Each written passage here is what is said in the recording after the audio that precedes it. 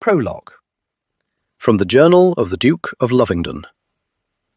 On the morning of February 2nd, 1872, I, Henry Sidney Stanford, the 7th Duke of Lovingdon, Marquis of Ashley, and Earl of Windermere, died. Not that my death was apparent to anyone other than myself. I continued to breathe. I still walked about. On occasion, I spoke. I seldom smiled. I never laughed. Because on that morning, that dreadful morning, my heart and soul were ripped from me when my wife and precious daughter succumbed to typhus within hours of each other, and with their passing, I died. But in time, I was reborn into someone my mother barely recognized. All my life I had sought to do the right and proper thing. I did not frequent gaming hells. I did not imbibe until I became a stumbling drunk. I fell in love at 19, married at 21. I did the honourable thing. I did not bed my wife until I wed her. On our wedding night, she was not the only virgin between our sheets. I was above reproach. I had done all that I could to be a good and honourable man.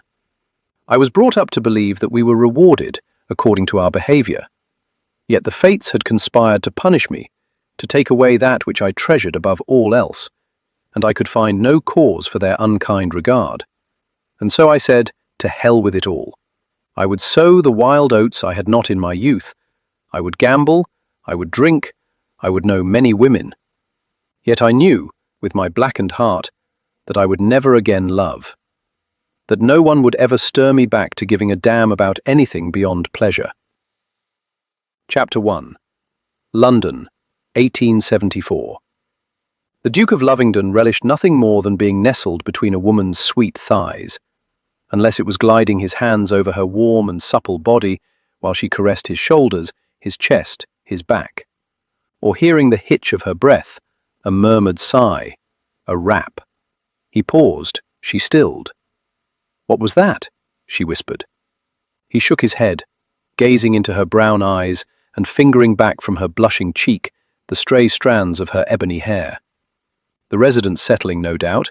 Pay it no mind. He lowered his mouth to her silky throat, relishing her heated skin. Rap. Rap. Damn it all. He winked. "Excuse me but a moment." Rolling out of the massive bed that had been specially built to accommodate his large frame, he marched across the thick Aubusson carpet, his temper barely leashed. His butler, all his servants, knew better than to disturb him when he was enjoying the offerings of a woman. He closed his hand around the handle, released the latch. There damned well better be blood or fire involved. He swung open the door, in whatever. He stared into wide, rounded sapphire eyes that dipped down before quickly jerking up and clashing with his of amber. Sweet Christ, Grace, what the devil? Before she could respond, he slammed the door shut, snatched up his trousers from the floor, hastily drew them on, and proceeded to button them. "Another one of your paramours?" the luscious vixen in his bed asked. He grabbed his linen shirt from where it was draped over a chair. "Good God, no! She's but a child. Or at least she'd been the last time I'd seen her. What the deuce was she doing out and about this time of night? Had she no sense whatsoever?" After pulling on his shirt, he dropped into the chair and tugged on his boots. He didn't know why he was concerned with Grace's sensibilities. It was truly a bit late to worry about them, considering the view had given her when he opened the door.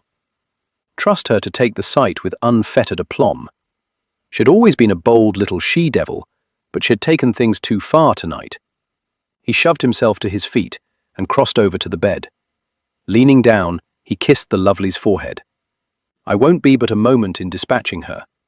After giving her a reassuring wink, he strode across the room, opened the door with a bit more calm, and stepped into the hallway, closing the door behind him. Grace stood where he'd left her, blushing deeply from her neck to the roots of her coppery hair. Had her freckles not faded, they would have been obliterated. "I'm sorry to have awakened you." Is that all she thought she was doing? But then she was an innocent miss at 19, and while the lads she'd grown up with were more scoundrel than gent, they had all done what they could to preserve her innocence. For her, their wicked ways were little more than rumour. "It's after midnight. You're in a bachelor's residence. What are you thinking?" he asked. I'm in trouble, Lovingdon. A situation most dire. I need your help. He was on the cusp of telling her to seek assistance elsewhere, but she gazed at him with large blue, innocent eyes that left him with little choice except to suggest they adjourn to his library. She had always had that irritating effect on him, ever since she was a young girl, and looked at him as though he was some errant knight capable of slaying dragons. Perhaps in his youth, when the dragon was little more than her foul-tempered cat in need of rescue from its perch on the tree limb, but he had learned through harsh experience that he was not a dragon slayer. After they reached the musty-scented room, he crossed over to a table that housed an assortment of decanters. In silence, he poured a scotch and a brandy. He hoped beyond hope that when he was done pouring, she would be gone. But when he turned, she was still there, studying him as though she was searching for something, and he found himself wishing that he'd taken a bit more time in dressing. Her attire was far more formal, a white ball gown trimmed in pink velvet. He'd known Grace all his life. She was not generally one to need help. Certainly she was not one to ask for it. She had once spent an entire afternoon stranded in a tree because she was too stubborn to alert anyone to her predicament. Wanted to get down on her own. Eventually, as darkness fell, he'd climbed the tree and helped her to the ground, even though he'd been 20 to her 11, and much too old to be scampering up trees. Then he'd had to reclimb the blasted elm to rescue her mean-spirited cat. He bore the scars from the encounter on his left wrist. For her to come to him now, she had to be in very bad trouble indeed. As he held the snifter toward her, he could not mistake the gratitude in her expression as she wrapped slender, white-gloved hands around his offering. While it was entirely inappropriate for a lady to be alone in a bachelor's residence, theirs was no ordinary relationship. Their families were close, and she had practically grown up within his shadow, as he had spent much of his youth watching out for her. If she were indeed in trouble, her parents, the Duke and Duchess of Greystone, were more likely to kill him in a most unpleasant manner if he didn't help her, than to harm him in any fashion for allowing her to remain in his residence at this ungodly and scandalous hour. He indicated the seating area near the fireplace, where glowing embers were all that remained of an earlier fire. Her skirts rustling, her fragrance of roses and lavender drifting toward him, she wandered to a burgundy chair and perched herself on the edge of its cushion. She'd always been a complex creature, never content with the ordinary, not easily defined. One scent was not enough for her, and neither was one gentleman, based upon the conversations he barely gave any notice to at the gaming hells. He took the wing-back chair opposite hers, slowly sipped his scotch, and studied her for a moment. Although he knew her age to be 19, he couldn't help but wonder when the bloody hell she had grown up. He knew her as a spindly-legged and freckled-armed girl who preferred climbing trees to visiting ballrooms, who preferred galloping her horse over the gently rolling hills to attending dance lessons. She was 9 years his junior. He'd known, of course, that she was growing up, but his realization had been more of a vague sort of thing, on the periphery of his life, like knowing the seasons were changing, but not being fully aware of each falling leaf or budding blossom. She had certainly blossomed. She was slender, with only the barest hint of curves. Her gown, while revealing her neck and upper chest, stopped just short of displaying any swells of her breasts. He would not have expected her to be so modest, yet with her modesty, she became more mysterious. It seemed she was also fearless. He'd heard that she had no qualms traveling about at night to the foundling homes that her parents had opened. While she generally had a chaperone in tow, she was rumored to be skilled at escaping her notice. Tonight's little visit, a prime example. He tapped his glass, striving to get his thoughts back on track, to her problem, her reason for being here. "So, what's this trouble you're in?" "You weren't at the Ainsley ball," she responded, no censure in her voice, but still it was laced with something that very much resembled disappointment. He tried to remember when she'd had her coming out, if he'd even been aware of it. Respectable activities no longer held any allure, and he managed to successfully avoid them. "Did some gent take advantage? Do I need to fetch my pistols?" She smiled, a warm, amused tilt to her plump, soft-looking lips. "No, but it warms the cockles of my heart to know you would champion me." Yes, he'd champion her. When she was a child. He didn't have the desire to champion anyone these days. What he did desire was waiting for him upstairs in his bed. "You've never been one to stall," he pointed out impatiently. "Explain what brings you here, and be quick about it." She held up her hand. Dangling from her wrist was a card, her dance card. "I danced every dance tonight. If previous balls are any indication, in the morning dozens of bouquets of flowers will be delivered to the residents. You are most popular." "No," she stated succinctly, "as you are no doubt well aware. I come with an immense dowry that includes land and coin. It is my dowry that is popular. Don't be ridiculous. You offer a good deal to a man. You're lovely and charming and poised. I'd wager all my estates that you'll be betrothed before the season is out." She rose from the chair with the grace to which he'd alluded and stepped over to the fireplace. She was tall, he was well over 6 feet, and her head could bump against his chin without her rising up on her toes. The long slope of her throat would draw a gentleman's eye. Small, understated pearls circled her neck, adorned her ears. She had no reason to be flashy. Her hair sufficed. It was presently piled on her head, a few tendrils deliberately left to toy with the delicate nape of her neck. He suspected the haphazard ones circling her oval face were not planned, but had escaped their bounds during the ball, no doubt when she had waltzed. "But will I be loved, Lovingdon? You know love, you've experienced it. However, can I identify it?" He gulped down scotch that was meant to be savoured. He would not travel that path, not with her, not with anyone. "You'll know it because it'll be someone without whom you cannot live." Turning slightly, she met his gaze. "I do not doubt that I will know if I love him. But how will I know if he loves me? My dear friend, Lady Bertram, was madly in love with her husband. He has since taken a mistress. It's broken her heart. He was infatuated with her dowry, not her. And Lady Sybil Fitzsimmons? Her husband has taken to scolding and berating her. How can he love her if he berates her, in public no less? With so many men vying for my affections, how can I know if their hearts are true? I shall marry only once, and fortune hunters abound. I want to ensure that I choose well. Trust your heart. Do you not see? It is obvious to me that in the matter of love, a woman cannot trust her heart. It can be most easily influenced with poetry and chocolates and flowers. A lady requires an objective person, one who is familiar enough with love to assist her in identifying and weeding out the insincere, separating the wheat from the chaff, so to speak. Someone like you. I am no longer an expert in love, and I have no desire to become embroiled in it again, not even from the outskirts. Is that why you've turned to this life of debauchery? He eyed her over the rim of his glass. What do you know of debauchery? I've heard rumors. She stroked her fingers along the edge of the mantel as though searching for dust. And I know you weren't alone this evening when I disturbed you. Is she your mistress? A mistress implies a certain amount of permanence.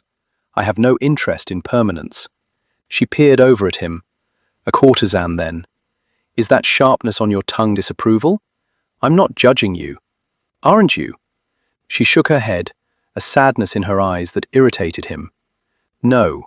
You have every right to be angry with fate for what it stole. I won't discuss it, Grace. Not fate, not Juliet, not love. I don't need you or anyone else to justify my actions. I live as I wish to live. I find satisfaction in it, and make no excuses for it. If you want someone who is an expert on love, I suggest you talk with your parents. They seem to have weathered enough storms. She scoffed. Do you truly believe I'm going to discuss my interest in gentlemen with my mother or father? They are each likely to inflict bodily harm on any gentleman I am unsure of, simply by virtue of my being unsure of him. Besides, they will tell me to marry whomever will make me happy. Sound advice. Have you not been listening? Just because he makes me happy before the vows are exchanged does not mean he will make me happy afterward. If you will not bring your knowledge of love to my quest, you can at least bring your recent experiences to bear. Who better to identify a blackguard than another blackguard? I need you, Lovingdon. I need you. Juliet had needed him, and he'd failed her. Please, Lovingdon.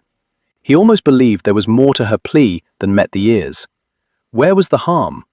He held out his hand. She stared at it, as though she didn't recognize what it was. He snapped his fingers. "I'll take a quick look at your list, assist you in eliminating the cads, so you can be on your way. How can you discern a man's feelings for me simply by reading his name? I can identify those with whom you do not wish to invest your heart, those of bad habits and vices. If that's what I wanted, it'd go to Drake. He knows men's vices better than anyone." Drake Darlinger, former street urchin and thief, who'd grown up within the bosom of Grace's family, managed Dodger's drawing room, a gaming hell for respectable gentlemen. Yes, he was certainly familiar with various gentlemen's vices, but he was also very good at holding secrets. "I need more," she said. "I need you to observe them, to then offer your opinion on them." She knelt before him, and while the glowing embers provided little light, it was enough for him to see the desperation in her blue eyes. "Attend Claiborne's ball. It's the next one of any importance.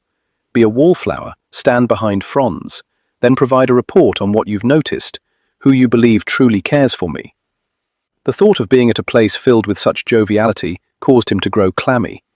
It would only serve to remind him of happier times and how quickly and painfully they'd been snatched from him. "Trust your heart, girl. It won't lead you astray. You'll be able to tell if a man cares for you." Defeat swept over her features. "I can't trust my heart, Lovingdon. It's betrayed me before." He felt as though he'd taken a hard punch to the gut. He despised the thought of her hurting. Had some man taken advantage? Why else would she not trust her instincts? Standing, she returned to the fireplace, presenting him with her back. "When I was younger, I once fell deeply, passionately in love, or as passionately as one can at such a tender age. I thought he returned my affections, but eventually he married another." "Who?" "No." He held up a hand. "That is not my concern." With a sad smile, she glanced over her shoulder at him. "Don't worry, I won't reveal his name. You would think me an utter fool if you knew who he was. Just because he took another to wife doesn't mean he didn't love you. Men marry for all sorts of reasons, as I'm well aware, which is the reason that I'm here. Do you not see that you are making my arguments for me? How do I determine that they are marrying me for the right reason, for love, and that their affections are not held elsewhere? I fear that if I were to give my heart to another, and discover that he truly had little regard for it, the devastation could very well be my undoing. Little Rose, perhaps it's better not to love." She glided back to the chair and sat. "Do you truly believe that? Is it not better to hold someone for a short span of time, rather than not to have held them at all?" For the briefest of moments, he heard laughter, Juliet's laughter. He saw her smile, felt the warmth of her touch, tasted her lips, felt the heat of her body welcoming his. It had been so long, so very long since he had given himself leave to think of her at all. The agony of it nearly doubled him over. "I want what you had," Grace said softly. "It was perfection, was it not? I shall never love another as I loved her. That is the honest truth." She studied him for a long, thoughtful moment before asking, "What is it like to have such a grand love?" It was all-encompassing, permeated everything. How could he put into words an emotion that defied them? You laugh, you smile. You have secrets to which no one else is privy. You can communicate without words. You know what each other is thinking. There is a sense of euphoria. But it all comes with a price, Grace. Losing it can destroy you, turn you into little more than a hollow shell. You cannot dissuade me from wanting it, even if it is only for the blink of an eye. To love someone, and to know beyond doubt that he loved me, would be the most wondrous experience I can imagine. And therein rests my dilemma. It is not enough to love. I must be loved in return, or what is the point? Will you assist me in my quest for true love? I can think of no better way to honor your Juliet than to help someone acquire what the two of you once held. Once held and lost, he would not wish his sorrow on his worst enemy. I can't help you, Grace. It would serve neither of us well for me to even try. You should be off now, before your father discovers where you are and forces me to marry you. That would be the quickest way to ensure that you do not acquire that which you seek. My father trusts you. He knows you would not take advantage. Be that as it may, if anyone were to see you leave here, you would be ruined. I will not marry a man who does not love me, even in the face of ruination. Her words came with such conviction, but he knew from experience that conviction did not always render the words true. Be that as it may, I fear you would have no choice.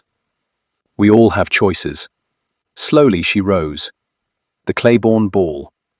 He did not watch her leave, but instead turned his gaze back to the fireplace, where the embers no longer glowed. She asked the impossible of him, just as Juliet had. Don't let us die. I won't. But he had. Chapter 2. As the carriage rattled along the cobblestones, Lady Grace Mabry's thoughts travelled to where they ought not.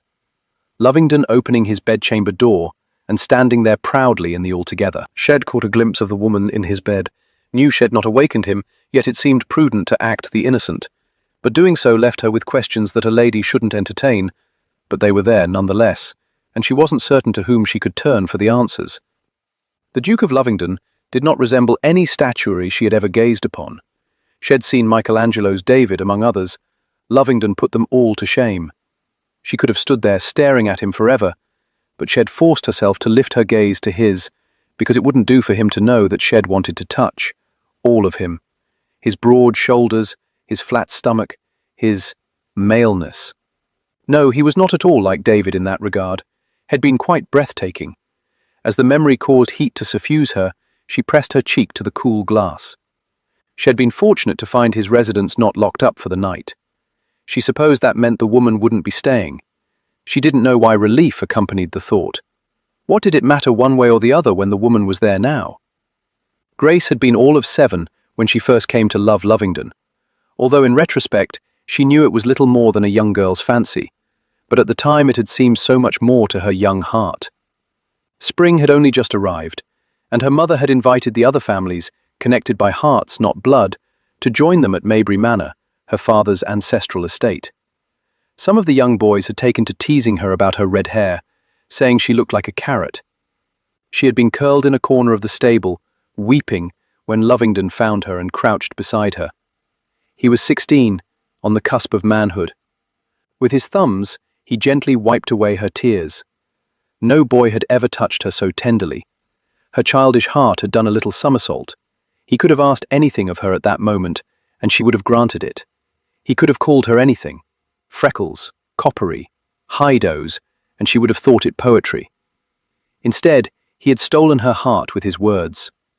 "You're only a bud right now," he'd said. "No one appreciates the bud, but before long, you will blossom into a beauty as lovely as a red rose that will put all other ladies to shame. Now come on, little Rose. No more moping about. Someday you shall have your revenge, and it will be incredibly sweet." Over the years he had called her Little Rose, until he married. Then he had no time for her at all, had given her no attention. While her yearning heart had known that was the way it should be, that her feelings were little more than childish affection, it also felt the sharp sting of rejection. Tonight had been the first time in years since he referred to her using the endearment, and her heart did that silly little somersault thing in her chest which had irritated her beyond measure. She didn't want it dancing about for him. He had proven to be a disappointment.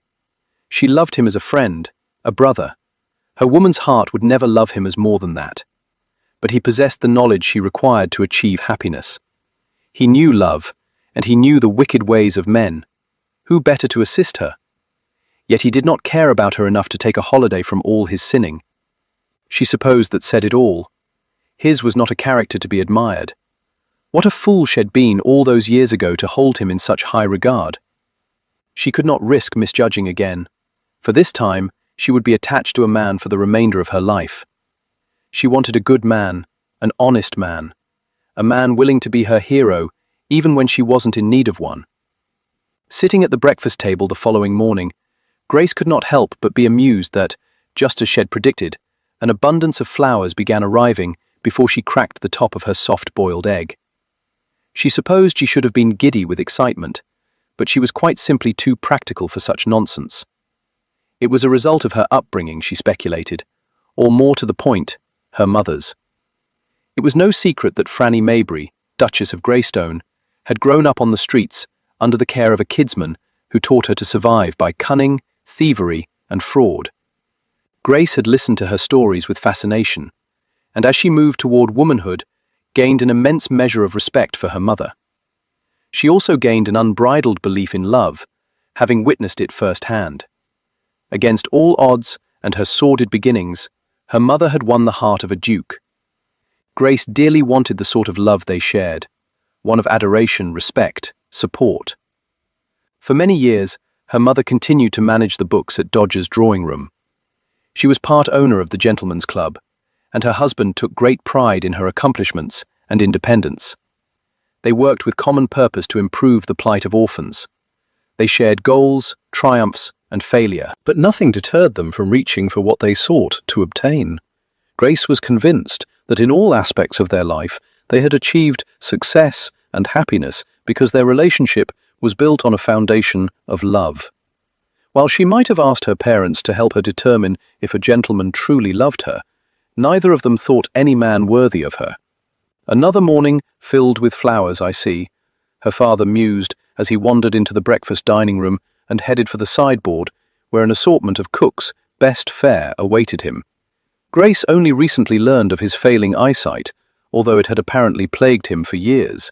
Ed hoped to keep it a secret from his children for much longer, but as he had taken to leaning more on their mother, his steps became more cautious and he tended to squint more often, even though that action did nothing to widen a world that was slowly going dark. Grace wanted to marry before he was completely blind. A silly reason, she knew, but she wanted him to see that she was gloriously happy. "Do you suppose I should let it be known that I much prefer a gent make a donation to a children's home?" she said in response to his comment about the flowers. "It doesn't even necessarily have to be one of ours." Her parents had built 3 homes for orphans and 1 for unwed mothers. Grace had always been aware that some people were less fortunate, and she was brought up to believe that she had both an obligation and a duty to help where she could. She wanted a husband who also believed in good works, not one who would squander her dowry. She really wasn't asking for much, was she? Her father joined her at the table, sitting in his usual place at its head, while she had always taken a chair to his right. Those who are in the flower trade have bills to pay as well. I suppose that's true enough. It's only that flowers wilt, they don't last. So we must enjoy them while we can. Her stomach tightened with the realization that shortly he would be able to only enjoy their fragrance, not their vibrant colors, the shape of their petals. Most girls would be delighted to have a man shower them with flowers as a way of giving them attention, her father said. But then I am not most girls. He smiled, as I'm certain the gentlemen are coming to realize. How was the ball? Did anyone strike your fancy? Her parents seldom attended soirees any longer, as her father could no longer tolerate crowds. He had too much pride to be caught knocking into someone he couldn't see. A few gentlemen engaged me in interesting conversation. Lord Somerdale is quite fascinated with the pollination capabilities of bees. Tedious process. Equally tedious to hear about, I venture. She laughed. Immeasurably tedious. Lord Amber's bones creak when the weather grows cold. He lives in the north, which means I would forever be hearing his bones creaking. Not very appealing, really. No, her father creased his brow. You are talking about the 5th Lord Amber. No, unfortunately. The 4th. I thought he'd died some years back. Not quite. White-haired, he held a horn-shaped instrument up to his ear in order to hear. He didn't dance. He simply tottered about. He doesn't need an heir. I think he's just lonely. Yes, well, you can mark him off your list. The whole point in giving you an ample dowry was so you would have an abundance of choices and wouldn't have to settle. I fear it's given me far too many suitors. I'm finding it a bit difficult to weed out the sincere from the insincere. Trust your heart. She began slathering butter on her toast.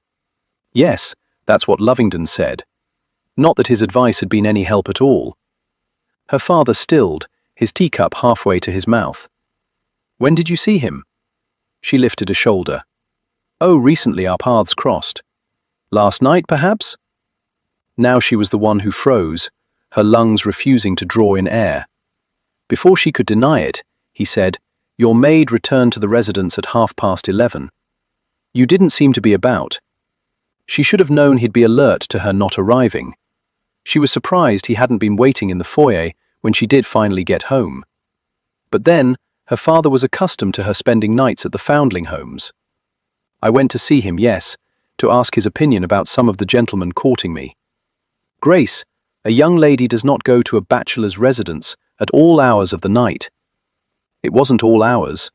It was only 1 midnight. He was unhelpful, and I promptly took my leave. You are missing my point. You know Lovingdon wouldn't take advantage. He sees me as a sister. She hated the disgust that wove through her voice with the final words. And you wish he considered you as more. It seemed her father saw far more with his limited vision than most did with all their eyesight intact. Once, I admit, when I was a young girl, I was infatuated with him. But now he just angers me. He no longer moves about in society, and I've heard the rumours regarding what a wastrel he's become. It's very disappointing, and sets such a bad example. Still, I must confess that I had rather hoped, when he saw me in my evening attire, that he would cease to think of me as a child. Her father placed his hand over hers. I don't think anyone would mistake you for a child. You've grown into a remarkable woman. You deserve a man who will love and appreciate you. As much as I hate to say it, I don't think he can love or appreciate anyone anymore. I fear you're right. He's breaking his mother's heart. Olivia can take care of herself, and I won't have him breaking yours. Now, he said, returning his attention to his breakfast, no more of these late-night excursions. I don't want to have to lock you in your room. She gave him an impish grin. As though you ever would. I will do whatever is necessary to see you safe and happy. Well, today, happy is a new gown. She rose from her chair, bent down and kissed his cheek. I love you, Papa.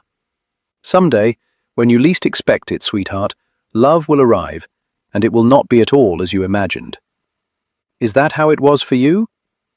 It was so much more. She retook her seat, threaded her fingers through his, and squeezed.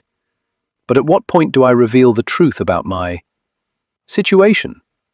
She could see the sadness and sorrow woven in the depths of his blue eyes. You leave that to me. I'll take care of it when they ask for your hand. While I appreciate your willingness to stand as my champion, I believe most strongly that the news should come from me. Sometimes I think I should take out an advert. Beware. Lady Grace Maybury may come with an immense dowry, but she is far from perfect. I was far from perfect. It didn't stop your mother from loving me. But I think it will take a very special man indeed to accept my imperfection. Not so special as you might think. Lovingdon travelled through the London streets with the coach's shades drawn. He had an ache behind his eyes, brought on by too much liquor and the smoke of too many cigars. The disadvantage to playing cards in a room without windows was that one was not able to see night giving way to day. After Grace had left the evening before, he'd sent the woman in his bed on her merry way with a hefty pouch of coins, while he'd gone in search of liquor and gambling.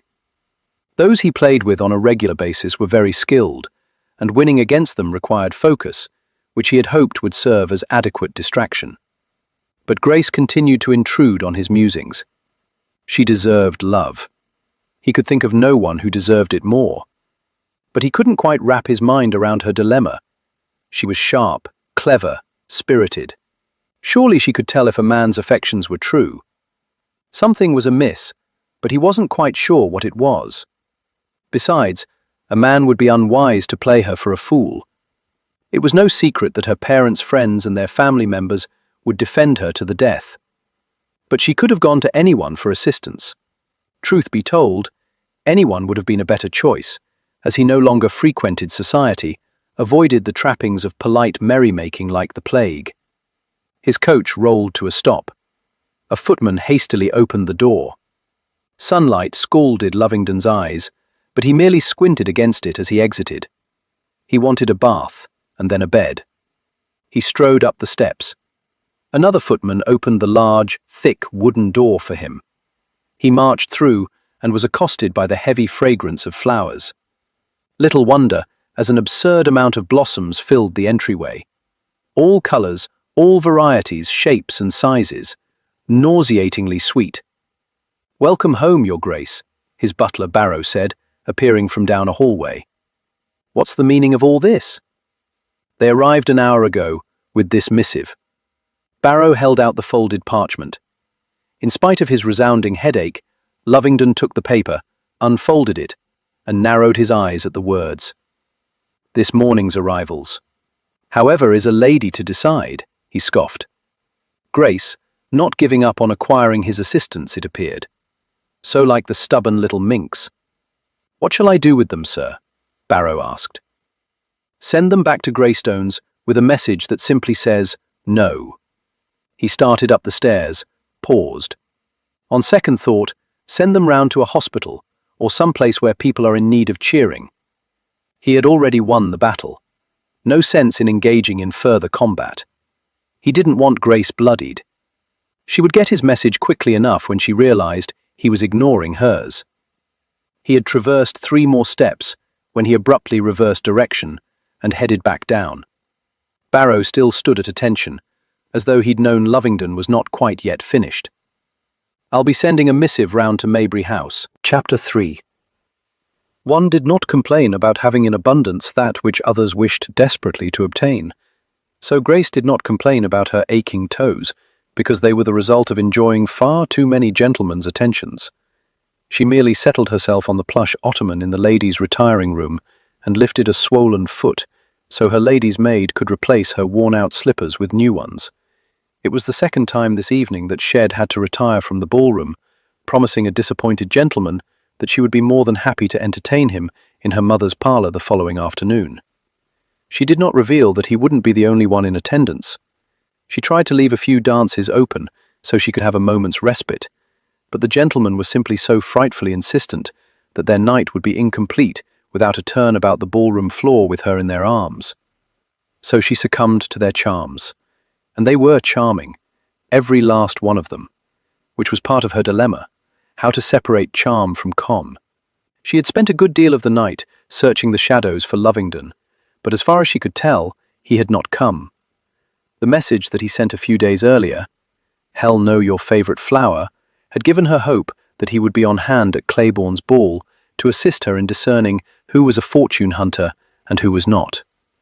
She couldn't assume that just because a man's coffers were empty, he was only after her fortune. On her own, she had eliminated some of the men who were. They always had greedy little eyes and spoke of all the things they could accomplish with her dowry in hand. A rather poor courtship technique. But most of her suitors were not as overt and rarely mentioned her monetary assets. Courtship was an art, and they had perfected it.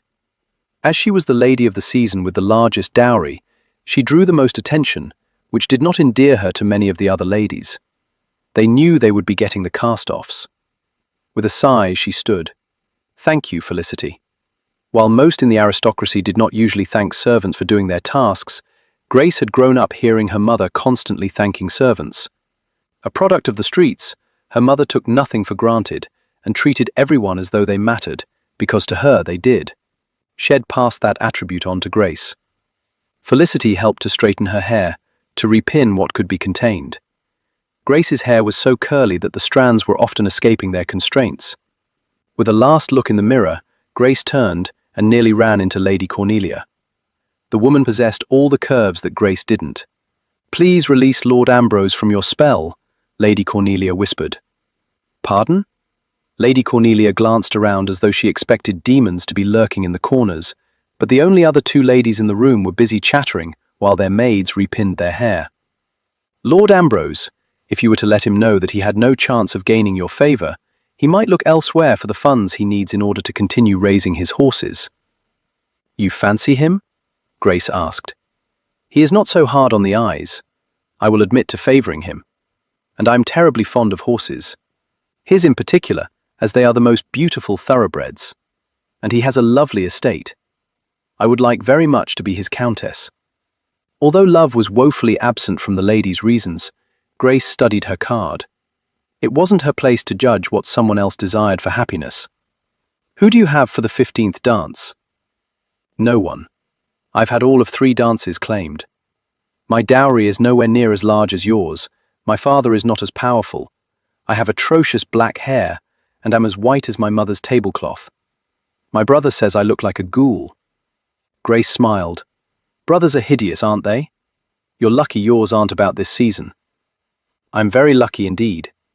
Striving to strengthen the bond between them, Grace wrapped her fingers around Lady Cornelia's arm. Just before the 15th dance, meet me by the doors leading onto the terrace. I suspect my feet will be aching too badly for me to enjoy the quadrille. Perhaps you would be kind enough to dance with Lord Ambrose in my stead. Lady Cornelia beamed, and Grace didn't think she looked at all like a ghoul. She thought she more closely resembled an angel. The other girls are jealous of the attentions you get, you know? I know, but we always want what someone else has. What do you want? Grace gently squeezed her arm. I want you to have Lord Ambrose. Before Lady Cornelia could pepper her further, Grace walked from the room. She wasn't about to admit to anyone other than Lovingdon that she desired love. She didn't want to be painted as a pathetic creature who doubted her own self-worth. But there were moments when she feared love would be denied her. She glided down the stairs that led to the first landing.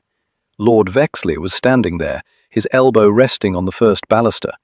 He was quite possibly one of the most handsome men she had ever known. His black hair was styled to perfection. Unlike hers, none of the strands ever rebelled. His deep blue eyes sparkled, his smile was broad and welcoming. I was afraid I was going to have to go up those stairs and drag you out of that private room where ladies secret away to do and say who knows what, he teased as she neared. You're waiting for me? I am. The next dance is mine, and unlike some of the other gents, I'm not willing to give up a waltz with the most beautiful woman here. He extended his arm as she moved off the last step. She placed her hand in the crook of his elbow. You flatter me, my lord.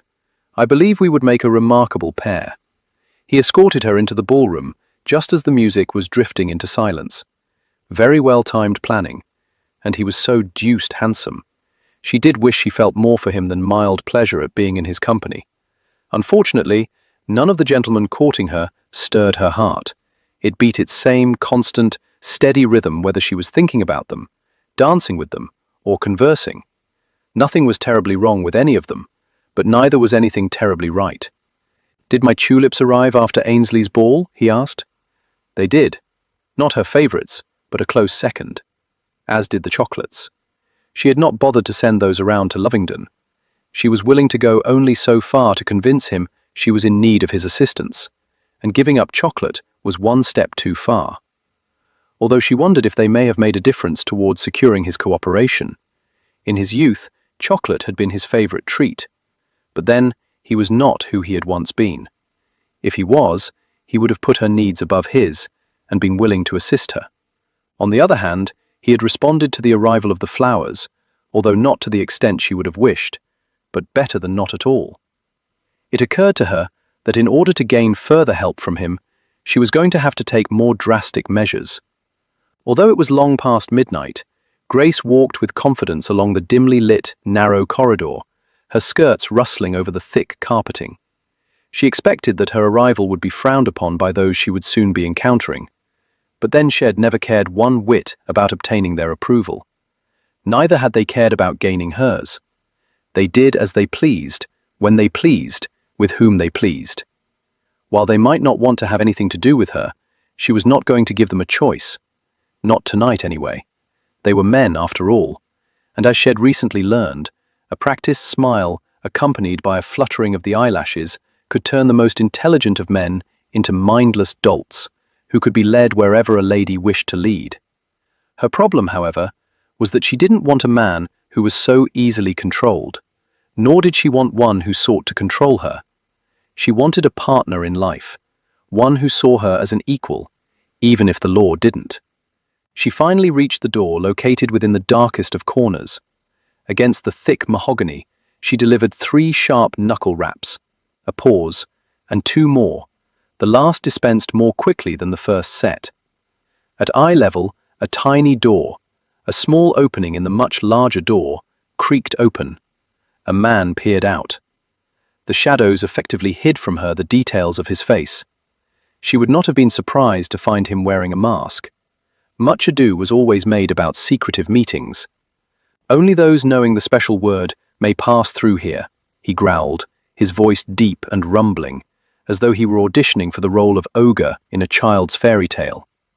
Ah, the dramatics. She was allowed to come and play here on her birthday, and so she knew how to gain entry. Fegan. Homage paid to the kidsman who had once managed the den of child thieves that included her mother. The oaf barring her way grunted. A lock clanked as it was released. Then he swung the door open, and Grace waltzed past him through the narrow portal. He was a big, hulking brute whom she had never encountered before. She suspected his size alone intimidated quite a few, and his large, meaty fists would intimidate anyone else. "I'll take you to the others," he began. "No need."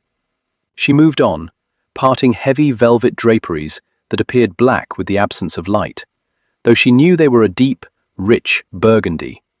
Sitting areas and tables adorned with decanters were in this section, but no one was making use of the lounging area in which to sulk, which meant that in all likelihood the games had not been going on long enough for anyone to have been separated from too many of his coins. Parting another set of draperies, she glided through. "No! God, Grace, what are you doing here?" Drake Darling came up out of his chair at a large round table covered in green baize. It appeared he had repeatedly tunneled his fingers through his dark hair, a sign that the evening was not going his way. He managed dodgers. She suspected a day would come when he would own it. Her eyes momentarily stung in the smoke-hazed room. Tables with more decanters lined the walls. Servants, liveried in red, stood at the ready. One tall fellow moved toward her. Drake held up a hand to stay him. "I've come to play," she stated succinctly. Viscount Langdon, son to the Earl of Claiborne, groaned while glaring at her. "I'm not in the mood to lose tonight." "Then give up your chair and be off," she said. Knowing that Langdon would do neither, she signalled to the nearest footman, whom she recognized from earlier visits. Without hesitation, he brought her a chair, apparently well aware which side his bread was buttered on. Amidst grumbling, 3 of the gents at the table scooted their chairs over to make room for her. The 4th moved nary a muscle, merely focused his amber gaze on her as though he could see clear through to her soul. His perusal caused an uncomfortable knot to form behind her breastbone. His dark blonde hair curled where neck met broad shoulder. The darker bristle shadowing his jaw made him appear dangerous. She had the uneasy feeling that he knew exactly why she was there and the game she was about to play. Lovingdon. This particular game is invitation only. His rough voice washed over her, fairly skittered along her flesh. Why was it that no other gentleman's voice had quite the same impact on her? "As my mother is part owner of this establishment, I believe the invitation is implied." Grace settled into the chair, which put them at eye level, or nearly so. She was relieved to find him here, though the men within this room were men not so different from him. They played by special rules. Jackets, waistcoats, neckcloths were discarded. Sleeves were rolled up past elbows. She was astonished that they didn't insist upon playing without shirts. They were all skilled cheaters, their upbringing influenced by at least one person who had survived the streets. They had all grown up fascinated by cons, dodges, sleight of hand, and misdirection. Among the aristocracy, they were uncommon, but among themselves, regardless of title, rank, or heritage, they were equal. Well, almost so. Lovingdon, Shed always felt, was a cut above. She could not help but notice now the firm, solid muscle of his forearms that hinted at firm, solid muscle elsewhere. She suspected he could pick her up with very little effort. Not that she wanted him to. All she wanted was for him to guide her toward love. "How did you know we were here?" the Duke of Avondale asked. She turned her attention to the dark-haired, dark-eyed man sitting beside her. Like Lovingdon, had inherited his title at a tender age. His connection to her family came through the man who had married his widowed mother, William Graves, one of London's finest physicians. "None of you were at Claiborne's ball. What else was I to think?" A heartbeat of silence before she continued. "You do realize, do you not, that with your absence you are breaking the heart of many a mother and daughter, for that matter? There are many lords in need of a wife. I'm certain were not missed. But none come from such powerful and wealthy families as you lot. Her gaze skipped back over to Lovingdon. Focusing his attention on the center of the table, he rolled a silver coin under and over his fingers, creating an undulating wave of light and dark again and again. She wondered if he was remembering when he had attended balls, when he had fallen in love. The joy of it, the magic of it. She desperately yearned for that joy, that magic.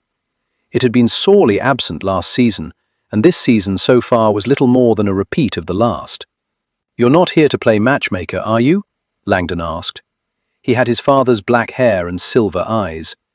Every Earl of Claiborne had looked out at the world through eyes of pewter. She laughed lightly. "No, I'm here to win your money. I'm in need of funds for one of the foundling homes." The coin rolling faster over his fingers, Lovingdon grumbled, "I shall gladly make a donation if you'll but leave us in peace." She gave him a cocky smile. "I'd rather take your money, and with any luck would take a great deal more than that. It's such fun to beat you all, and I'm in need of entertainment this evening. I found the ball rather dull." "My mother will be disappointed to hear that," Langdon said. "It wasn't her fault, I assure you." She eyed him. "I'm rather surprised she let you get away with not attending." "I feigned illness." "Well, she shan't hear the truth from me, unless of course I find myself ousted from here." He bowed his head slightly. "You may play as long as I have coin." Considering that his father was also part owner of Dodgers, she suspected he had a good many coins. She reached into her reticule, withdrew her blunt, housed in a red velvet pouch, and set it before Drake.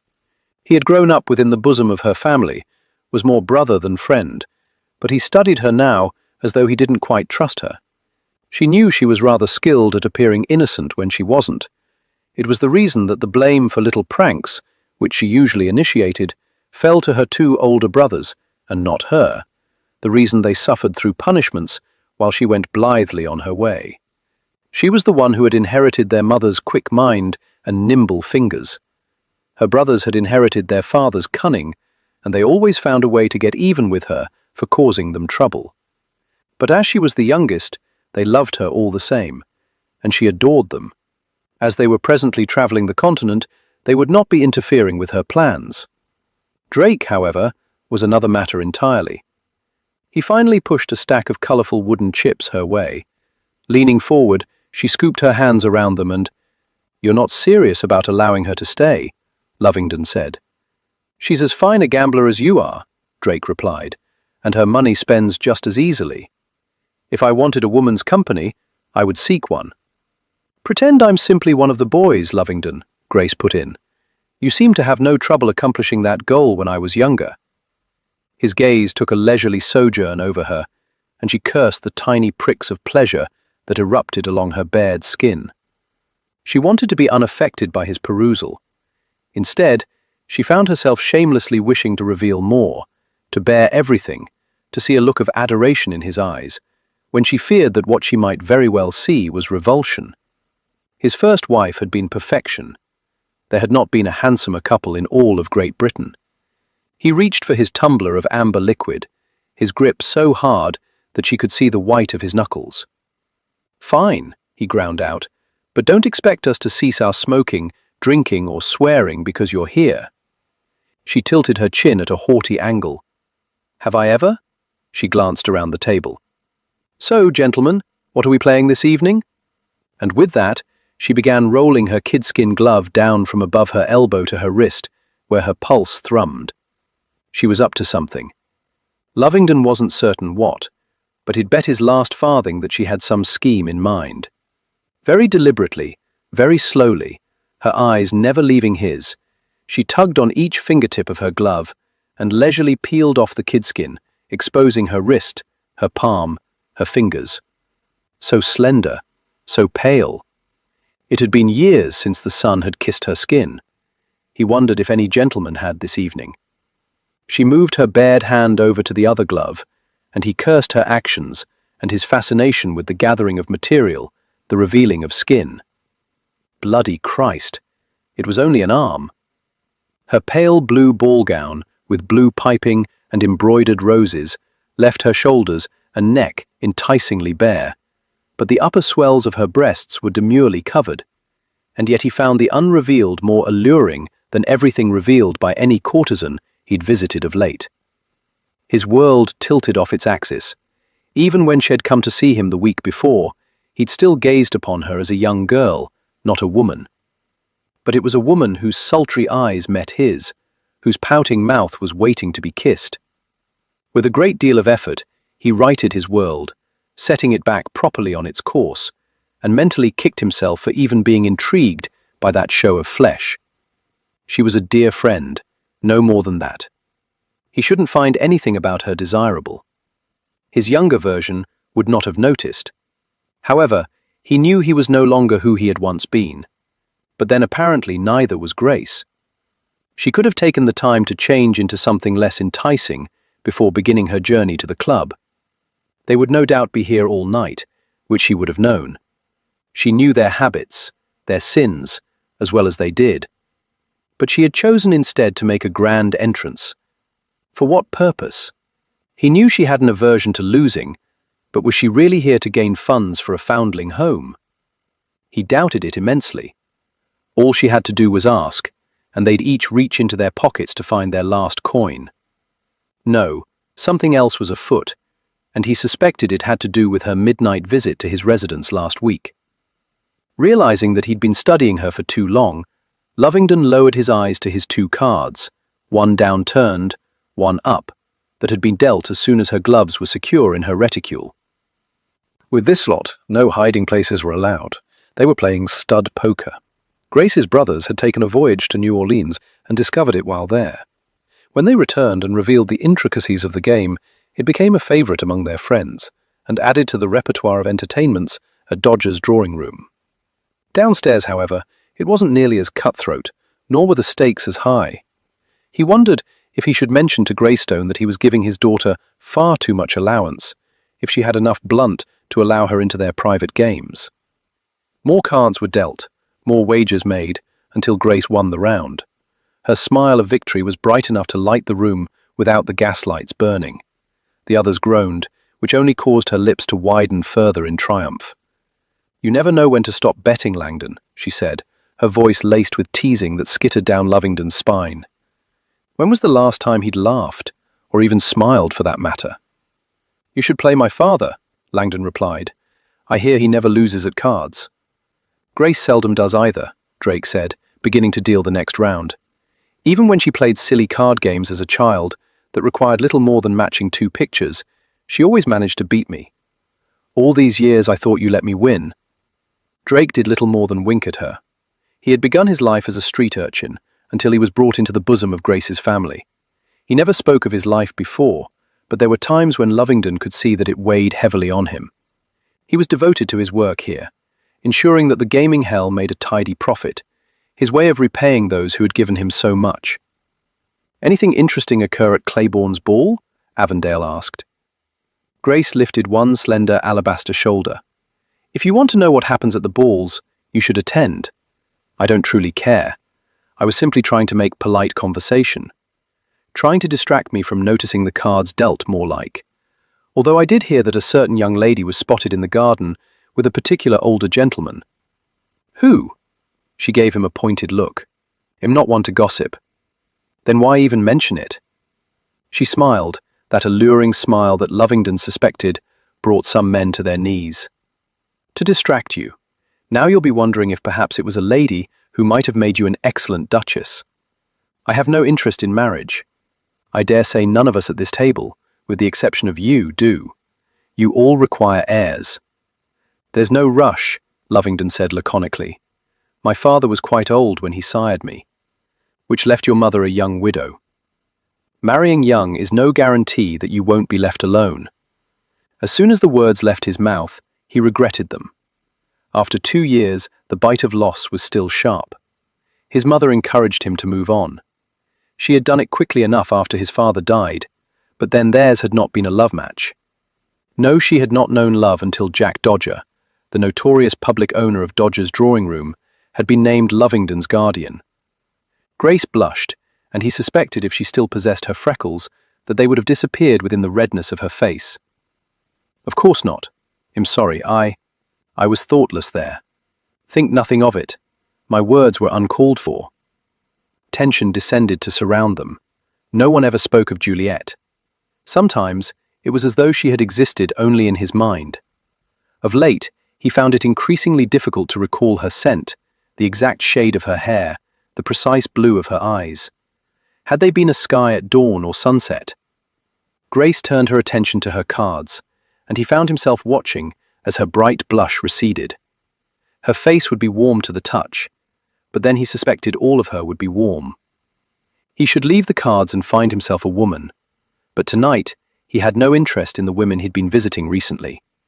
Yes, they brought surcease to his flesh, but he failed to feel alive when he was with them. He went through the motions, but it seemed for the past 2 years, in all aspects of his life, he'd merely been going through the motions, putting one foot in front of the other without thought or purpose. He refocused on his pair of jacks, holding dark thoughts at bay. It came as no surprise to him that neither he nor Grace won that hand. The game seemed trite, and yet it was a relief to concentrate on something that didn't truly matter. He had enough money in his coffers that losing was no hardship. He had been brought up to adhere to his father's belief that debt was the work of the devil. A man paid as he went. He never owed another man anything, because debts had a way of bringing a man down when he least expected it. The night wore on, conversation dwindling to nothing as everyone concentrated on the cards they were dealt. Lovingdon watched as half his chips made their way into Grace's stash. It should have irritated the devil out of him, but he was intrigued by the glow of her cheeks and the sparkle of her blue eyes with each round that she won. That she cared so much about something so trivial when he cared not at all about the most important things. The present hand showed Grace with 2 queens and a jack, while Lovingdon showed a king, a 10, and a 9. Drake and Langdon had withdrawn from the round earlier. The final cards were now placed face down in front of the remaining players. Grace tapped her finger on a card. "I shall bet 50. She tossed her chips onto the pile in the center of the table as though the amount was of no consequence. But then, it wasn't really the money that enticed any of them into playing. It was the thrill of beating the others. The chips simply served as a measurement of success. "I believe him finished for the night," Avondale said, turning all his cards face down. Lovingdon peered at his last card, shifted his gaze to Grace. She wore confidence with the ease that most women donned a cloak. He met her 50 and raised her 50 more. Without hesitation, she met his 50. "I want to increase the pot," she said. "Then do so. I wish to wager something a little different." He wasn't the only one who came to attention at that. He could fairly feel the curiosity and interest rolling off the others. He hoped he had managed to keep his own fascination from showing. "Explain." She licked her lips, the delicate muscles of her throat moving slightly as she swallowed. "We each wager a boon. If your cards beat mine, you may ask anything of me and I shall comply. If my cards beat yours, you will honor my request." "Don't be ridiculous," Drake said. "That's not the way the game is played. Use your chips or forfeit." "Hold on," Lovingdon drawled, studying her intently. The glow that alighted in her eyes, the fine blush beneath her skin. "I wager she's been waiting for this moment all night. I say we let her have it." "Why do I feel as though I've stepped into the middle of some muck here?" Drake asked. "Do you know what's going on?" Lovingdon rolled his lucky coin over and under his fingers. "I have a fairly good idea." He had to give her credit. She didn't flinch, but met his gaze head-on. So he was right. She planned to win his assistance. "You're not seriously considering calling her on it," Drake insisted. "You have no idea what she'll ask." "I doubt she'll ask anything that I would find revolting. The danger is to her, for she knows not what I might ask, and my standards are not as high as hers." "You can't ask anything that would be unseemly or might put her reputation at risk," Drake insisted. "Are there rules to this wager?" Lovingdon asked her. She angled her chin. "None at all." "I won't allow this," Drake said. "The lady is willing to suffer the consequences of so rash an action, so you have no choice," Lovingdon reminded him. "I rule here. It's my gaming house," Drake insisted. "It's not actually," It's owned by my stepfather, Langdon's father, and Grace's mother. As much as I respect how well you manage it, I must also respect that the lady has the right to wager as she wants. As long as she understands that she will not be at all pleased with my request should I win." Drake leaned toward her. "Grace, this is an unwise course of action. You have no earthly clue what he might demand of you." Never removing her gaze from Lovingdon, she smiled, and the slight upturn of her lips nearly undid him. She was daring him to do something wicked. Oh, he thought of the fun he could have teaching her the ways of men with scandalous reputations. His thoughts slammed to a halt, as though he had hit a brick wall. She was Lady Grace Maybury, lover of kittens, thief of biscuit tins, and climber of trees. What the devil was he doing thinking of her wrapped in silk sheets? He should have his back flayed, and he suspected Drake would be more than willing to do just that if his friend realized the journey his wayward thoughts had just taken. That you would think he might do something dastardly has piqued my curiosity beyond all measure, Grace said. Still, I'm willing to wager a boon, as long as you, Lovingdon, understand that you will not be happy with what I request, but you will be obligated to fulfill it until I am satisfied with the outcome. He almost purred that he could most certainly satisfy her. He felt a thrumming of excitement, the first bit that he'd felt in a good long while. It was odd to think of all the drinking, gambling and betting he'd done, and the thrill of it paling in comparison to this one moment, the possibility of beating her, and the chance he wouldn't, and that her request would no doubt set his blood to boiling, because he had a damned good idea what she wanted of him. It was strange to be so alert, so on edge after being in a fog for so long. He nodded with certainty. "By all means, I call your wager." Bless her, but she looked triumphant, and he knew what she held before she turned up the first card she had received, and the Queen of Hearts winked up at him. "3 queens. I can count, my lady." He flipped over both of his downturned cards and watched as her face drained of all colour. 3 kings sealed her fate. "I see." She lifted her sapphire gaze to his, narrowed her eyes, licked her lips. "That is quite astonishing. I tried to warn you off." She nodded, her jaw so tight that he thought she might be grinding her teeth down to nubs. "Your request of me?" He would not feel guilty because the cards had favoured him and not her. He would not. He was well aware of the other gentlemen waiting on bated breath for his pronouncement. While he was known to take advantage of situations, it irked him to realize that they thought he would take advantage of her, a girl he considered a sister, in spite of the fact they shared no blood. "You know what I require." "And what exactly is that?" Drake asked. "Something quite innocent, I assure you," she said as she stood, as graceful and proud as a queen who had been disappointed by her minions, but refused to succumb to tears. With the exception of Lovingdon, all the gentlemen stood as well. "Drake, will you see about arranging a carriage for me? I sent my driver home earlier."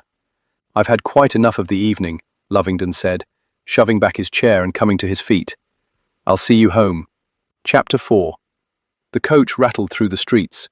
Inside, the silence was as thick and heavy as the fog settling in. Lovingdon sat opposite Grace. While she stared out the window, she could feel his gaze homed in on her. "You cheated," she said softly. "So did you." She didn't bother to deny it. It was one thing to cheat, another to lie. "Then I should not have to pay the boon," she said. "Would you have been so gracious if the circumstances were reversed?" Her sigh was one of impatience, a bit of anger. She had expected him to play as a gentleman, not a scoundrel. She shouldn't be surprised. The rumours she'd heard that he had lost his moral compass were apparently true. And damn him, even if she had won unfairly, she would have required he pay the boon. "No, you're quite right. We were evenly matched, regardless of the outcome." Turning her head slightly to peer at him, she rubbed her hands up and down her arms. "Thank you for not telling them what it was I wanted." He shrugged out of his jacket, leaned across the distance separating them, and settled it around her shoulders. "So warm," she murmured, inhaling the scent of cigar, whiskey, and something deeper, darker, unique to him. "It smells of you. You'll not distract me from my purpose here. I want you to get this absurd notion out of your head that I could assist you in any conceivable manner regarding your quest for a grand love." You must know what qualities you seek in a man. Finding love is a personal journey, Grace. I know, she sighed, nodded, glanced back out the window. Lord Bentley, I should think. What of him? His words were terse. I believe his attentions are sincere. He has told me that I am beautiful, that he carries me into his dreams every night. But then so do I. Her heart thundering, Grace jerked her head around to stare at Lovingdon's silhouette. She wished she could see his eyes. They were lost in the shadows. He moved, smoothly, swiftly, until his hand was caressing her cheek, a light touch that was almost no touch at all, yet still it almost scorched her flesh. She inhaled his rugged masculine scent. Hardly a hairbreadth separated them. You are so beautiful. His voice was a low rasp that sent tiny shivers of pleasure coursing through her. I've long thought of confessing my infatuation, but we have been friends for so long that I thought you might laugh. No, never. In my dreams we're on a hillock, lying upon the cool grass, our bodies so close that they provide heat as warm as the sun bearing down on us. Lovingdon, were Bentley's words as sweet? Not quite, but near enough. And you believed such poppycock? She stilled, not even daring to breathe. You think he lied? He leaned away. All men lie, Grace, to obtain what they want. Lovingdon's sweet words had meant nothing. What a fool she was to have been lured. She lashed out and punched his shoulder with all the strength she could muster. You blackguard! His laughter was dark, rough, as he moved back to his seat across from her. You deserved it. In the space of a sennight you've ruined 2 of my evenings. Why? Because I gave you a challenge tonight. No one plays cards as well as I do. No one cheats as well as you do, except you. And that knowledge irritated her, because like Drake had always let her win. But in her case, she thought she'd bested him. The blighter. So tell me, regarding Bentley, how can I determine truth from lie? If the words are too sweet, they are insincere. Always? Always. So if a man tells me I am beautiful, I am to discount him as a suitor?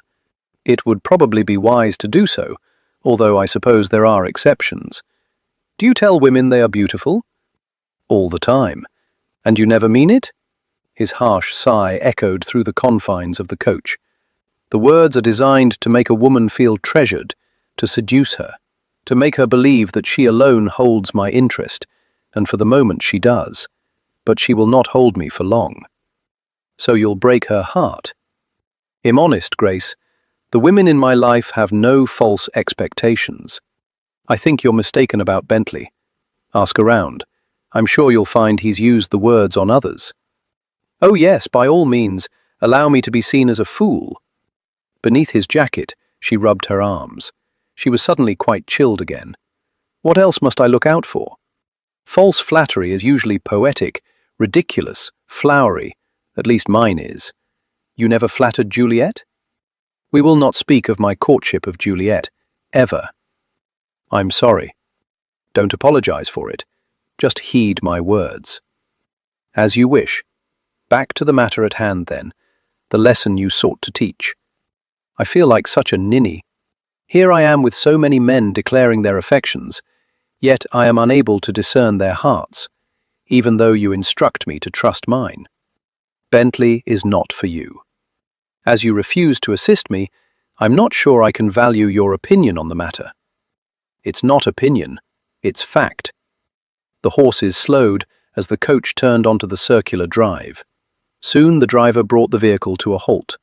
A footman opened the door. Lovingdon stepped out and then handed her down. Offering his arm, he escorted her up the stairs. How can you be so sure about Lord Bentley? She asked. I know Lord Bentley. Turning to face him, without thought, she reached up and brushed the thick strands of blonde hair from his brow. Can a man not reform? You deserve better than a man who requires reforming. Laughing lightly, she gave her hand leave to fall softly onto his shoulder, to feel the firmness there, the sturdiness, the strength. Now I am suspect of all praise. I would never lie to you, Grace. Her hand slid down a fraction, to his chest, to where his heart pounded so steadily, but he appeared not to notice. Yet you did, in the coach. That was merely a lesson, one I hope you took to heart. You're an abominable teacher. You might as well have taken a switch to my palm. It was not my intent to harm you, but to spare you from harm. With a quick release of breath, she stepped back. So in the future I shall not take flowery words to heart. She glanced up at the eaves. Unless, of course, I know him to be a poet. Not even then, Grace. We shall see what my heart says. One more question. There's always one more question with you. She ignored the irascibility in his voice. Do you think you might see your way clear to coming to the Midsummer Eve celebration that my family hosts? Probably not. She nodded, bit her lower lip, debated. There was always so much left unsaid between them. I remember watching you dance with Juliet at the Midsummer Eve's ball, the summer before you married. He went so still, she wasn't even certain he was breathing. Does it hurt when people speak of her? Sometimes. It's equally hard, though, when no one speaks of her. I'm always available to listen, Lovingdon. He glanced down at his shoes. We were so young, she and I. We met at the very first ball I ever attended. I've never been to one when she wasn't there. With his admission, tears stung her eyes and her chest tightened until it ached. You think you'll feel an emptiness? He lifted his gaze to her. I don't know what I'll feel. Nodding, she swallowed hard. I've not experienced the kind of loss that you have. I can't know the depth of your pain. But I have suffered loss, and I have found it is easier to carry on if I focus on what I have to be grateful for. He turned to face her fully. What loss, Grace? She shook her head. I don't wish to talk about it. Does it have to do with this fellow you loved? The one who married someone else? She released a quick bubble of laughter and lied, because it was easier than bearing the truth. She wished she'd not travelled this path, and wanted to get off it as quickly as possible. Yes. Silly, really. To compare the two. Good night, Lovingdon. May you sleep well. She was aware of his gaze following her as she entered the residence. She was grateful that he didn't pursue the conversation, although a part of her wished he'd called her back, wrapped his arms around her, and insisted she tell him everything. Drake Darling made a final notation in the ledger. It was late, he should be abed, but sleep did not come easily to him. He always felt as though he had something to prove, something to make right, something left undone. Closing the ledger and his eyes, he settled back and let his past have its way with him. He'd been born Peter Sykes, the son of a thief and a murderer, although that he was aware of the last was his secret. No one knew that he'd made his way to the gallows, watched his father swing for murdering his mother. Franny Darling had thought she'd protected him from the truth, but he was a child of the streets. No matter what he changed, he could not change that. When Miss Darling married the Duke of Greystone, she no longer had use for her surname, so Peter had taken it to use as his own, in an attempt to wash off his father. When he was a lad, he'd sometimes pretend that Greystone was his true father. He'd had a dragon inked onto his back because the Duke had one. When the Duke pointed out the constellation Draco, Peter had insisted he be called Drake, in honor of the dragon shaped by stars. Although he'd been embraced by the Maybury family, he'd always known he wasn't one of them. At 17, he'd come to work at Dodgers, determined to earn his own way, to prove, "Tell me what you know of Bentley." Drake opened his eyes. A storm in the form of Lovingdon had just blown into his office. The man looked as though he needed to rip something, or someone, apart. They were close in age, had become fast friends as they'd travelled similar, yet different paths. Viscount Bentley? Lovingdon gave a brusque nod. What is his financial situation? I don't know all the particulars. He runs up a debt here, pays it at the end of the month, repeats the cycle. Boring, predictable, really. Yes, boring, predictable. Lovingdon walked to the window, gazed out. I don't understand what she sees in him. She who? Grace. Sees in whom? Bentley, Lovingdon snapped. Aren't you paying attention? Grace told you she has an interest in him. In the carriage. She mentioned that he was reciting garbage. Garbage? And that appealed to her. Lovingdon glared at him as though he hadn't the sense to come in out of a rainstorm. She thought it was poetry, beautiful. But it was garbage.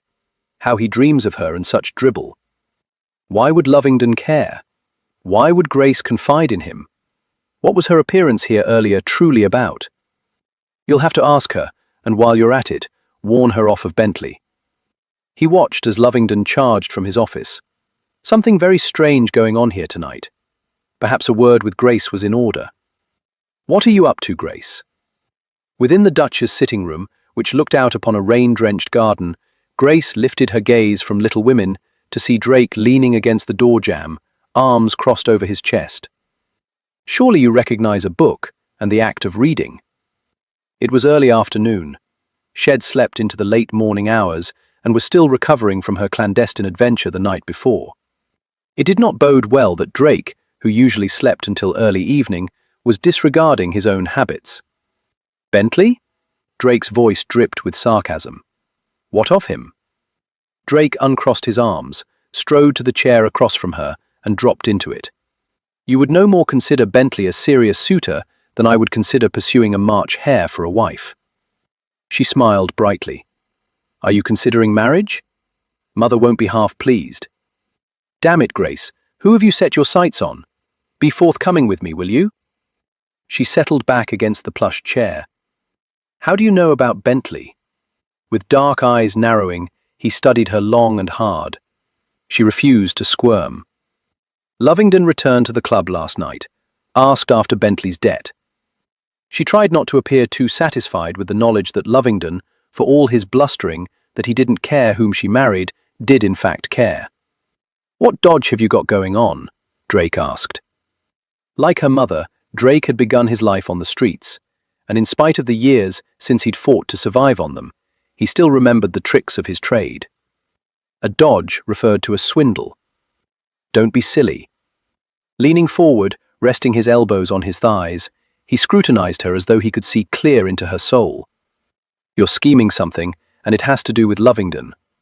I'd wager that you lost that last hand on purpose. You'd lose that wager. My intent was to win. And the boon? Drake was as close to her as either of her brothers, more so.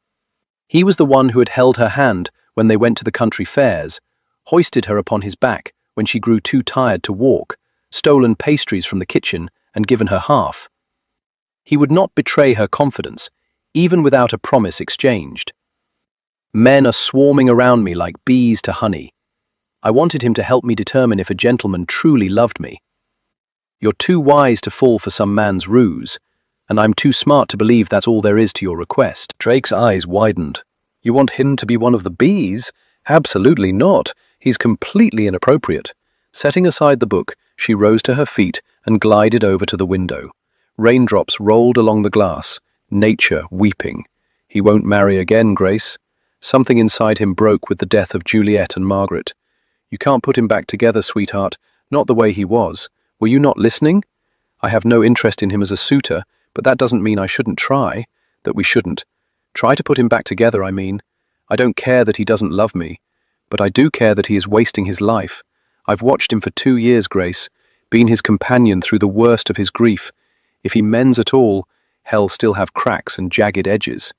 We all have jagged edges, hers more hideous than any Lovingdon might possess. Only when Drake came to stand beside her did she notice her own faint reflection in the glass. Those on the inside are much worse than those on the outside, he said. But those on the inside are not as ugly. They're invisible, which is what makes them all the more dangerous. He sighed.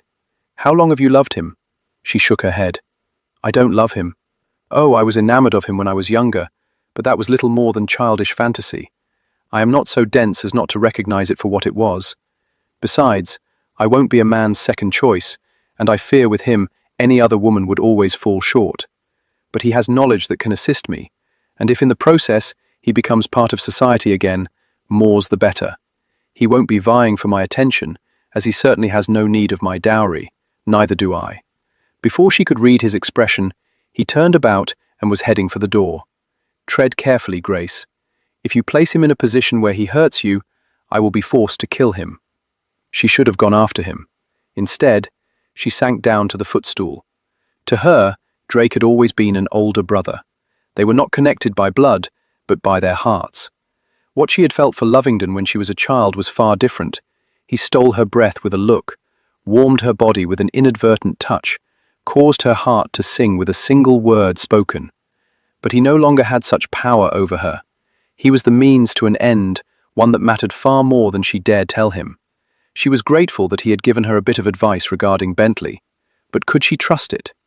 He had promised to never lie to her, but what if the promise were a lie? Words that are too flowery, Grace said as she poured tea at the cast-iron table in the garden. Too flowery?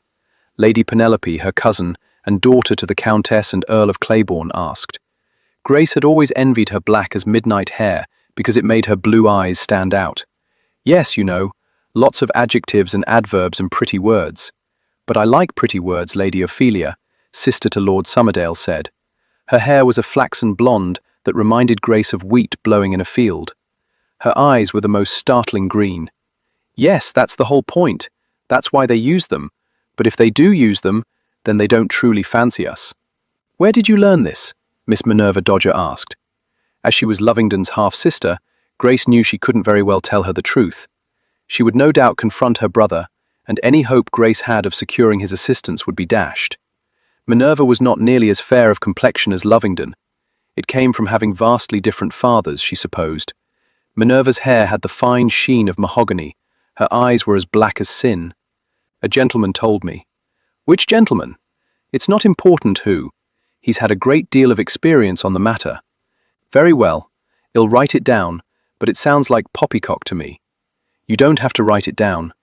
I thought we were going to publish a book to help ladies determine when a gentleman was merely after their dowry. A lady's guide to ferreting out fortune hunters. Well, yes, but I don't know that we'll have enough material. I think we need to do it, Lady Ophelia said. Even if it's only 2 pages. Look at Lady Sybil. Her husband nearly had her in tears last night at the ball, with all his ranting, just because she wore a new gown in the same shade as the one his sister wore. Why would he care? If you ask me, he should put her ahead of his sister, tell his sister to go change her frock. I always thought he was so nice, Minerva said. We all did, Grace said with conviction. Last season, I was even considering him as a serious suitor, but then I realized that Syb was terribly fond of him. I feared he'd lose her friendship if I encouraged him. Now I feel rather badly that she's with him. It's not your fault, Lady Penelope assured her. I would have stepped aside as well in favor of a friend. Which is why we must help each other identify the worst of the lot, so we might all avoid a similar sorrow-filled fate. I've heard something rather disturbing, Lady Ophelia said, but as it involves my dear friend Lady Chloe, you must not tell a soul. We never would, Penelope said. This round table is like the one at King Arthur's court. We are honour-bound to hold the secrets spoken here. Minerva laughed. You are always so dramatic. You should go on the stage. Don't think I haven't considered it. I don't think Father would mind. He doesn't care much what anyone thinks, but Mother is another matter entirely. She says our behaviour reflects not only on our father, but on our uncle. She gave Grace a pointed look. I doubt Father would mind. I'll think about it if I don't find a beau this season. Meanwhile, Ophelia, tell us about Chloe. Well, she glanced around the garden. She's making merry with Lord Munro. She has been since last season, but he hasn't asked for her hand in marriage. She'll be ruined if he doesn't. Surely he will, Grace assured her. If they're, well, you know, being cosy and all, surely it's only a matter of time. I've thought about confronting him. Bad idea there. Don't want to get into the middle of it. Yes, I suppose you're right. Lady Ophelia gazed out over the lawn. Finding a good husband should not be so difficult. Who are you going to choose? Minerva asked Grace. Oh, I haven't a clue. The first one to send me my favourite flower, I suppose. Your favourite flower? What has that to do with anything? Penelope asked. Something my elusive gentleman told me. A man who loves me will know my favourite flower. I'm going to jot that down as well, Minerva assured them. Is this gentleman advisor of yours happily married? I'd like to know how he came to be such an expert. He's a widower. She looked up. He's old then. Grace forced her expression not to give anything away. Terribly old. To a child of 2. I'd like to meet this mysterious gentleman of yours, Minerva said. I'll see what can be arranged, but I must confess that he is not one for going out. Decrepit as well, then. Does he still have his mind? Is he sharp enough to remember how he came to have his wife? Grace fought not to reveal any sorrow when she said, He's sharp enough to remember everything. Chapter 5. Noon was far too early for a disreputable man to awaken, but when Lovingdon received word that his mother was waiting in the parlour, staying abed no longer seemed wise. She was not averse to barging into his bedchamber, and while his bed was empty of female companionship, she did not need to see him in his present state. When he had not shaved in eons, his eyes were red and puffy, and he reeked of tobacco and strong drink. So he hastily bathed and shaved, donned proper attire, and went downstairs to pretend that he was glad she had come to see him. Pouring tea, she sat in a green wing-back chair, and it struck him with the force of a battering ram that she had aged considerably since he'd last seen her. He doubted any son loved his mother as much as he did, and if it made him a coddled mother's boy, so be it. Mother, he said as he strode across the room, then leaned down and kissed her cheek. You're looking well. Liar, I look dreadful. I'm not sleeping much. And which of your children is to blame for that? He asked, taking the chair near her and stretching out his legs. After she married Jack Dodger, she'd given birth to 2 sons and a daughter. Her lineage gained them entry into society, while Jack Dodger's wealth made them acceptable. Lovingdon had no doubt that they would each marry someone who carried some aristocratic blood in their veins. His mother said nothing, simply sipped her tea, and that was answer enough. You needn't worry about me. I'm fine, he assured her. It's been 2 years. You're not back into society. You can't mourn forever. He removed his pocket watch from his waistcoat. It had been his father's. Originally it went to his father's bastard son, but Jack had given it to Lovingdon on the day he turned 1 and 20. Inside the cover of the watch, his father had kept a miniature of a young woman, a servant girl whom he claimed was the love of his life, a girl who gave birth to Jack. Now there was a miniature of Juliet inside the watch. Father loved only once. Perhaps I'm like him.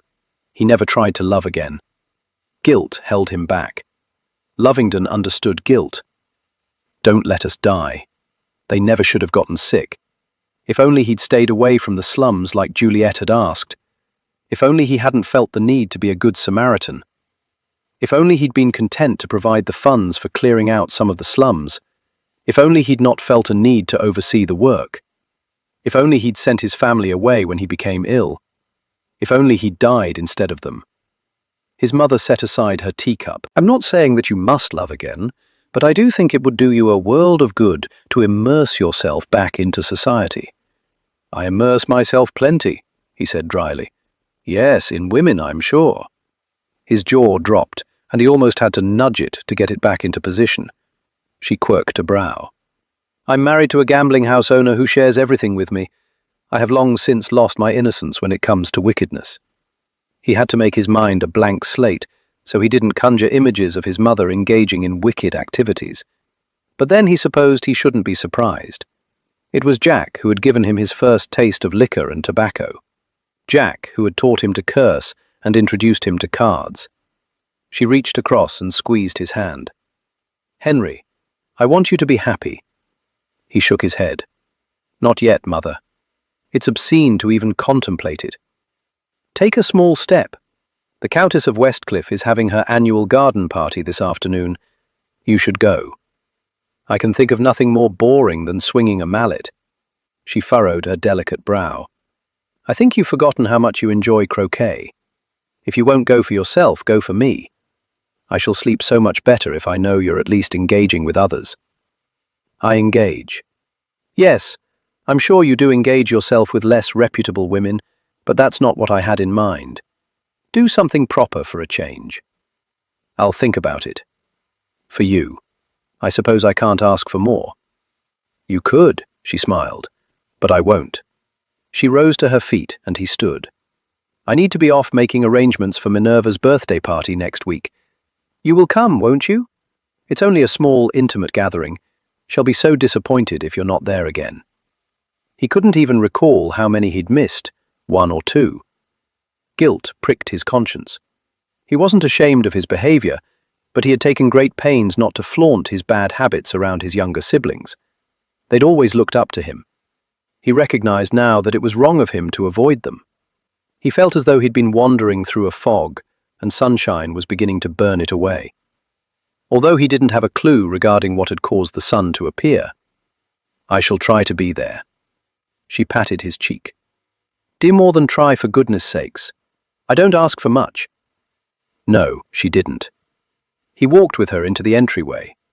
"By the by, have you seen Lady Grace this season?" his mother asked. "I hear she's considering Lord Bentley." "For what?" "Why, marriage, of course." The Countess of Westcliff was known for her garden parties, and Grace didn't think the lady could have asked for a lovelier afternoon. The sun was bright and joyful. It warmed the air and brought forth the fragrance of freshly cut grass. Most of the Marlborough house set was in attendance. Some guests took refuge in the shade provided by canopies. Others played badminton or croquet. Many sipped champagne and nibbled on delicious pastries. Grace sat on a stool beneath the wide, full-leafed bough of an elm. Circling her, 6 gentlemen vied for her attention, and she was most grateful to see that Lord Ambrose was not among them. She was as charming as one could be under the circumstances, but she was not inspired to passion by any of the gents circling her. They all looked remarkably alike, desperate for her attention. She wanted someone who wasn't quite so needy, and yet she understood that the generosity of her dowry called to those in need. She did not hold their unfavorable circumstance against them. God knew she had been brought up to fully understand that not everyone was as well off as her family, but she preferred a man who was at least striving to make a go of it on his own. Still, she smiled at Lord Winslow, laughed at Lord Canby's atrocious jokes, which held no humour at all, and listened with rapt attention to Lord Carlton's description of a babbling brook and how he had moved the stones around in order to make it sound different. She refrained from commenting that perhaps if he had assisted in moving stones from his land, the fields might have produced more grain, and he wouldn't now be dashing off to fetch her more champagne in order to impress her. It was a curse to have inherited her mother's knack for numbers, along with her penchant toward the sensible. Lord Renkin was a terrible stutterer, and he said not a word. Grace didn't mind his affliction. She wasn't looking for perfection. She wanted love. Her mother had not held her father's approaching blindness against him. She could not have loved him more if his eyesight were perfect. But it was difficult to get to know a man if he never spoke. Although Lord Vexley was mute as well. He exchanged glances with her from time to time, secretive little looks that seemed to indicate he felt none of these gentlemen were competition for her affections. She couldn't deny that Vexley was handsome, intelligent, and easy to speak with while they danced. He seemed to appreciate her more than her fortune, but how was one to know for sure? She cursed Lovingdon for not taking her problem seriously, but then she supposed it wasn't truly a serious problem. No one would go hungry, be without shelter, or die because of her choice. And if she didn't choose, her parents weren't likely to disown her. She supposed she could live very happily without a husband, but it was the absence of love that was troubling. As far as she knew, no one had ever been madly, deeply, passionately in love with her. She believed that a woman should experience the mad rush of unbridled passion at least once in her lifetime. Was she being greedy to want it permanently? Lord Canby was beginning to recite another joke when Grace rose and shook out her skirts. He stopped mid-word, the expression on his face nearly making her laugh. Instead, she adjusted her hat to more effectively shade her eyes and said, "Gentlemen, if you'll be so kind as to excuse me, I'll accompany you," Lord Vexley said, hopping to his feet. She smiled warmly. "Where I need to go, ladies prefer to go alone. I shan't be long." He bowed his head slightly. "As you wish." His voice carried an undercurrent she couldn't quite identify. Disappointment? Impatience? She supposed it was much less frustrating being the pursued rather than the pursuer. She wasn't in danger of being rebuffed, while all these gentlemen were striving to impress. Perhaps she would assuage her guilt by trying to lead them toward ladies more likely to embrace their courtship with enthusiasm. It seemed to have worked for Lady Cornelia and Lord Ambrose. Walking toward the residence, she was well aware of a prickling sensation along her neck, no doubt Lord Vexley's gaze on her back. She was so aware of his presence, his attentions, that had to count for something, didn't it?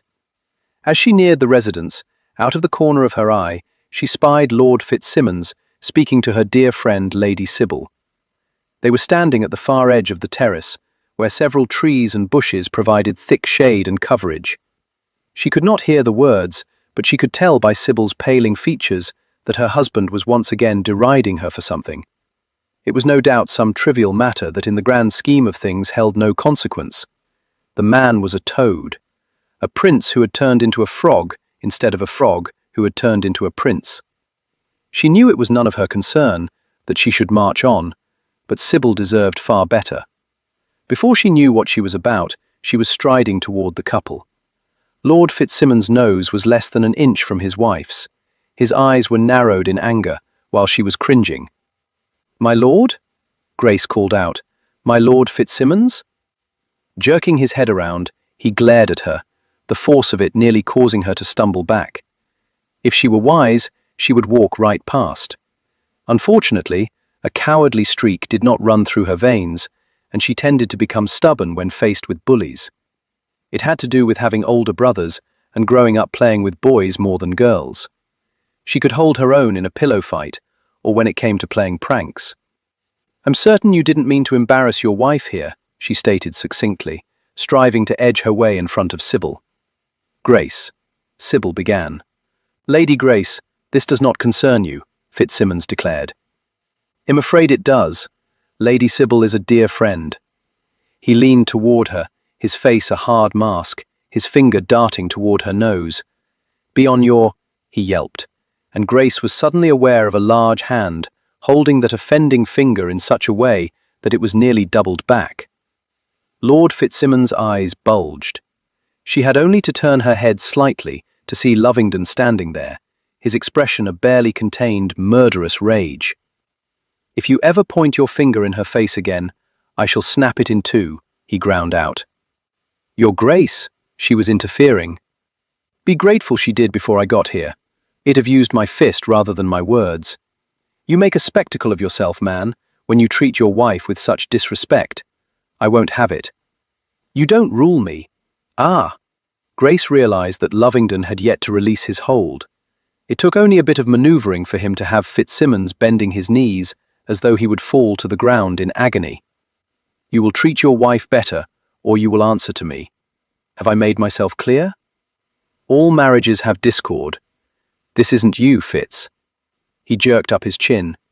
"You don't know me, Lovingdon. Not anymore. We all change. You're certainly not the lad I knew in school. I'm not the one acting a fool here. Now apologize to your wife for not behaving as a gentleman." Fitzsimmons hesitated, then said, "I'm sorry, dear. Won't happen again." Lovingdon released his hold. "I suggest you take a brisk walk to cool off that temper." "You don't control me." Lovingdon arched a brow. "But I can see the wisdom in your suggestion." With that, he strode off. Sybil looked first at Grace and then at Lovingdon. Thank you both. I don't know what comes over him. As you say, Your Grace, it's absolutely unlike him to be so disagreeable. When did these bouts of foul temper begin?" She lifted a delicate shoulder. "I'm not sure. 3 or 4 months ago, I suppose. But no matter. I'm sure all will be well now." "Oh, Sybil," Grace thought, "you are too much an optimist. If he should ever hurt you," Lovingdon said, "do not hesitate to send word round to me." Apparently, he too had doubts regarding Sybil's optimism. "He's a lamb at home. It's only when we're out in public. I don't understand it, but we'll be fine." Her cheeks flushing, she walked away. Grace watched her go, wondering if she should go with her, yet reluctant to leave Lovingdon. She turned back to him. "Thank you for coming to my rescue. You could have handled him easily enough, I suspect." That didn't mean she didn't appreciate the steps he had taken to spare Lady Sybil any more embarrassment. Others around had noticed, yet no one else had bothered to step in. "I didn't realize you were here," Grace said. "Obviously. You're angry. I came very close to introducing him to my fist. She smiled. I was about to introduce him to mine. She saw the barest hint of a grin before he brought it back into submission. You're no longer a child. You can't get into tumbles. She rolled her eyes at the absurdity of that conclusion. Nothing wrong with a lady who isn't afraid to defend herself. You taught me how to beat up my brothers. It's a lesson I've never forgotten, and one that I see no reason to delegate to childhood. He shook his head, and she could see the anger dissipating, perhaps in light of happier memories. Thanks to him, she knew how to hold her fist to minimize damage to herself while maximizing it to others. She knew how to hit hard and quick, how to fight dirty in order to win. Perhaps she should give Sybil a lesson or two. She sobered. Do you think Fitzsimmons will take your threat to heart, that he'll treat her better? I fear she's being overly optimistic. He glanced in the direction that Fitzsimmons had gone. I'll have another word with him. Don't worry yourself over it. Difficult to accomplish when I love Sybil so. She studied him for a moment. I would not have expected to see you at this garden party. He shrugged. I had nothing pressing this afternoon, so I thought I would stop by. I noticed you holding court. She groaned at the censure in his voice. I have little choice when so many come round. The alternative is to queue them up so they each have a few moments of my time, and I think that far worse. His gaze slid past her, and she could see he was deep in thought. His brow furrowed slightly, and it was all she could do not to reach up and flatten the shallow creases with her thumb. She wanted to comb the locks off his forehead with her fingers. Silly things to want. None of those who are gathered at your feet will provide what you are seeking. His gaze came back to her, and in the amber depths she saw the conviction of his words. How do you know? A man who would love you would not have been content to keep his distance. He wrapped his hand around hers, and she was immediately aware of the largeness of his. While hers was slender and long, his was broader, stronger, more powerful. Gently, he tugged her nearer until they were both enveloped in the cool shade, and his musky male scent won out over the sweet fading fragrance of the distant roses. He would want you near enough, he said, his voice low and raspy, that when he gazed into your eyes, he could see the darker blue that circles the sapphires everyone notices, the darker ring known to only a few. He would want to inhale your fragrance of rose and lavender, feel the warmth radiating off your skin. He would not be content to share you. For the first time, she noticed the black ring that encircled the amber depths of his eyes. The discovery pleased her because everything else about him was so very familiar, the sharp lines, the acute definitions. When he angled his head just so, he appeared haughty, but at that moment he appeared enthralled, as though he had only just noticed every aspect of her, as though he were mesmerized to discover that she had grown to womanhood. She was aware of their shallow breathing, of each forceful pump of her heart, the way his smoldering gaze roamed over her face until it settled on her mouth, her lips slightly parted, her tongue darting out in invitation. Invitation for what? She wasn't sure, but she found it difficult to think, to analyze, to decipher all that was happening. The sun was making her far too warm. Or was it him, his nearness, his attention? He would stare at me, she whispered, swaying toward him. He would touch you in ways he could not touch you with his hands, not in public. But images would be filling his mind. He would be unable to tear his gaze away. Clearing his throat, he broke the connection that was joining them and looked up into the trees. He will look at you, little Rose, as though you are everything, because to him, you will be. He lowered his gaze. The heat had been doused, and she wondered if it had ever been there, or whether she simply imagined it. Embarrassed, hoping beyond hope that he had not been aware of the extent to which she had been enthralled, she swallowed hard and turned her attention to the flowers. They paled in comparison to Lovingdon. She would much prefer watching him. It takes a while for love that intense to develop, doesn't it? She asked. Slowly, he shook his head. I fell in love with Juliet the moment I set eyes on her. He stepped back as though he needed to distance himself from the memory. She wouldn't want you to be alone, she said. He grinned, the cocky yet sad smile that had become such a part of him. I'm hardly alone. Love, then. She wouldn't want you to go without love. Love is rare. There are those who never know it, but having known it, He shook his head. I have no desire to know it again. I could never love anyone as I loved her. I find that sad and such a waste. You must have an heir. I can have an heir without loving the woman. My father did. His taut expression revealed that he regretted the words as soon as they left his mouth. I've told you what you need to know to find the man who loves you. Abruptly, he turned on his heel. Wait! One more question, she called after him. He turned to her, his face without curiosity. He didn't truly care about her troubles or woes. Why had he come? Did it matter? Biting on her lower lip, she took a step nearer. If a gentleman is bedding a lady and has not asked for her hand in marriage, is it likely that he fancies her? No. He might as well have slapped her with the terse word. Something must have shown on her face because he said, "Tell me who it is, and I'll kill him for taking advantage of you." She laughed lightly. No one is bedding me. It's a friend. She thinks he loves her. He might lust after her, but he doesn't love her. It would be prudent for her to end this relationship before she finds herself completely ruined. And you know this because you've been with ladies you didn't love. Not with a lady who has a reputation to protect. I've told you before, Grace, the women I frequent know the rules of the game I play. It sounds to me as though your friend doesn't, especially if she still expects marriage. Gentlemen don't play by the same rules as ladies, do they? I fear not. We can be beasts when we set our mind to it. Warn her off. He retreated farther into the shadows, toward a side gate that would lead him into the street. She dearly wanted to go after him. Did he have memories of his mother not being loved? Was that the reason he was here, offering advice, small as it was? She had known, of course, that his father, much older than his mother, had married out of duty. It was a common practice among the aristocracy, although now love was more often beginning to hold sway, and duty was less a factor. Turning, she jerked back and released a tiny squeal at the sight of the man standing there, fairly hovering over her. "Lord Vexley, you took me by surprise." "My apologies, Lady Grace. I saw an opportunity to have a moment alone with you. I could hardly let it pass."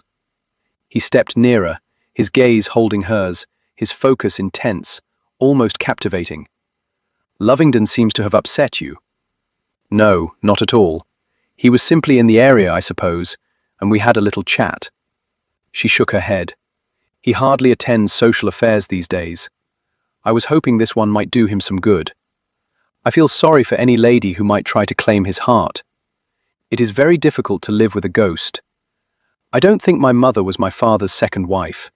She never held his heart. It made her a very sad woman. It is much better to be the first to claim a man's heart." He placed his palm flat against his chest and grinned at her. "Mine has yet to be claimed." It was an invitation that she thought she should be delighted to receive, eager to accept, and yet she couldn't quite bring herself to do it. Instead, she tried to make light of it without causing hurt feelings, as she couldn't deny that of all the gents vying for her affections, he was the one she most looked forward to spending time with. "I find it difficult to believe that your heart has not been touched by another when you are so incredibly charming. But I am not so easily charmed. You, however, my lady," he looked toward the gardens, "perhaps you would be kind enough to join me for a stroll about the roses." "I should be most delighted." She placed her hand on the crook of his elbow. His words were not overly poetic, and he knew enough to take her through the roses. Now, if he but knew which shade she favoured. "Red, I should think," he said, as though he'd read her mind. "Red roses are what I should send you tomorrow. Better to leave them where they are. They don't die so quickly that way." "Ah, a lady who doesn't appreciate a courtship accompanied by flowers. What would you prefer, I wonder?" She opened her mouth, and he quickly touched a gloved finger to her lips. "No, don't tell me. I shall deduce it on my own." He gave her a warm smile, and she found herself wishing that her heart would do a somersault. Having sent his carriage on its way, Lovingdon walked. He needed to walk. He needed his muscles tightening and aching. He needed the pounding of his heels on ground. He needed distance, distance from Grace, the dark blue rings that circled her irises, the damn freckle near the corner of her mouth. Why had it remained when all the others had disappeared? Why did it taunt him? Why had he noticed? The sun had kissed her there. Why had he wanted to as well? He'd come because he simply wanted to observe, to make certain that Bentley wasn't monopolizing Grace's time. Step in if needed. He certainly hadn't expected to step into Fitzsimmons. What a scapegrace. If any man berated Grace in that manner, public or privately, how the deuce would he know if it was happening privately? She would tell him, of course. He'd have her word on it. She would no doubt inform him it was no longer any of his concern, the stubborn little witch. If he wouldn't assist her in finding a man who loved her, he couldn't very well complain if she ended up with one who didn't. He probably should have hesitated before stepping in to save her from Fitzsimmons. He would like to have seen the man's face when it met up with Grace's fist. Yes, she would have struck him. She was not demure, not like Juliet. When Grace wanted something, she went after it, even if it meant asking a recent reprobate for assistance, which he was not so keen on giving. Whatever had possessed him to gaze at her as he had, to draw her into gazing at him. He never gazed into women's eyes anymore. He never noticed freckles tucked in near to the corner of a mouth. He didn't pay attention to quick breaths or fingers lifting of their own accord to touch him. He wondered if she'd even been aware of her action. If he'd not moved, she would have touched him, as she had the evening before, and it simply wouldn't do to know the warmth of her again. Her skin, her size, her heated glances would all belong to someone else, someone with the wherewithal to love her as she deserved. "You must tell Lady Chloe," Grace told Lady Ophelia. After her walk with Vexley, she'd met up with her closest unmarried friends near the rhododendrons. He doesn't fancy her. He's never going to ask for her hand in marriage. "How do you know?" Ophelia asked. "My gentleman." "Vexley? Is Vexley your man? I saw you walking with him." "No, he's someone else." "Is he here?" Minerva asked. No. But he was most insistent that if a man takes a woman to bed without asking for her hand in marriage, it's only lust. And it makes sense. After all this time, why would he ask her? He's searching for someone with a larger dowry. "Blighter," Ophelia grumbled. "You must do it." All right. I'll talk with her." She opened her eyes wide and smiled brightly. "Ah, there's Lord Ambrose. Think I shall flirt with him a bit. Makes Lady Cornelia bonkers." "Don't ruin things for her," Grace said adamantly. "I worked very hard to get them together." "Did your gentleman tell you that Ambrose fancied her?" "We didn't discuss them." "Maybe you should. Would be interesting to know his opinion regarding all the various couples that are forming as you break one gentleman's heart after another." "I'm hardly breaking hearts." "We all break hearts. We all have our hearts broken. It's the way of things." Chapter 6. Slowly sipping his scotch and rolling a coin under, between his fingers, Lovingdon paid little heed to the men with whom he was playing cards, save one. Fitzsimmons. The man downed liquor as though he believed drinking enough of it would cure all ills, when in truth it was only adding to his troubles. Cards required that a man keep his wits about him if he hoped to have any chance at all of winning. Fitzsimmons' wits seemed to have deserted him completely. He growled when Lovingdon had taken a chair at the table. Not that his behaviour was particularly unusual. With the exception of Avondale, the other gentlemen had expressed their displeasure at his arrival by clearing throats, shifting in chairs, and signalling for more drink. Lovingdon was not known for his charity when it came to cards. He believed a man should never wager what he was unwilling or could ill afford to lose. It seemed Fitzsimmons was of the opposite opinion. If this hand didn't go his way, he was going to lose all the chips that remained to him. And Lovingdon already knew Fitzsimmons wasn't going to win. He'd known 3 cards ago, and yet the man continued to raise the amount being wagered, as though he thought continually upping the stakes would disguise the fact that the cards showing before him revealed an atrocious hand. The final card was dealt face down. Lovingdon set his glass aside, lifted the corner of his card, did not display his pleasure at what he'd been dealt. Fitzsimmons, on the other hand, looked as though he might cast up his accounts.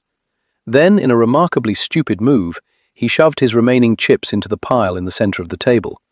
The gentleman to Fitzsimmons' left cleared his throat and folded, as did the one beside him. Lovingdon didn't consider for one moment being as charitable. He matched the wager. Fitzsimmons was obviously on the verge of having an apoplectic fit, if the amount of white showing in his eyes was any indication. To Lovingdon's left, Avondale folded. Lovingdon held Fitzsimmons' gaze, watched as the man slowly turned over his cards. Ace high, Fitzsimmons ground out. Lovingdon could feel the stares, the held breaths, the anticipation. It wasn't too late to gather up his cards without revealing them, to simply utter, "I dare say that beats me." Instead, he flipped over his cards to reveal a pair of jacks. Fitzsimmons appeared to be a man who had just felt the cold fingers of death circling his neck. "You cheated, damn you!" One man gasped, another scooted his chair back as though he expected Lovingdon to leap across the table and throttle the insolent Fitzsimmons. "See here," Avondale proclaimed. "We're gentlemen. We do not accuse." "I'm not offended," Lovingdon broke in. "I'm amused.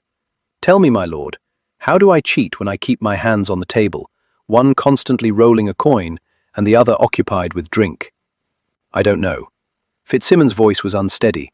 "I don't bloody well know. I'm certain your credit is good here. You can get additional chips at the cage, although I would recommend against it. Lady Luck isn't with you tonight." "Shows what little you know. She hasn't been with me in a good long while." Fitzsimmons scraped back his chair, stood, and angled up his chin, gathering as much dignity as possible into that small movement. "Gentlemen." Then he headed toward the lounge, stumbling only twice. "One should not mix drink and cards," Avondale declared. He shifted his gaze to Lovingdon. "As Lady Luck does seem to be with you tonight, and I have no interest in losing more coins, I'm off to Cremorne." "You'll lose coins there just as easily." "Yes, but to ladies who show their gratitude in more inventive ways. Care to join me?" "In a bit, perhaps. I have another matter to which I must attend first." Lovingdon signaled to a young lad, who rushed over. "Those are my winnings." With a sweep of his hand over the table, he indicated all that belonged to him. "Disperse them evenly between yourself and the other lads." "Thank you, Your Grace." The lad eagerly set to the task of scooping the chips into a bowl.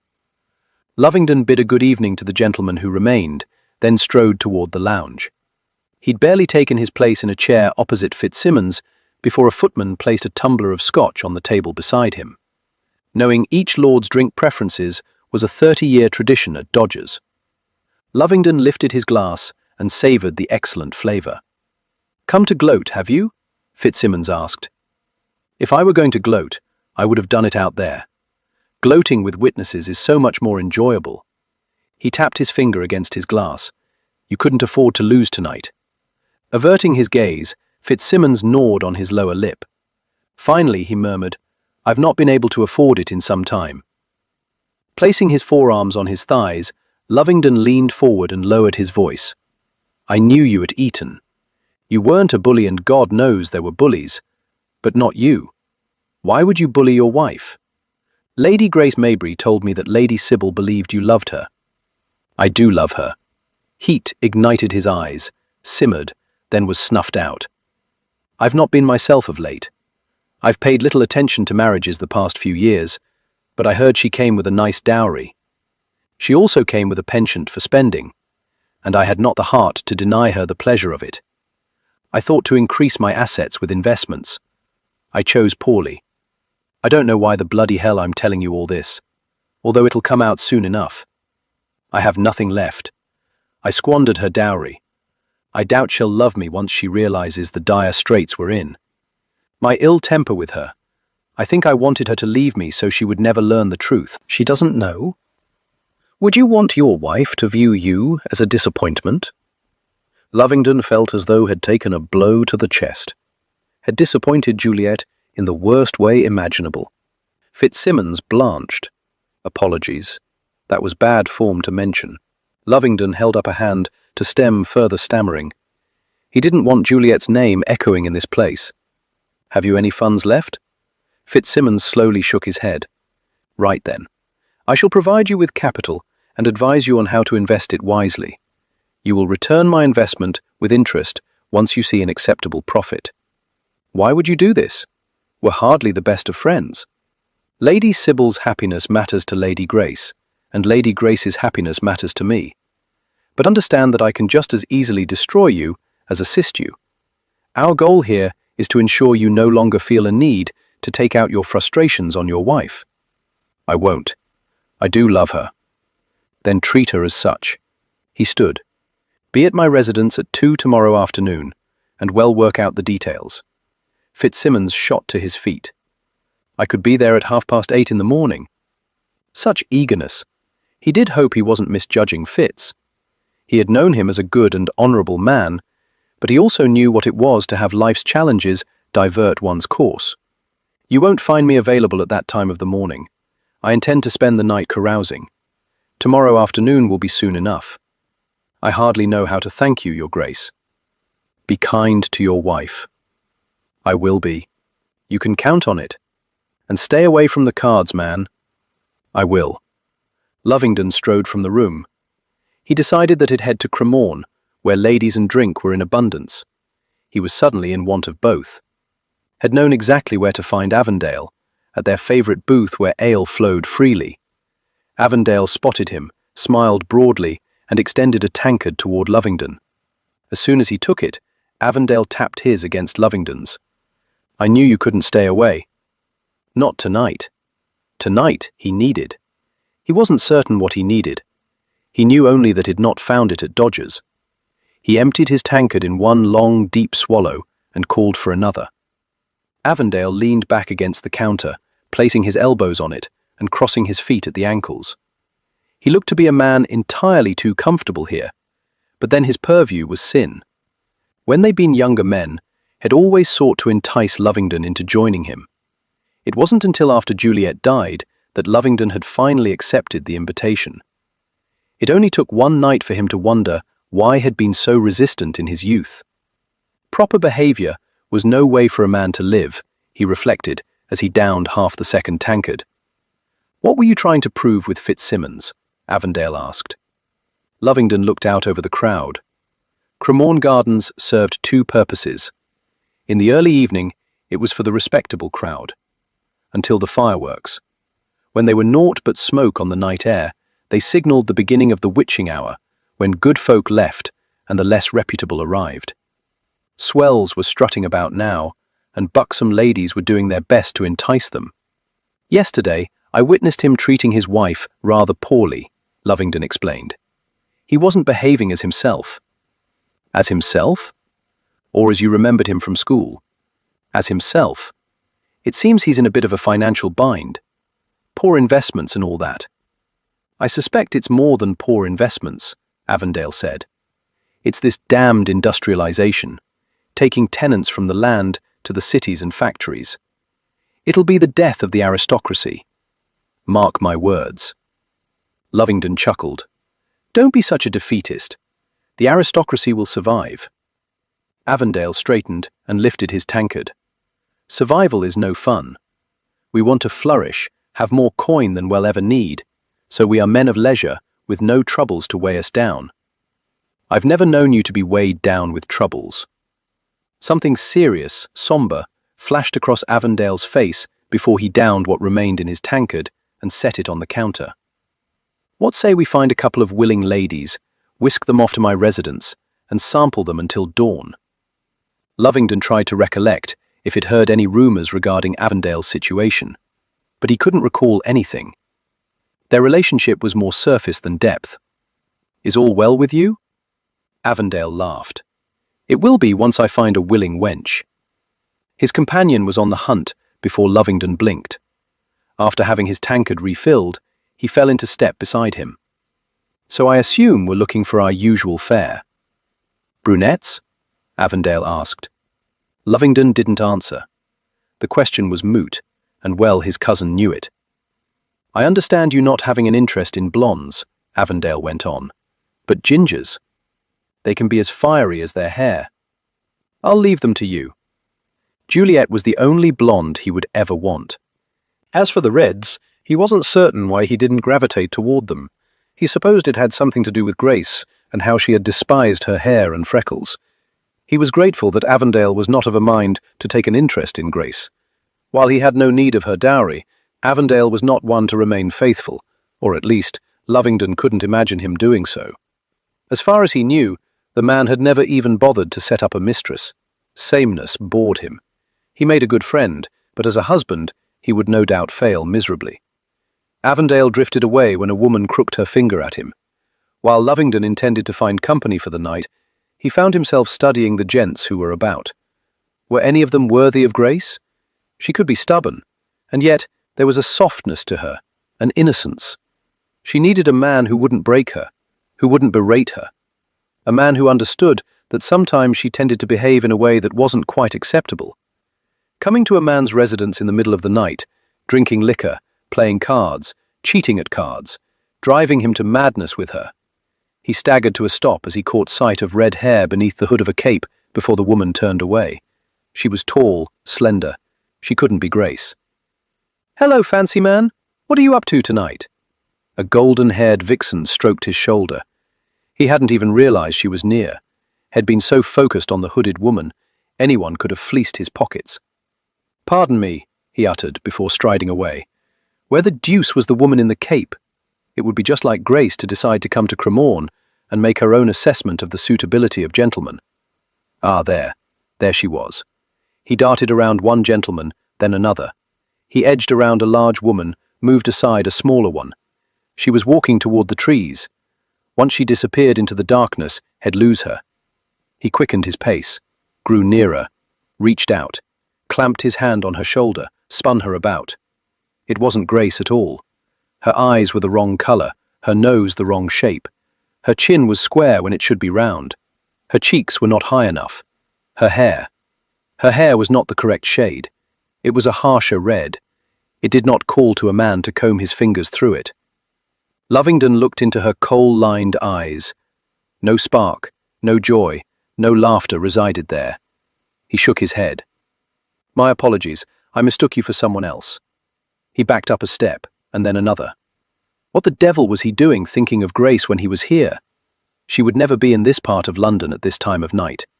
His entire evening had been about her, first with Fitz and now this. He pivoted and went in search of Avondale. Perhaps he would venture away from brunettes tonight. Someone to take his mind off Grace, a place she should not be at all. He spotted Avondale staggering toward him, a blonde on one arm, a dark-haired beauty on the other. He whispered something to her. She separated herself from him and strolled, her hips swaying enticingly, over to Lovingdon. When she reached him, she ran her hand up his chest, over his shoulder, and circled it around his neck. "His lordship tells me that you can remove my corset with one hand tied behind your back." Lovingdon grinned broadly. "I can do it with both hands tied behind my back." "Ah, you're putting me on now." He leaned toward her. "I have a very talented mouth." She laughed, a deep, full-throated laugh. "I'd like to see that." "It will be my pleasure to demonstrate." "So for tonight, a brunette it would be." "I had to speak with you before tonight's ball," Lady Sybil said, her arm wound around Grace's as they strolled through the Maybury House gardens. It had been 2 days since the Westcliff garden party, and Grace hadn't seen her friends since, although she had to admit that Sybil appeared more relaxed than she'd been then. But of course her husband wasn't with her at that moment, which could account for her ease. "Has Lord Fitzsimmons been unkind?" "No, that's the thing of it. He's been terribly solicitous." "Well then, I'm glad Lovingdon had words with him at Westcliff's." She had not heard from nor seen him since that afternoon. She had decided to give up on his helping her. It was so obvious that he didn't want to be involved in society any longer. I dare say he did more than speak with him at the party. Sybil spun away, wandered to the roses and touched their fragile petals. Something was amiss. Grace cautiously joined her friend. "Syb, whatever it is, you can tell me." "Yes, I know, it's just so terribly difficult. I know you won't tell anyone, but..." She looked at Grace. "Fitz lost my dowry." "How does one go about losing a dow?" "Wait, you mean he spent it all?" "More like, I spent it. A good deal of it anyway. Then he made some bad investments." She glanced quickly around before leaning in. "We're poor, at least for a time. Thank goodness I already have all my gowns for the season, because Lovingdon gave us the most horrid rules for when we can spend money." Startled, Grace stared at her. "Lovingdon gave you the rules? What has he to do with any of this? I don't quite understand it all, to be honest, but apparently he's gone into some sort of partnership with Fitz, who is quite convinced that he shall recoup his losses and then some. That's the reason he's been so irritable. He's been under a great deal of strain, striving to pay our debts, and I wasn't helping at all. That's still not an excuse for how he berated you. I'd have not put up with it, and you shouldn't have either. Sybil shook her head. I knew something was amiss, but he wouldn't talk to me. Pride and all that, I suppose. She grabbed Grace's arm and squeezed. But I wanted you to know that all will be well. You'll see tonight at the ball. He's once again the man I fell in love with. Grace hugged her, unable to embrace the optimism, but hoping her friend was correct. I'm happy for you, Syb. When they drew apart, Sybil smiled at her. Now we simply must find a gent who loves you, so that you can be as happy as I am. It would be so lovely if you were to receive a proposal at the Midsummer Eve's ball. Every year, for as long as Grace could remember, her family hosted a ball at their ancestral estate to celebrate the summer solstice. Their guests always welcomed a few days away from the city. Shed often slipped out of her bed and secreted herself in a dark corner of the terrace where she could watch the merriment. She thought then that the time would never come when she would be old enough to attend. Shed always longed to dance with Lovingdon and never had occasion to do it. But fate seemed to have little regard for the yearnings of her tender heart. She had been too young to attend balls and parties when he was old enough to make the rounds. When she was finally of an age where she could attend the social affairs, Lovingdon had become a widower and withdrawn from society. Based on their recent encounters, she doubted he would come to her family's estate for the midsummer festivities. You seem to be narrowing your choices down, Sybil said. Grace shook her head. It's a decision that will affect the remainder of my life. I don't intend to make it in haste.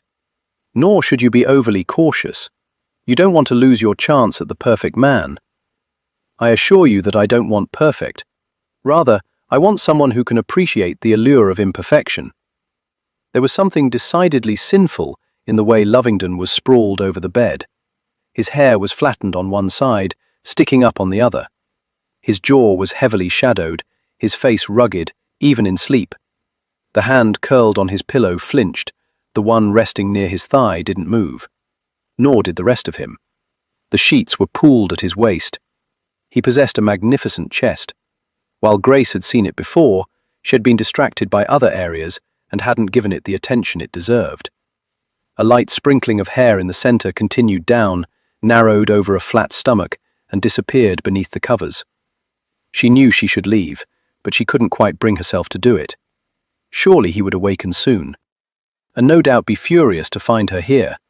His fury would be justified. A man had the right not to be intruded upon while he slept, but she hadn't snuck in here.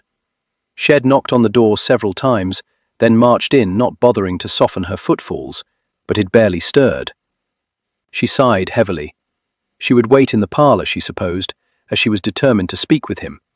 She spun on her heel and headed for the door. Grace? The word came out raspy and rough. She didn't want to contemplate that it was the voice with which he greeted his paramours in the morning. Glancing back over her shoulder, she saw his eyes squeezed shut, his brow furrowed, and his fingers pressed against his temples. I thought you might. He held up a hand. Shh. No need to shout. If he were one of her brothers, she'd shout that she hadn't been shouting. But he'd done her a favor, so she lowered her voice to a soft whisper. I prepared something for you. She walked back over to the bed. It's a concoction that Drake puts together on occasion. Tastes ghastly, but you'll feel better once you've had it. He pushed at the air as though it were enough to physically remove her from the room. Just go away. I can't leave you suffering like this. I suffer like this every day. Leave me in peace. But that was the thing of it. He wasn't in peace, and well she knew it. She picked up the glass from where she'd left it earlier on the bedside table. Humour me, Lovingdon, and then I'll go. With a low growl, he rose up on an elbow and took the offering. Down it in one swallow. I know how to manage it, he grumbled. In fascination, she watched his throat muscles working. Why did every physical aspect of him have to be so remarkably pleasing? Perfection, while she required a man of some imperfection, it would be easier to be accepted fully by a man who had not been chiseled by the gods. She wondered if he had any notion how fortunate he was to have been so carefully sculpted by nature's loving hand. She took the empty glass from him and set it on the bedside table. Just lie there for a bit. It won't be long before you're up to snuff. He eased back down to the pillow, brought the sheet up, and eased his right leg up, bending it at the knee, hiding from her view a rise in the covers that she had noticed earlier, but had fought extremely hard not to contemplate. He squinted at her. "What is it with you coming to gentlemen's bedchambers at all hours? You're not a gentleman. You're a scoundrel. All the more reason you shouldn't be here. You won't take advantage. Maybe I should, just to teach you a lesson. You won't." She clasped her hands in front of her, to stop herself from reaching out and brushing the wayward locks from his brow. "I know what you did for Sybil. I don't know what you're talking about. And you need to leave. On your way out, tell the butler to send up some breakfast." "Breakfast? It's 2:30 in the afternoon." "It's my first meal of the day. Call it what you like. But leave. I need to speak with you." "I'm not presentable," he barked. "Judging by the volume of your voice, your headache is gone." He rubbed his brow. "It seems so, yes. And as I asked for breakfast, my stomach is settled as well. Thank you for your witch's brew. Now be off." "It's a warlock's brew, as it's Drake's recipe." She turned for the door. "I'll see to getting your breakfast, but make yourself presentable while I'm gone, as I fully intend to discuss some matters with you. Grace." She spun around, and the sight of him raised up on an elbow, his other arm draped over his raised knee, the sheet gathered at his waist, nearly took her breath. She had never given any thought to the fact that she might see her husband in this same position, that he would be as comfortable with his body and might expect her to be the same. "Please, Lovingdon, it won't take long." He sighed heavily. "I'll meet you in the dining room." "No need. The sitting area in here works fine, and you needn't tidy up completely, just enough so we're both comfortable." Before he could respond, she quit the room and went in search of the butler. She encountered a footman first and gave the orders to him. The butler knew she was in the residence, had assisted her by showing her to the kitchen so she could make her brew, but had been quite disapproving of her delivering it to the Duke herself. She wasn't particularly anxious to have him scowl at her over her present request. The footman could see that food was delivered. She returned to Lovingdon's bedchamber and knocked. "Come." She opened the door to find him standing, shoulders bent, as he grasped the edges of the table, holding the wash basin. He wore trousers, a white linen shirt, no boots. Why did his present attire seem more intimate than seeing him in bed with naught but a sheet covering him? She approached cautiously. "Lovingdon?" He peered over at her with bloodshot eyes. Droplets of water coated his face. His hair was damp. "I don't think I would have made it to the dining room. You made quite merry last night, it seems." He shook his head. "I don't remember half of it. I don't understand the appeal in that." "No, you probably wouldn't." He splashed more water on his face, then reached for a towel and rubbed it roughly over his bristled skin.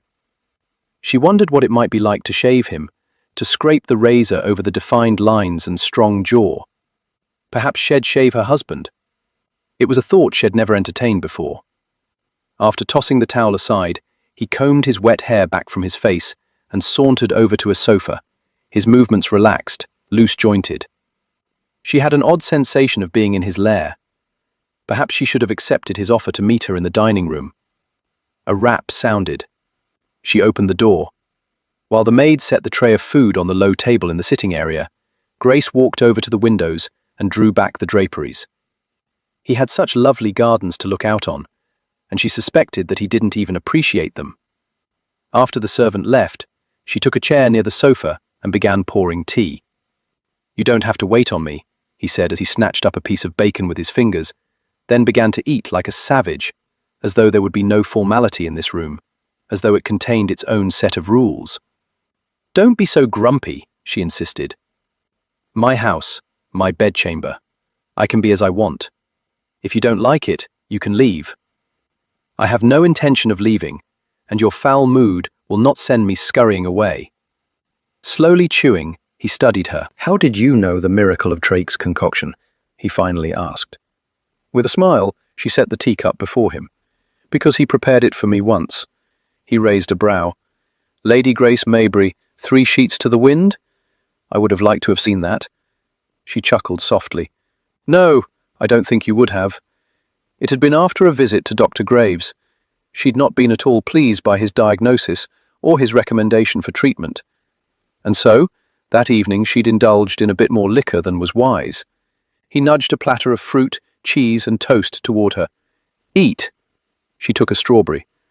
Are you always so pleasant upon first awakening? My morning was disturbed. Again, it's afternoon. She finished off her strawberry. Truly, Lovingdon, I appreciate what you did for Sybil. She came to see me this morning, explained the situation with Fitzsimmons, and how you offered your assistance. He shrugged. I needed a new investment partner. Yes, but you're providing all the investment from what I understand. Only until he gets back on his feet. She shifted in her chair. She said he's more like himself, treating her as he did when they first married. Do you think it'll continue? He met and held her gaze, and she could see the conviction in his eyes. He's not a bad man, Grace. I'm not making excuses for his behavior. It was deplorable. But sometimes when a man feels as though he's no longer in control, he can lose sight of himself. She almost asked him if that was what had happened to him. This life he led now was so very different from the one he'd led before. He was so very different. I've known Fitz since my school days, he added. His comportment in the garden was unlike him. Well, get his financial situation back in hand, and I'll teach him how to guard it better, and all should be well for Lady Sybil. You'd think he'd know how to guard his money. Unfortunately, Grace, sometimes when the coffers have been empty for a while and are suddenly filled, one can forget what is needed not to squander the coins. And if the coffers have been bare for a while, one may have never learned. Another reason that I prefer a man who isn't dependent upon my dowry. Then you need a man whose fortune is not tied to land. He was lounging back, so very relaxed, like a great big lazy cat at the zoological gardens. Yet she had the sense that he was very much alert, could spring into action with the slightest provocation or enticement, if the right woman walked into the room. She took another sip of her tea and set down her cup. May I ask you something else, Lovingdon? A corner of his mouth quirked up, as though my saying no would stop you. Oh, he knew her well, and she loved when he teased her like that. No barbs were ever hidden within his words, even when he was put out with her. The night I came to ask for your assistance and you opened the door, you didn't resemble David. He blinked. David? Michelangelo's David? Ah, he gave a brusque nod. I should hope not. My hair is not nearly that curly. She laughed in spite of the fact that he was deliberately making this difficult for her. I wasn't referring to your locks, but rather lower. Were you aroused? He sounded as though he was strangling, and she wasn't certain if he were choking or laughing. He held up a hand. I'm not having this conversation. I don't know who else to ask about these matters. Not my mother, surely. Minerva, I suppose. My sister won't know the answers, he said tersely. Or at least she'd best not. So I must depend on you. He scowled, and she feared his next words would be a command for her to leave. Instead, he rubbed his bristled chin while studying her. She'd been glad that he'd not had time to shave while she saw to breakfast. She liked how dark and dangerous he appeared when he wasn't properly decked out. 3 buttons on his shirt were undone to reveal a narrow V of chest, and he hadn't bothered with his cuffs. Yes, there was no formality here. I had a woman in my bed, Grace, he finally said. Of course I was aroused. A man's. She pointed her finger at his lap, scratched her neck. It's quite a fascinating bit of anatomy. Can you control it? A bit? Of anatomy? She felt the heat suffuse her face. Well, somewhat more than a bit, but you know what I mean. Can you control it? He rolled his shoulders as though they'd suddenly grown tense. She supposed she shouldn't continue with this line of questioning, but she wanted some answers. He cleared his throat. Sometimes, sometimes not. Where are we going with this? For God's sake, hasn't your mother spoken to you about it? She shook her head. As I understand it, it's a topic that only comes up the morning that a woman marries. Ask Lady Sybil. I have, but she's very vague. Here's my concern. If a man isn't aroused, then he can't make love or produce children, can he? He shifted his position as though he were exceedingly uncomfortable. You have the gist of it, yes. Is love enough to arouse a man? He shifted again, leaning forward, planting his elbows on his thighs, bringing himself nearer to her. Little Rose, are you worried that a man won't find you attractive? I assure you that you are in danger of having more children than you can count. You're only saying that because you're my friend. I'm thin. There are no paintings of thin women. What has that to do with anything? Art reflects what one finds beautiful. Women without an abundance of curves do not find their way into art. Of course they do. Name one artist who portrays thin women. He looked at his ceiling. Nymphs, she said, as though he'd gone blind. Chubby nymphs frolicking in the gardens. Scowling, he looked at the fireplace, at the window, snapped his fingers and looked at her with satisfaction. Monet. But the women are clothed. His jaw dropped. I beg your pardon? In every painting, every statue that I've seen of nude women, the subjects are plump, which leads me to believe that's what men prefer. What if a man doesn't find me enticing? She might have died if he'd laughed. She was certain any other gentleman would have. But ever since he'd discovered her weeping in the stables, he seemed to have an understanding of her insecurities, even though he had no knowledge of how they'd grown tenfold of late. He scooted nearer to her. Trust me, Grace, that is not something about which you need to worry. You are lovely beyond. I'm not searching for compliments, Lovingdon. I'm quite disappointed in myself for needing reassurances, but there you are. I can be in a man's bedchamber and not entice him in the least. Based on the way his gaze slowly roamed over her, she feared she might have overstepped the mark with that comment. Are you attempting to seduce me? He asked in a silky voice. No, but I've always been able to talk with you as I can talk to few others. I thought if I understood men a little better, I might have more luck at securing that which I seek. Men are aroused by all sorts of things, Grace. For a man who loves you, the thought of being with you will be enough. Will it? Of course. She sighed. She didn't believe him. She'd caught sight of the courtesan in his bed.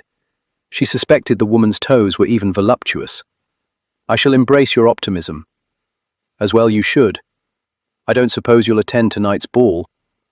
He slowly shook his head. I intend to take a long soak in a tub of hot water that shall last the remainder of the afternoon. An image of naked limbs, long and muscular, flashed through her mind. She really shouldn't have these sorts of thoughts where he was concerned.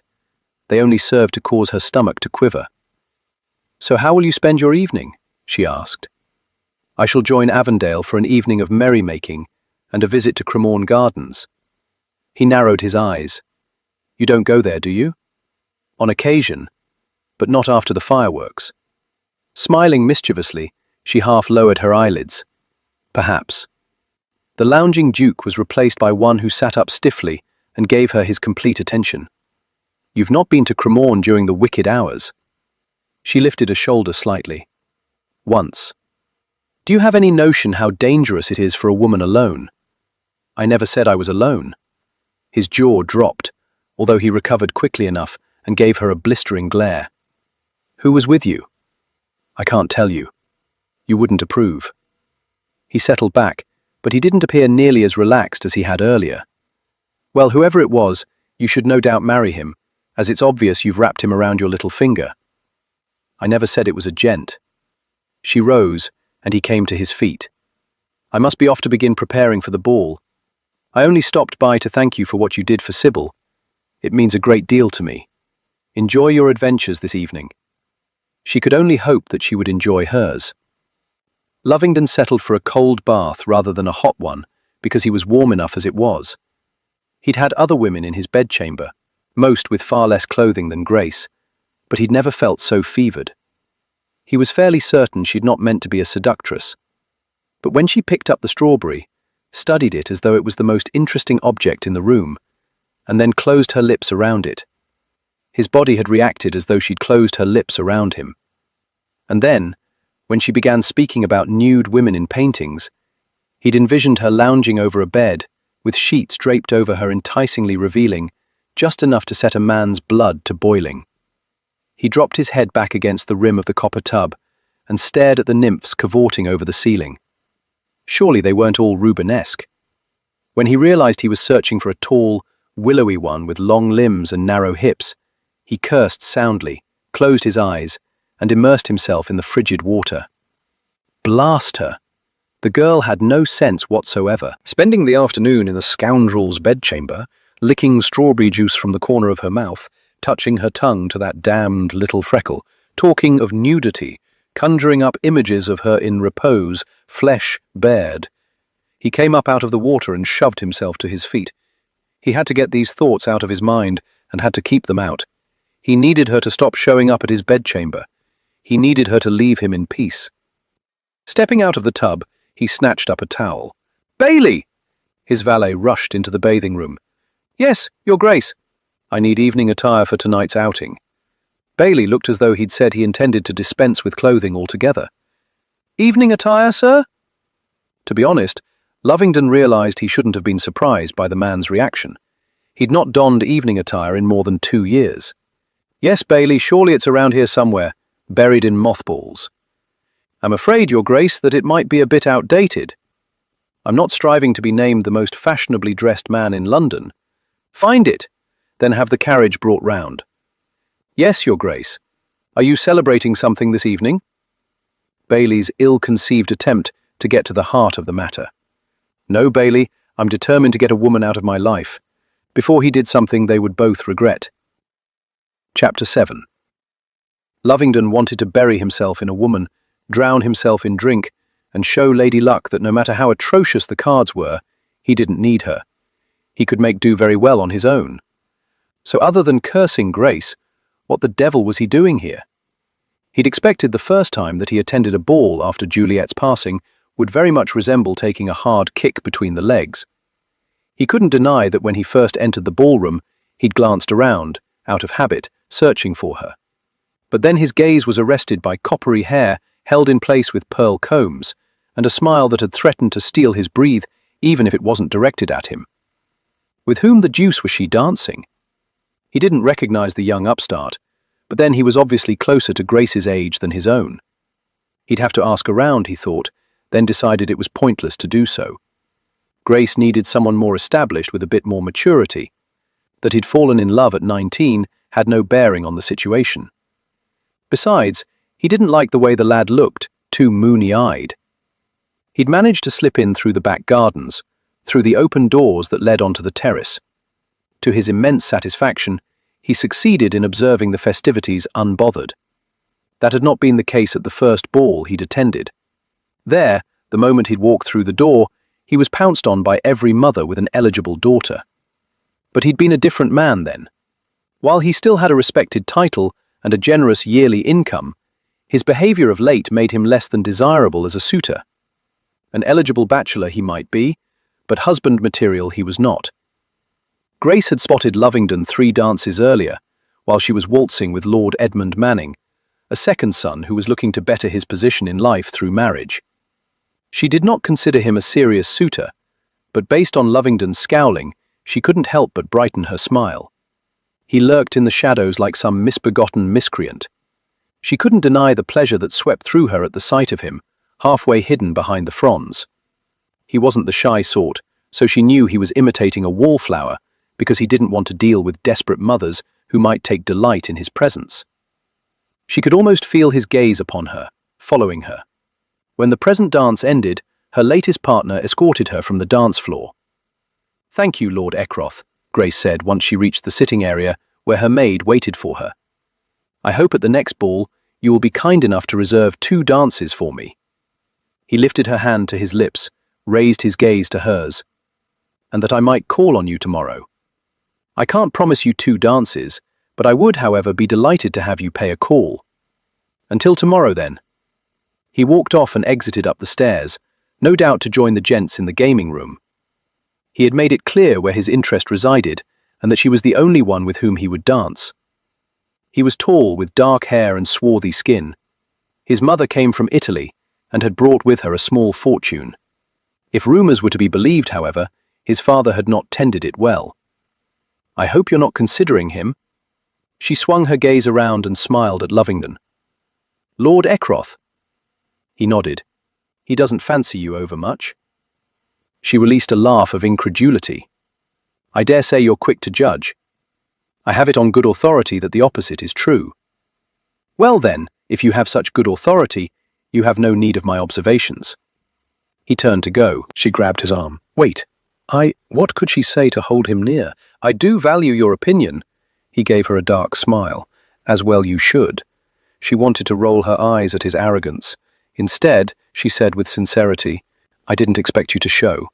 I decided that I can't avoid balls for the rest of my life. Actually, I suppose you could, but I'm glad you didn't. Has it been difficult?" "Not as difficult as I thought.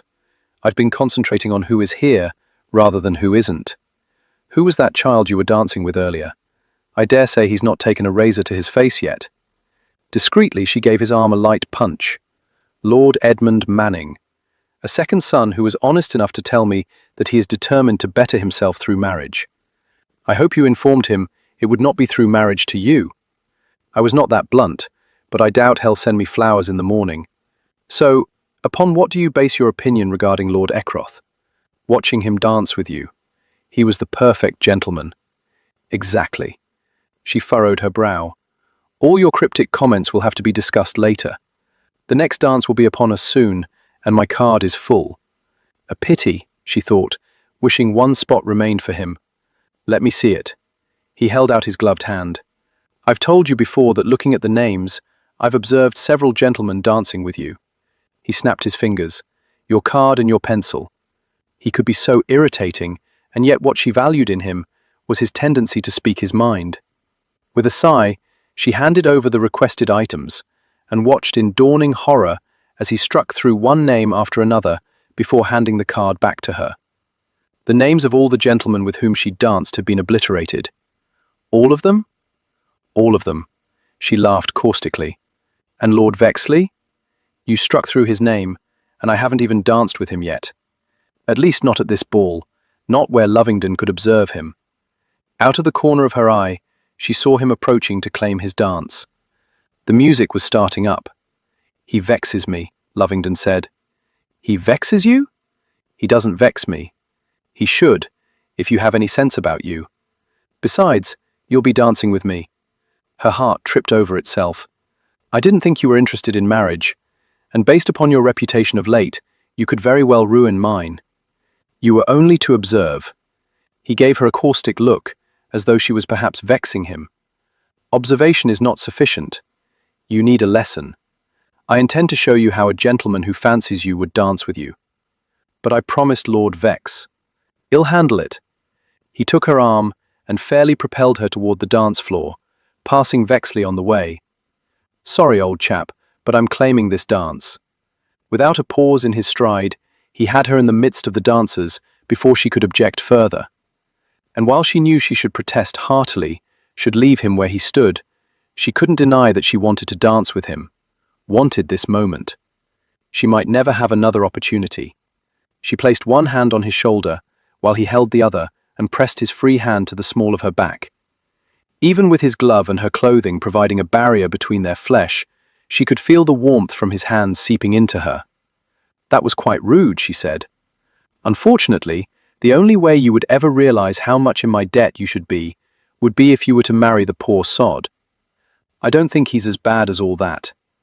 We've danced before, and I find his conversation quite delightful." "He talks while you're dancing?" "Of course.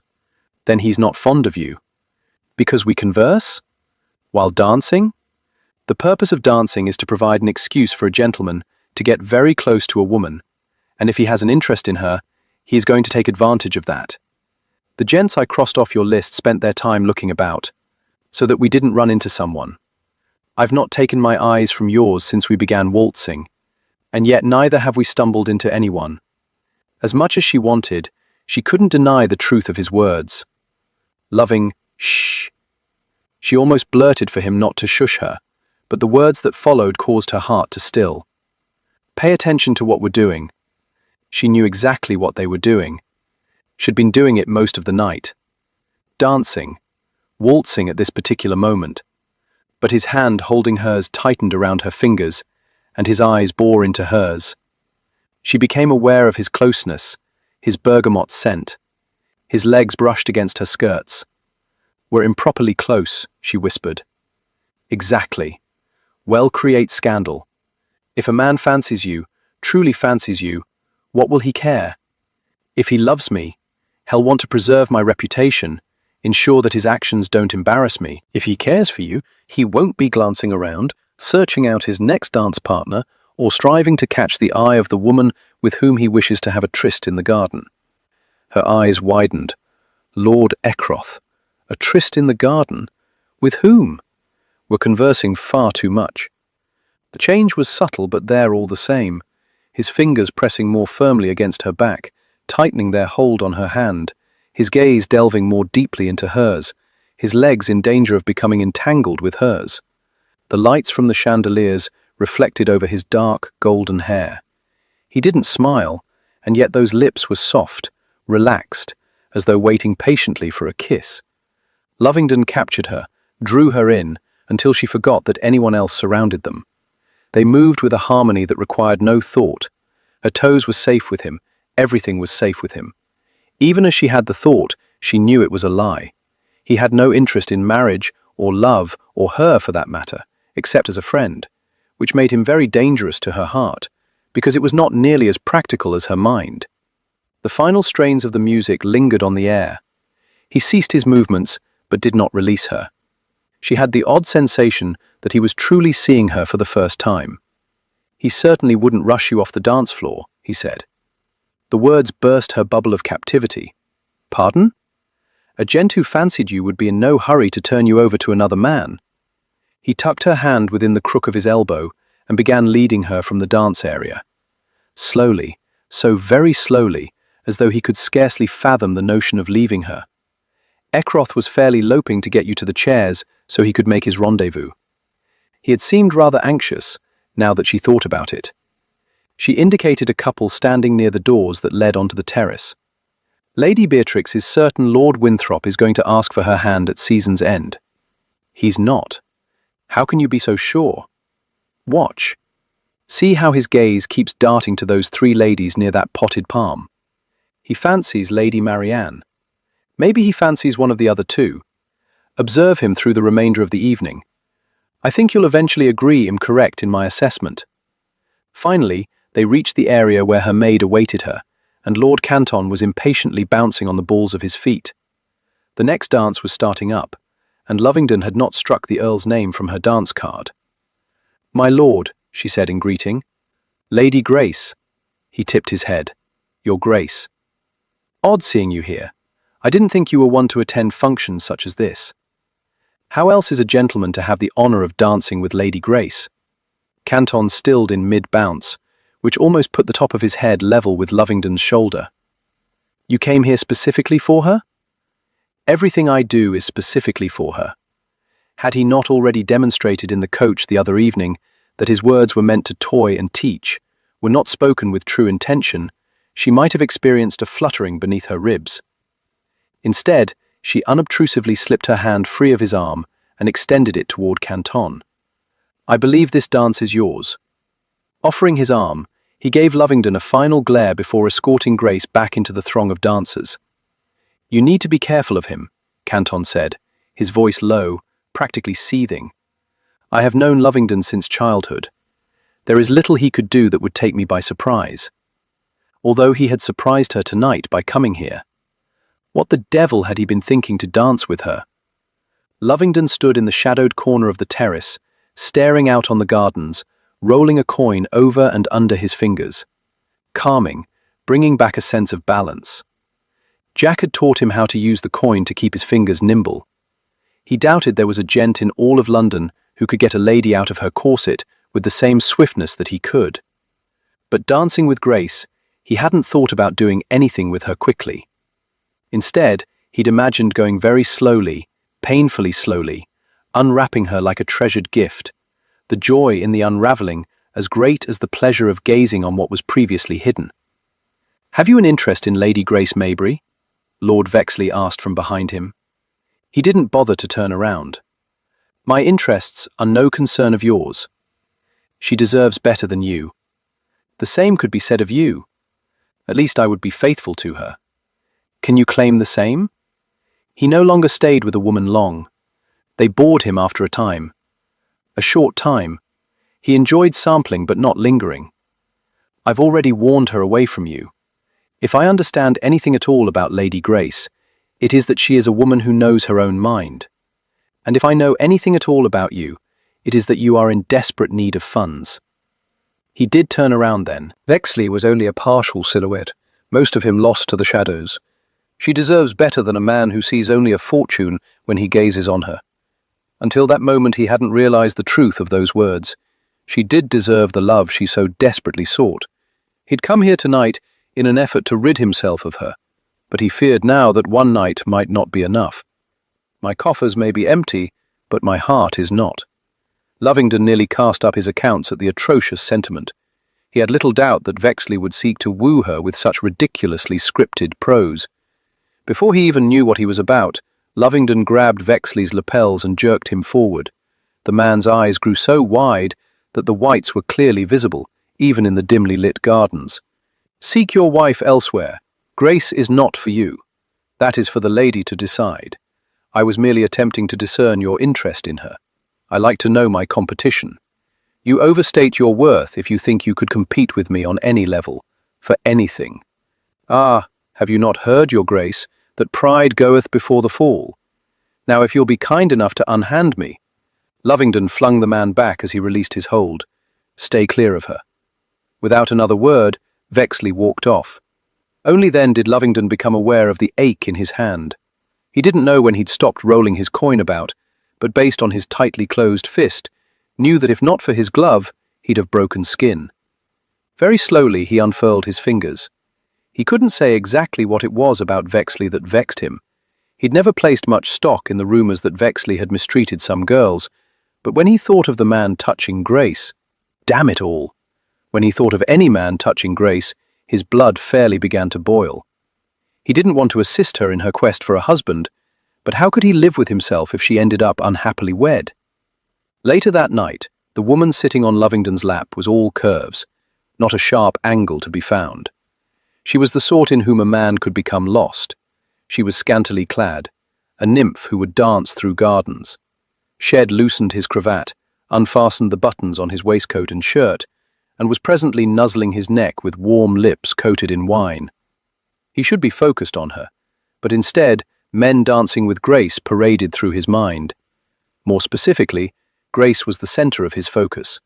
Her smile, her laughter, the way her eyes sparkled brighter than any chandelier.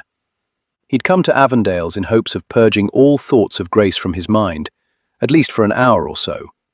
Avondale was the most debauched of any man he knew. When he wasn't at Cremorne, his residence was populated with women of all sorts and sizes. Liquor flowed constantly, food was in abundance, bedchambers were open to one and all. The man believed in living life to the fullest without regret. Lovingdon had embraced his example. At this moment, he should be embracing Aphrodite. He doubted that was her true name. The women here called themselves whatever they thought a man wanted to hear. It was all pretense, nothing real about it. Perhaps you should give Persephone a go, Avondale said laconically. Aphrodite halted her ministrations. Lovingdon lifted his gaze to Avondale, who stood before him holding a silver goblet, no doubt filled to the brim. You look as though you're striving to solve a complicated mathematical formula, Avondale continued. Or perhaps a physics problem. Lovingdon patted Aphrodite's hip. Sweetheart, fetch us some more wine. Without a word or care, she scrambled off his lap and went to do his bidding. That was the thing of it. The women he'd had of late were so eager to please, which he supposed he should find appealing. Instead, he found himself thinking of Grace, too innocent one moment, too worldly the next. She had no qualms about castigating him, challenging him, revealing her disappointments in him. It would take a special man to love her as she deserved, to accept her forthrightness, to not strive to dampen her spirit in order to control her. Avondale dropped into a nearby chair and stretched out his legs. I hear you attended a ball tonight. Who told you that? Avondale shrugged. I hear all sorts of things from all sorts of people. Are you going back on the marriage market? No, God no. assisting Grace. I told you that. I thought you decided to decline that responsibility. It's not a responsibility. It's, blast it. It was a responsibility, one he didn't want, but one he was feeling increasingly obligated to take on. He glanced around. Do you ever get bored with all this? Tapping his goblet, Avondale shook his head. Without all this to serve as a distraction, it'd go mad. Lovingdon furrowed his brow and studied the cousin he'd only come to know well during the past 2 years. At least, he thought he'd come to know him. A distraction from what? Boredom, of course. I think you meant something else. Avondale lifted his mug. I'm not far enough into my cups to discuss it. I think I shall seek out some female companionship. You're not jolly enough tonight. What do you know of Vexley? Hasn't 2 halfpennies to rub together from what I hear. But he's handsome, titled, has 3 estates. What more could a woman with a dowry want? She could want a great deal more. Deserved it even. Chapter 8. There were fewer flowers this morning, Grace said, sitting astride her bay mare as it plodded along Rotten Row, keeping pace with Lovingdon's chestnut gelding. That should please you, he said. He'd arrived 1 hour before the respectable hour for a morning visit, and suggested a ride through Hyde Park. As it was not the fashionable hour, few were about. It's what you wanted, wasn't it? To separate the chaff from the wheat. Yes, but I'm not exactly sure how it came about. Those who sent flowers yesterday but not today care more for your reputation than they do you. That's the reason you danced with me. You knew that some men would be put off by my being in the company of a rake hell. Don't sound surprised. You're the one who pointed out that dancing with me might sully your reputation. But one dance? Not beyond repair, surely. Besides, you're a friend of the family. If you're in the midst of reforming, where better to begin than by waltzing with me? He laughed darkly. I'm not reforming, Grace. Straightening, he took his gaze over her in a slow sojourn. Is that what this little request of yours is about? Trying to put me back on the straight and narrow? Absolutely not. Well, maybe a little. Not that she would confess that to him. I care only about not making a ghastly mistake when it comes to love. Your appearance at the ball did me a great service. If I'm understanding correctly, a man who truly held affections for me wouldn't give a care who danced with me. Exactly. You're absolutely certain that you're responsible for my diminished number of suitors? Without question. Thank God. She released a tight laugh. I was fearful someone had seen Lord Somerdale kiss me in the garden, and that, reaching out, he grabbed the reins and jerked her horse to a stop. Beneath his hat, his eyes were narrowed slits. Somerdale kissed you. She wasn't certain why she experienced such triumph. He didn't seem to have a problem when his behavior was questionable. Why should she not be afforded the same consideration? During the 11th dance, he had claimed it, but suggested we cool off by taking a turn about the garden. Then she felt her cheeks warming with a blush, drew me into the shadows and kissed me. I'd never been kissed before. She pulled the reins from his fingers and urged her horse forward. She was irritated by her reaction. He hadn't the courtesy to blush when he'd opened his door without a stitch of clothing. Why were men so much more comfortable with their bodies than women? He quickly caught up. Are you mad? He asked. If you want to marry for love, the very last thing you need to be doing is going into the garden with a gent alone at night. If you'd been caught in that compromising position, you would have found yourself at the altar with him. Beneath her riding hat, she peered over at him. Yes, I don't quite understand that. What in the world did I compromise? A kiss is pleasant enough, I suppose, but hardly worth casting aspersions on a lady's reputation. Then Somerdale doesn't fancy you as much as you seem to think. I beg your pardon? If he fancied you, he would have given you a kiss that would have had you understanding how one could damn well ruin your reputation. She shifted her gaze to his lips, plump lower, thin upper. They appeared soft. Somerdale's had been chapped, rough, cold. Lovingdon's looked anything but. She swallowed hard. But you don't love every woman you kiss. I've only ever loved one. As for the others, he shrugged. So we're talking lust, not love. A corner of that luscious mouth of his eased up. What do you know of lust? That based upon the way she wanted to squirm in her saddle, she might be experiencing it at that very moment. She wanted to run her fingers through his hair, caress her hands over his shoulders, unfasten his shirt buttons, and catch another glimpse of his chest. I'm not so innocent as you might think. I have 2 older brothers. I've listened to some of their conversations. Unknown to them, I take it. She despised hearing the censure in his voice. He was the blackguard here, not her. As though you are without sin. His smile faded, his face hardened. We won't talk of my sins. She would have taken back the words if she could. But more than that, she wondered what had caused his reaction. She suspected whatever he was referring to was darker, deeper than his current follies. Lady Grace. Glancing over, she saw Lord Somerdale sitting astride a bay horse and trotting toward her. This could prove awkward. Please don't mention the kiss. Not to worry. I won't allow rumours to propel you to the altar. She drew some comfort from knowing he was still her champion, but she wondered why she didn't feel content with the knowledge. As Somerdale urged his horse around to the other side of Grace, with little more than a curt nod as acknowledgement to him, Lovingdon wondered how the Earl would manage without his teeth. He was contemplating knocking every one of them out of his mouth. How dare the man kiss Grace? When Grace had confessed about her encounter with Somerdale in the garden, the fury that shot through Lovingdon had nearly toppled him from his horse. It was one thing to watch men flirt and dance with her, but to take it further? To woo her into a darkened garden and kiss her? That she would allow such liberties, that she didn't realize the risk, not only to her reputation, but to herself, should a man take advantage, was beyond the pale. Some man would push her farther than he ought. Vexley, for example. He crossed their path shortly after Somerdale's arrival. He didn't acknowledge Lovingdon, but damned if his cold glare when Grace wasn't looking didn't count as a challenge. He, too, had wisely sidled his horse on the other side of Grace, keeping a safe distance from Lovingdon, who wondered how Vexley would manage with a broken jaw. It was unlike him to have a penchant toward violence, and he certainly wasn't jealous of the attention they were giving her. It was quite simply that they were not the proper marriage material for a lady of her caliber. They were wasting their time, hers and his. 2 other gentlemen came over on horseback, giving him a curt greeting before turning their full attention onto Grace. Their little entourage had come to a stop, and he was anxious to get them going again. It seemed Grace was not of a like mind. I'm going to sit beneath the tree for a while. You needn't stay, Lovingdon.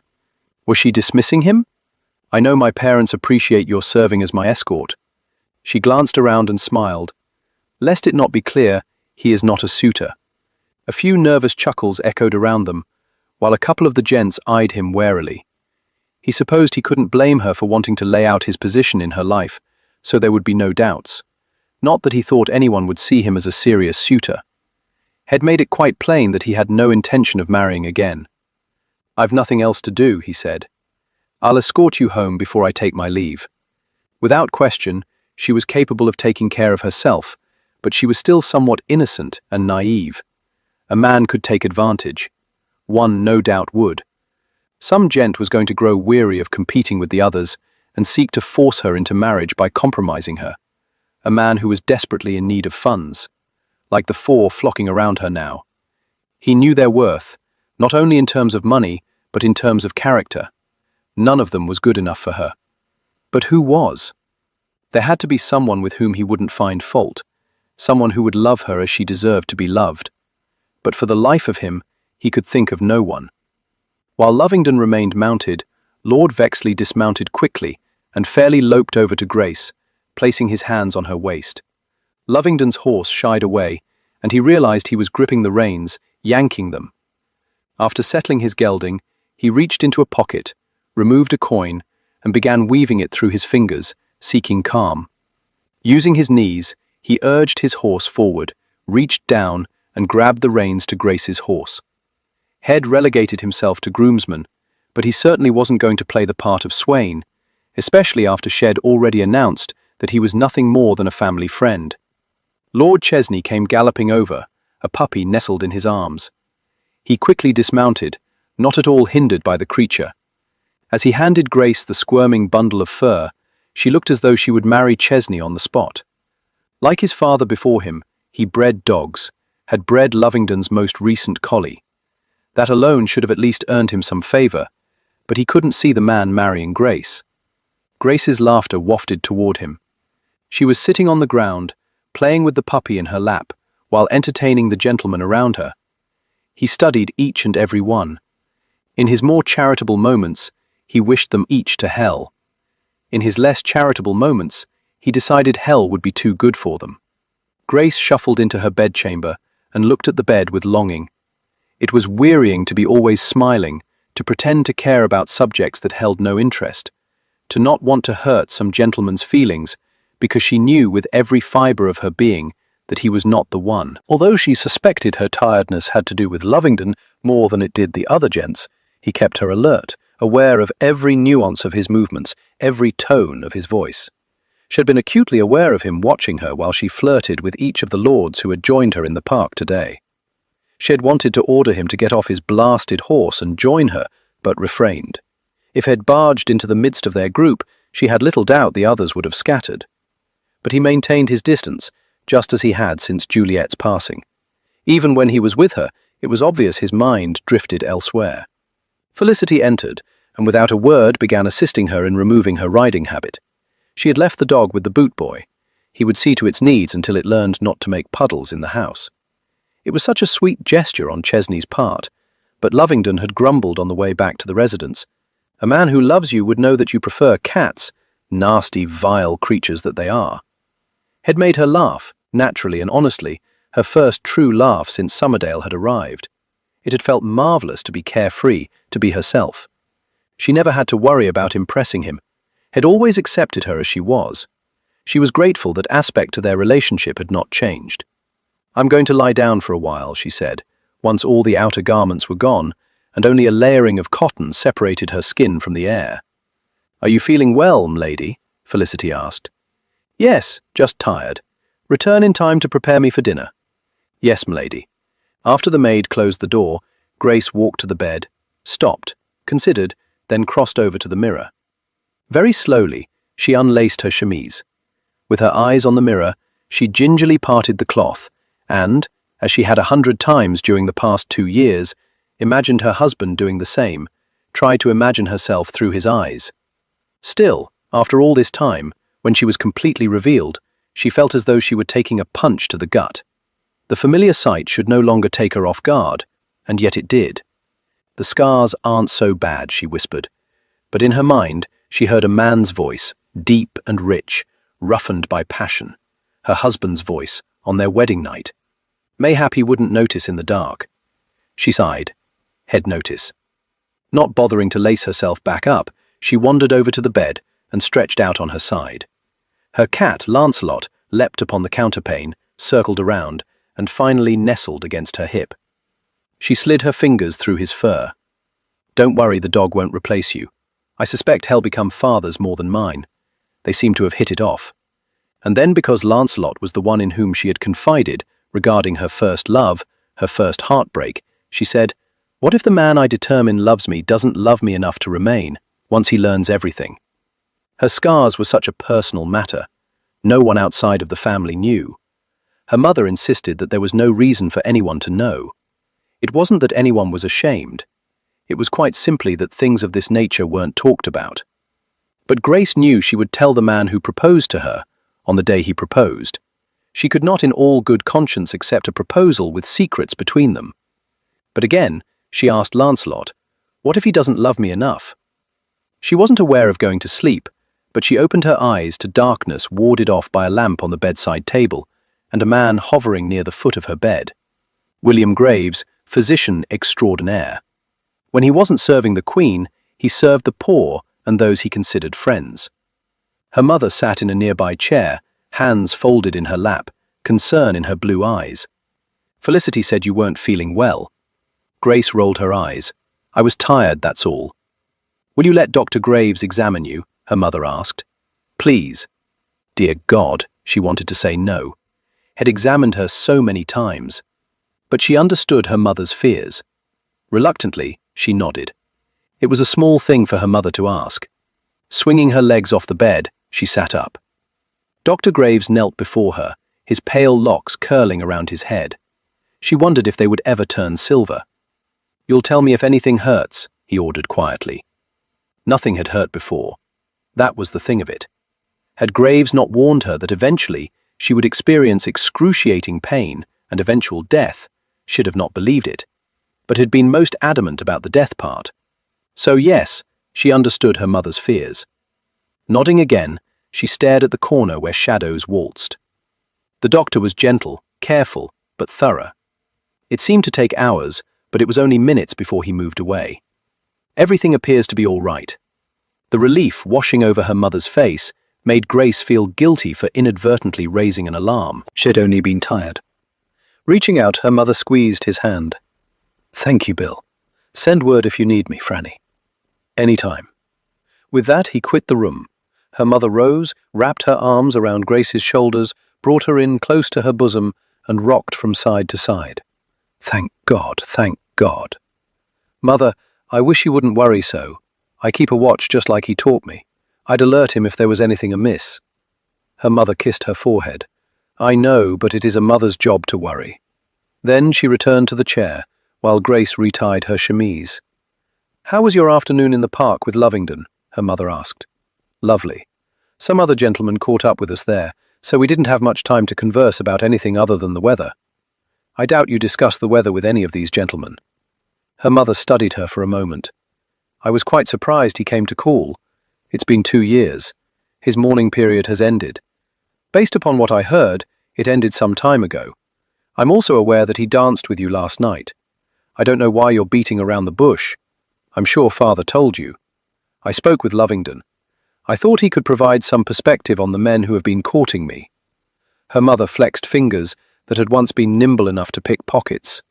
"Grace, I'm very much aware that you were quite infatuated with him when you were younger. When I was a child," she said impatiently, "he can be quite charming, or at least he was. What I feel for him now." She struggled to find the correct word. "I suppose it's confusion more than anything. Sometimes I catch a glimpse of the young man from years ago, but mostly he's not there anymore. The person he is now is a friend, nothing more." She rolled her eyes. "Well, he's also an expert on rake hells. He's managed to give me some advice there. Are you certain you're not running a con, striving to snag something that has always been beyond reach?" Drake asked me the same thing. "I'm not so desperate that I would try to trick a man into loving me. I'm insulted you would both think so poorly of me. Perhaps it is just that I fear a bit of the swindler resides in your blood." "My grandfather, you mean? I do wish I'd met him." Standing, her mother reached into her pocket and withdrew an envelope. "Lovingdon's man delivered a missive for you while you were sleeping. Take care, my darling.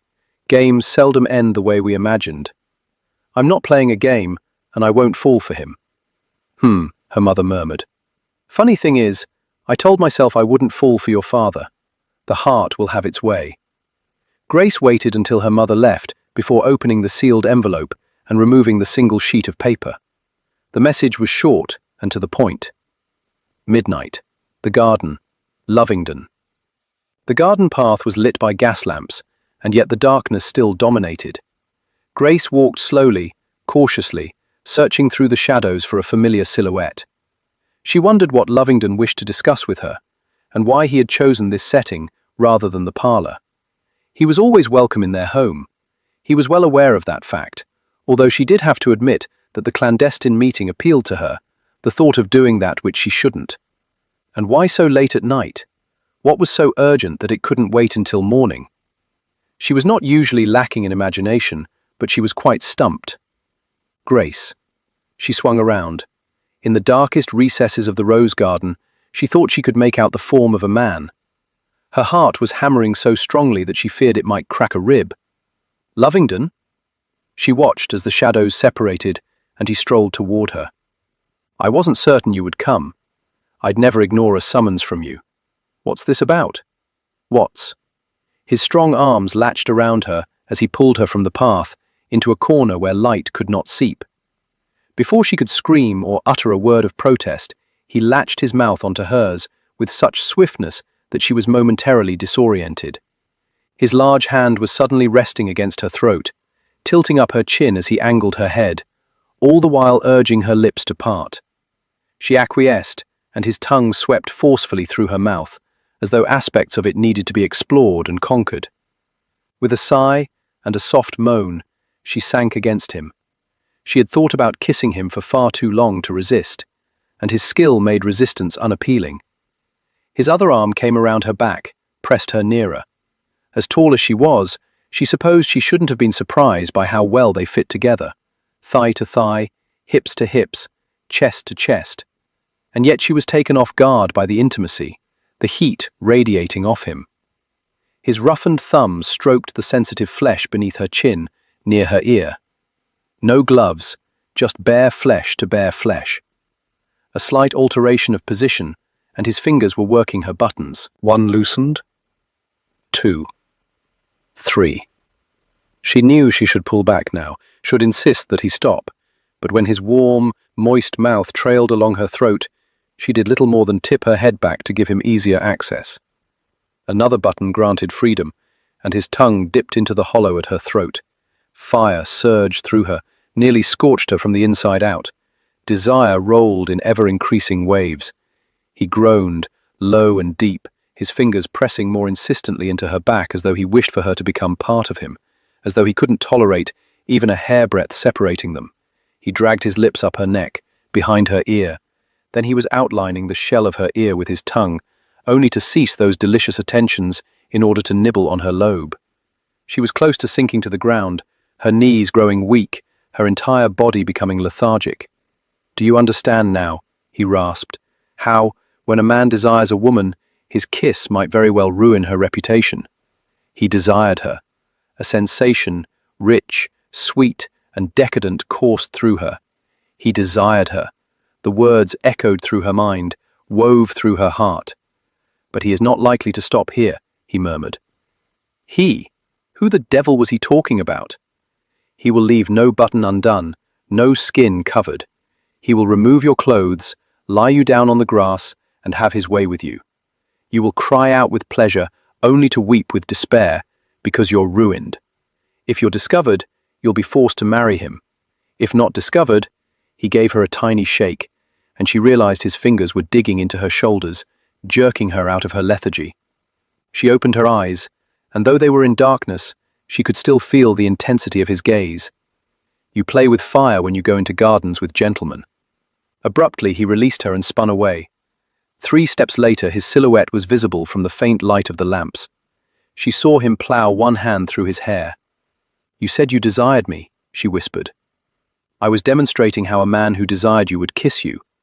If Summerdale didn't kiss you until your toes curled, then he doesn't desire you, and it is very unlikely that he would ever love you." Demonstrating. Forcing her legs to regain their strength, she strode toward him. "How could you kiss me like that if you didn't desire me?" "I've desired enough women to know the particulars." Without thought, she swung her hand around and slapped him with all her might. He staggered back. Her palm stung. "How dare you? How dare you lure me out here and kiss me as though it meant something, as though I meant something? You need to understand the danger you place yourself in when you allow men to take liberties. And you need to understand that you will never be happy with a man who kisses you as Summerdale did. You place too much emphasis on his kiss. Perhaps he simply possesses the wherewithal to hold back his passions. Not if he loves you. You don't love me, and yet you kissed me as though your very life depended on it. I should think that a man who cared deeply for me would be able to accomplish the opposite." He sighed heavily. "Little Rose, I'm trying to impart a lesson." "Well, I don't bloody well want your lessons." She hadn't gone to him all those nights ago to seek his assistance because she wanted his love, although perhaps her mother and Drake had the right of it. Perhaps she had been striving to rekindle what she had felt as a child. It had made her feel such joy, made her believe there was nothing she could not conquer. But what she had felt then was composed of childish things, simple and without basis. She didn't love the man standing before her. She longed for the young lad of her youth, and he was nowhere to be found. She marched past him. He grabbed her arm, and she wrenched free of his hold. "Do not touch me when it means nothing to you, when I mean nothing to you." You mean a great deal to me. I want you to be happy, to have this man you want, who will love you. Why can't it be you?" The swirling shadows created an illusion of him jerking back, as though she'd struck him again. But she knew her words meant little. He was helping her because she had been insistent, not because he had any true desire to be of service. He didn't care what happened to her. "I don't have it within me to love like that again." His voice was somber, reflective, filled with pain and anguish. Although she knew the words would slice, she couldn't seem to hold her tongue. "Perhaps you never truly did love. You know nothing at all about love if you believe that." Spinning on his heel, he disappeared into the shadows. She had meant to hurt him because he'd hurt her, the one person whom she had thought would never cause her pain. Her father was right. She wasn't going to find love where she was looking for it. So she'd damned well find it elsewhere. Whipping around, she headed to the residence. Why can't it be you? What had prompted her to ask such an absurd question? He had only himself to blame for tonight's debacle. Meeting her in the garden had been a mistake. A colossal mistake. 5 minutes after sending the message, he'd known it, and yet had been unable to not make the rendezvous. From the moment he learned that Summerdale had kissed her, Lovingdon had thought of nothing except her lips, what it might be like to press his against them. It had been unlike anything he'd ever experienced before. He was so young when he married Juliet, so untried, so blasted naive. He had been determined never to offend her with a man's lustful cravings. Oh, certainly passion had characterized their lovemaking. He had adored and desired her. But with Grace, it had been something else, something more. She responded with fervor that matched his own, and while his original intent had been to teach her a lesson, he feared he was the one tutored. She held nothing back. As in all things, she was fearless. Had she not been a friend, had he not cared about her, he would have done exactly what he'd predicted a man who didn't love her would. He would have taken her to the verdant grass and had his way with her. He would have slowly loosened her buttons, her ties, her bows. He would have bared her body. His mind came to a screeching halt. Grace. These lustful thoughts centered on Grace. She wanted love. He could give her lust in abundance, but not love. He had closed his heart to the possibility. He would never again experience the devastating pain of loss. He would not love. He would not. Perhaps you never truly did love. How he wished that were true, because he was so damn tired of the agony of loss. He never wanted to experience it again. It wasn't just losing the physical presence of Juliet and Margaret. It was losing the memory of them as well that tormented him. Sometimes he couldn't remember the exact shade of their hair or the peal of their laughter. Sometimes he would go days without thinking of them, and when he did, the guilt blasted into him, because he was beginning to accept their absence. That hurt worst of all. But he was thinking of Juliet now, with a vengeance, as he slowly sipped the whiskey while in a darkened corner in the sitting room at Dodger's. He'd considered returning to his residence, but he couldn't stand the thought of facing the many portraits of Juliet that adorned his home. She would look down at him from above the mantel and judge him, no more harshly than he judged himself. In his mind she began to recede, and Grace came to the fore. Grace, who had no qualms whatsoever about displaying her ill temper to him. Juliet had certainly never been angry with him. They'd never exchanged harsh words. Grace frustrated him to no end with her quest for love. Did she think he could pull it out of his pocket and hand it to her? Contemplating murdering someone? Lovingdon jerked his head up to find Drake studying him intently. Drake was older by 3 years, and Lovingdon had once trailed after him like a faithful pup. Drake never seemed to mind, but he had taught Lovingdon some skills that he suspected his mother would rather he not know. He could pick a lock, lift a treasured piece without being caught, pilfer a pocket. With a sleight of hand, he could pluck out the cards that would ensure he won. Why would you think that? Drake lifted a shoulder. I'm accustomed to your dark expressions, but this one seems to be almost black. He sat in the nearby chair.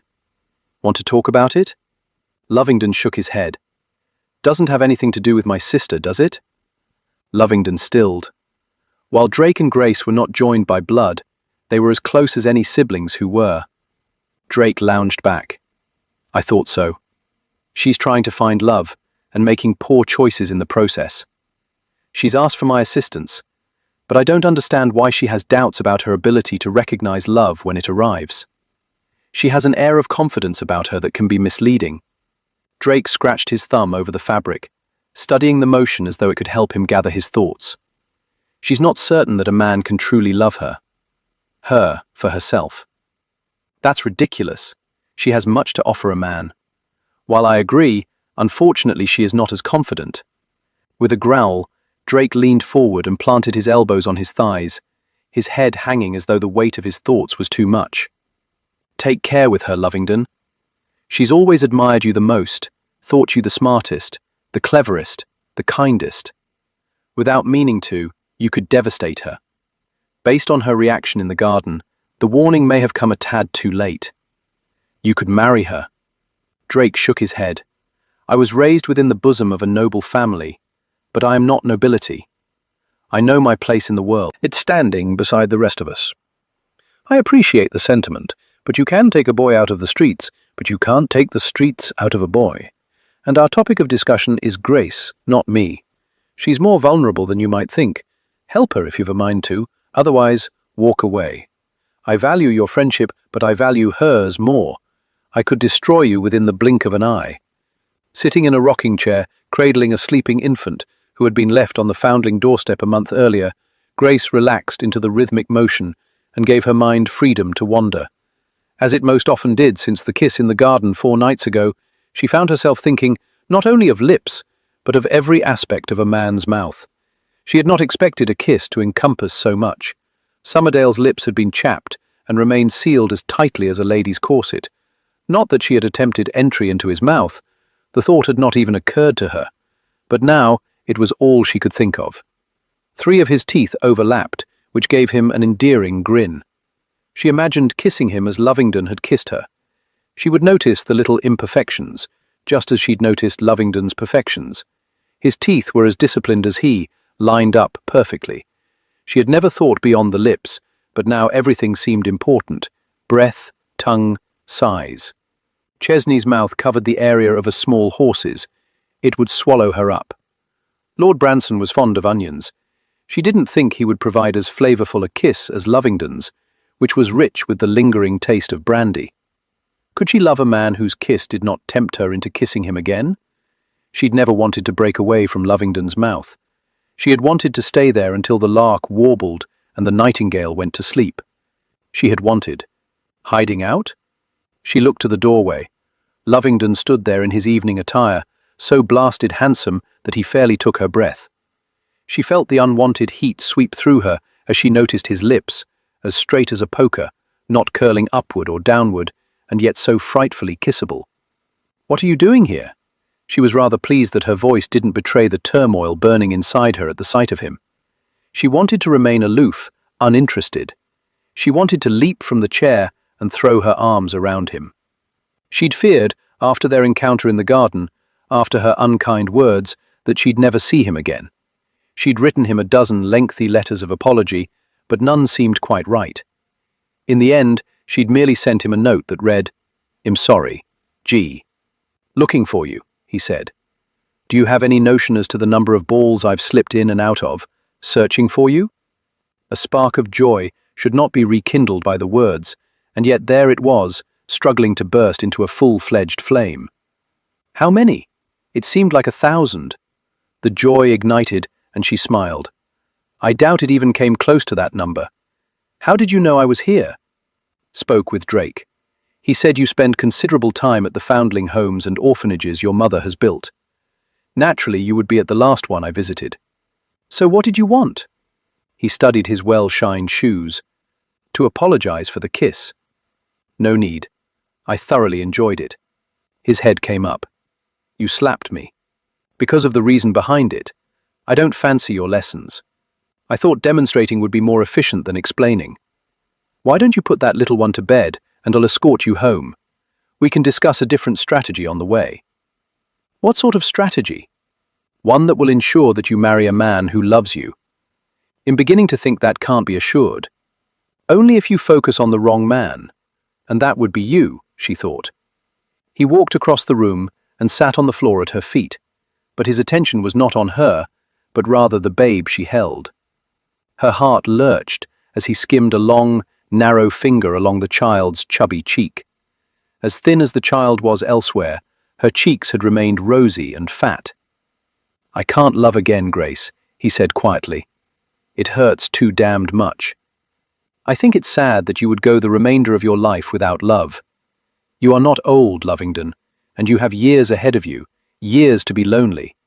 Just because I don't have love doesn't mean I will be lonely. He lifted his gaze to hers. I don't want for women, and I don't want for men circling about, but it's not enough. It's superficial, it's undemanding. Juliet never struck me as demanding. She demanded that I not let her and Margaret die. With that admission, her stomach fairly fell to the floor. She realized there was more to his change in character than loss. There was the burden of guilt, horrible guilt. It was a wonder he managed to get out of bed at all with the weight of it.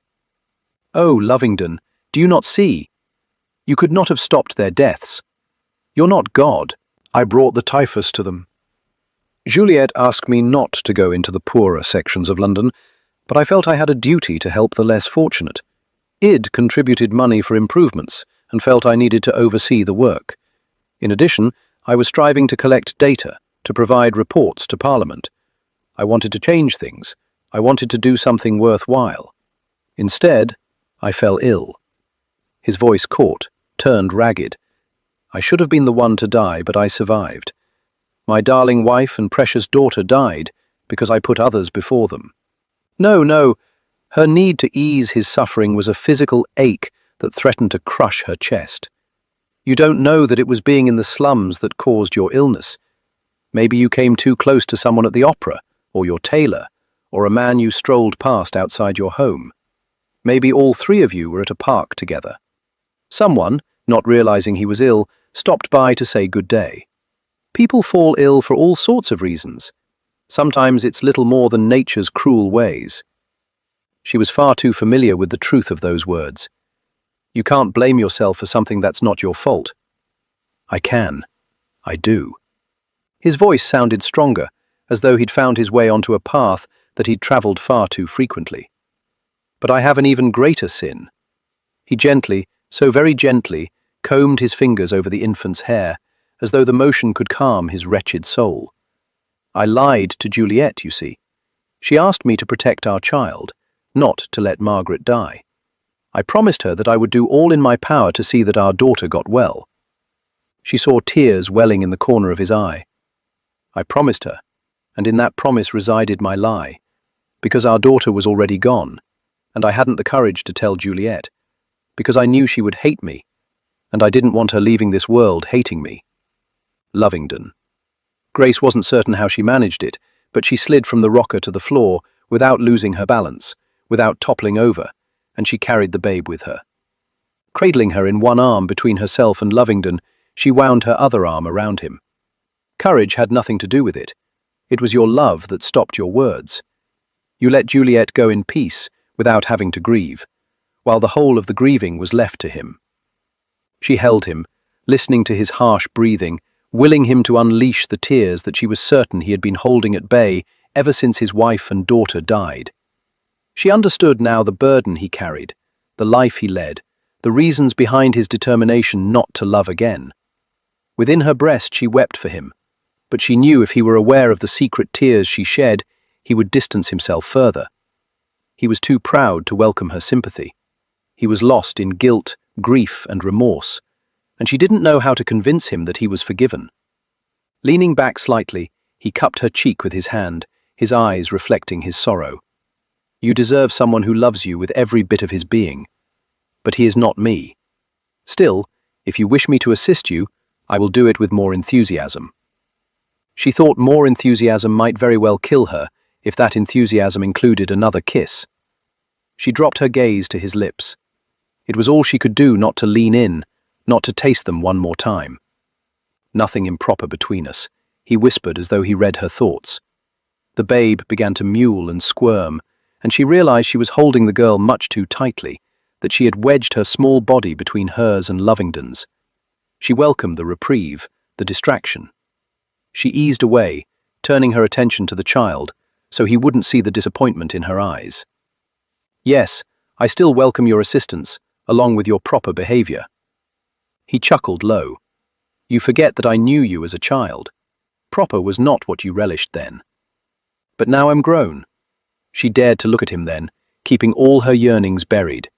He would not love again. She was certain of it now. She did not agree with his reasons, but then it was not her place to agree. Unfortunately, as much as she cared for him, she thought too much of herself to settle for less than she deserved. She deserved a man who loved her wholeheartedly. I believe my plan to approach you was misguided. I will truly understand if you prefer to return to your debauched life. Helping you doesn't mean I have to leave my debauched life behind. Pushing himself to his feet, he helped her up. Tomorrow we will begin our earnest quest for your love. Chapter 9. Glass. It was an exhibit of glass. Glasses. Things out of which people drank. Why would anyone bloody care?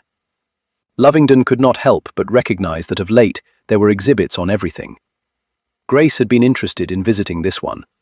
He would have been more entertained by cow dung. There was a reason he preferred nightly entertainments. The day ones were numbing, but apparently very popular. He could hardly reconcile all the people who were entranced with drinking vessels. With her arm nestled in the crook of his elbow, she said, "Of the couples here, which of the gentlemen truly fancy the lady they have accompanied?" All of them. A man would have to be truly, madly, deeply in love to force himself through this. She smiled, and that deuced tiny freckle at her mouth winked. "You're bored. It's glass, Grace. Now, if it had a pour of whiskey or rum in it. Or God, it'd even be grateful for rye." She laughed, and he made a mental note that he shouldn't cause her to laugh. He loved the way her throat worked so delicately, the way her lips parted in merriment, the absolute joy that lit her eyes. Over something as mundane as stemware. "I don't think you're taking this outing seriously. We're a bit early, so it's the perfect opportunity for you to provide me with some clues as to what I should look for. But soon the set will be descending, because everyone knows that Bertie is keen to see the exhibit, and I will no doubt be swept away by numerous suitors.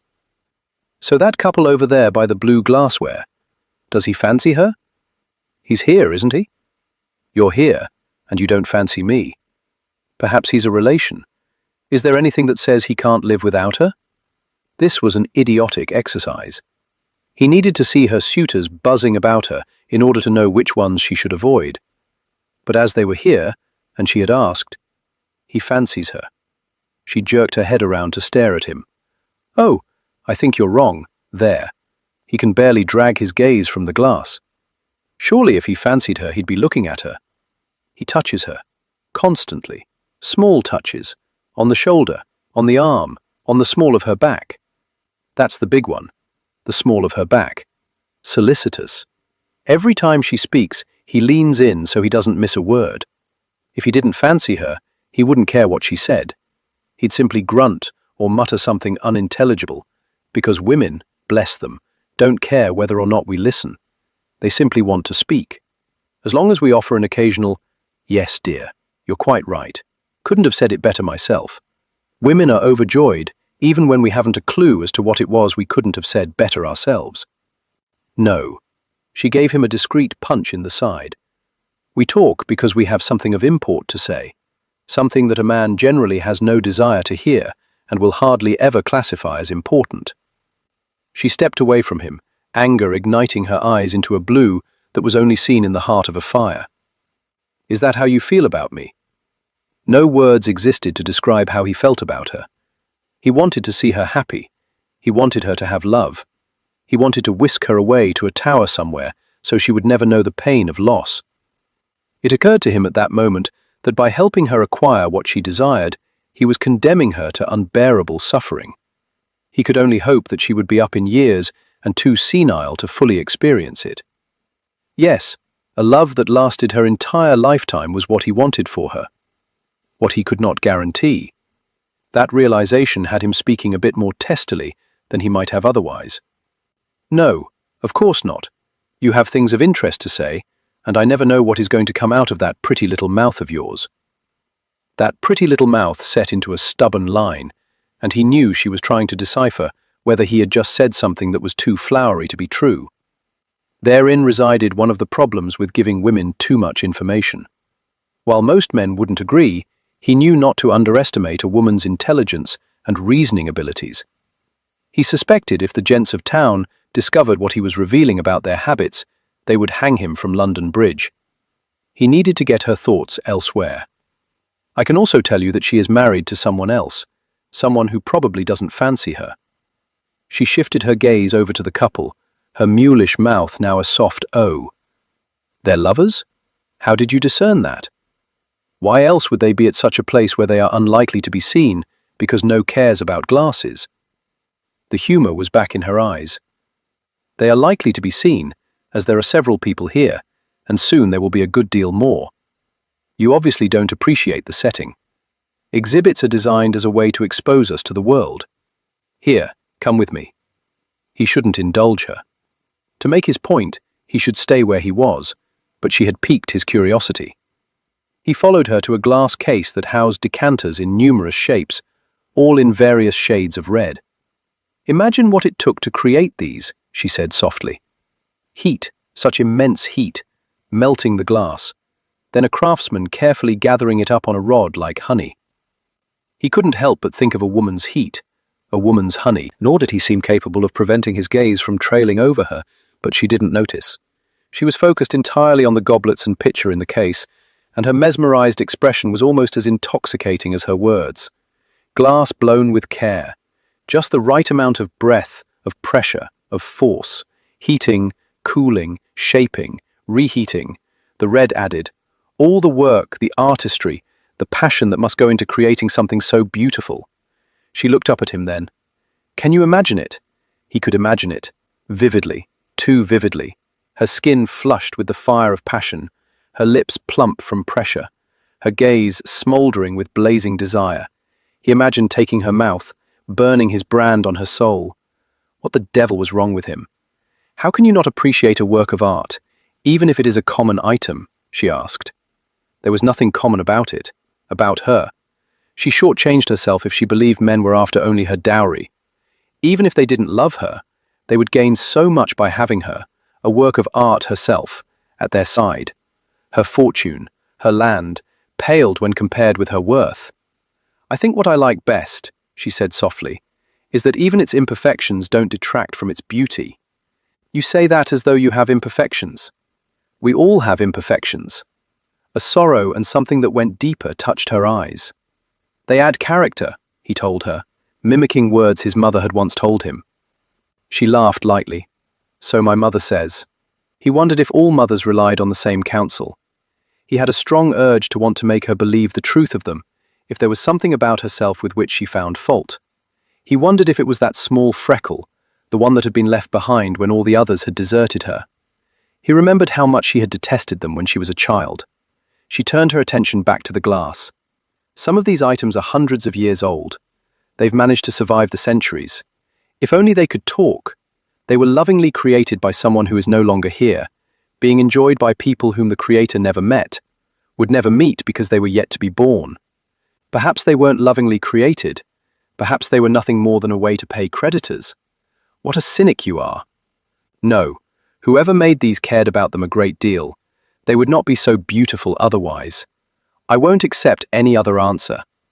You're a romantic, she laughed again, frightfully so. But then I don't suppose that comes as a surprise, considering the reason behind your presence here. Before he could respond, a commotion caught his attention. A group of people was barreling down the passageway.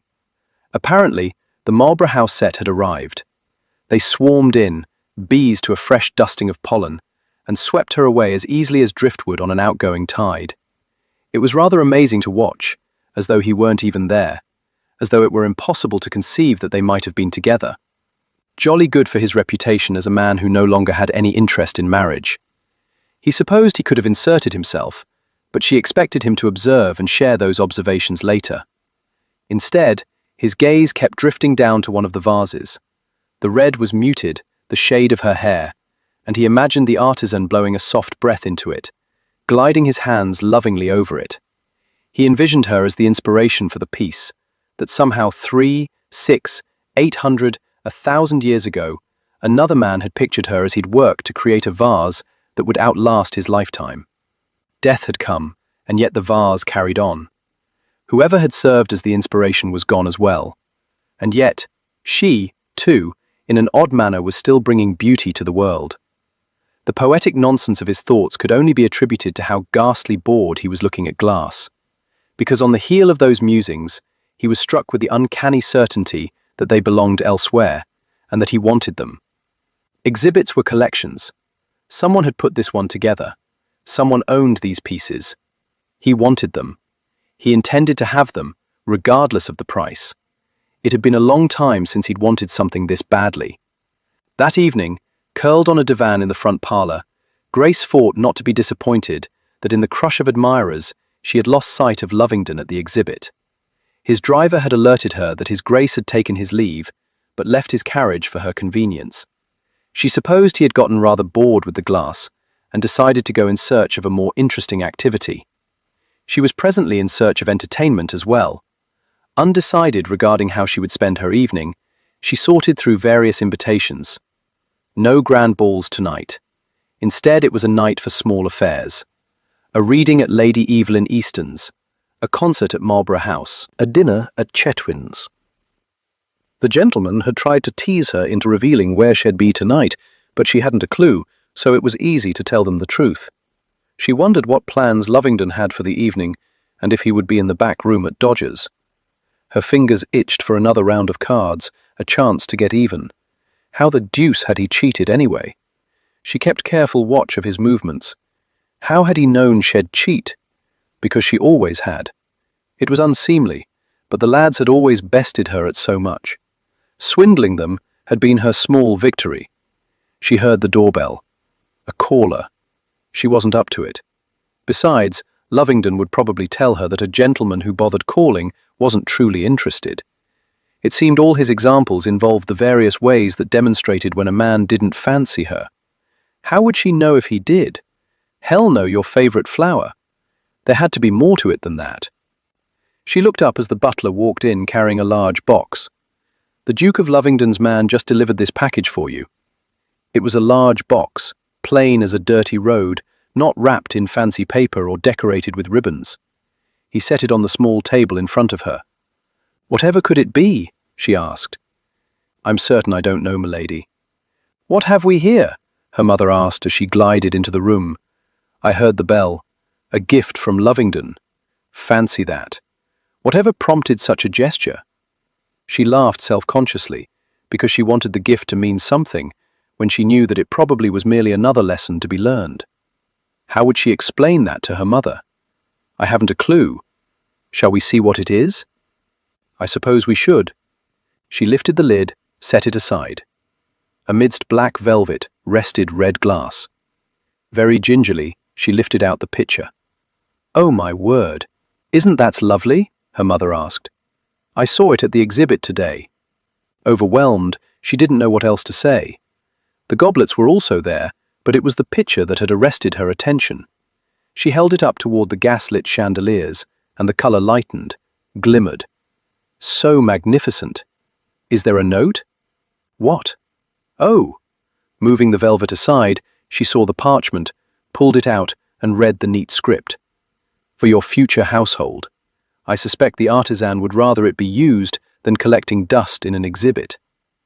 She supposed she would forgive him for not appreciating the exhibit when he had managed so successfully to touch her heart.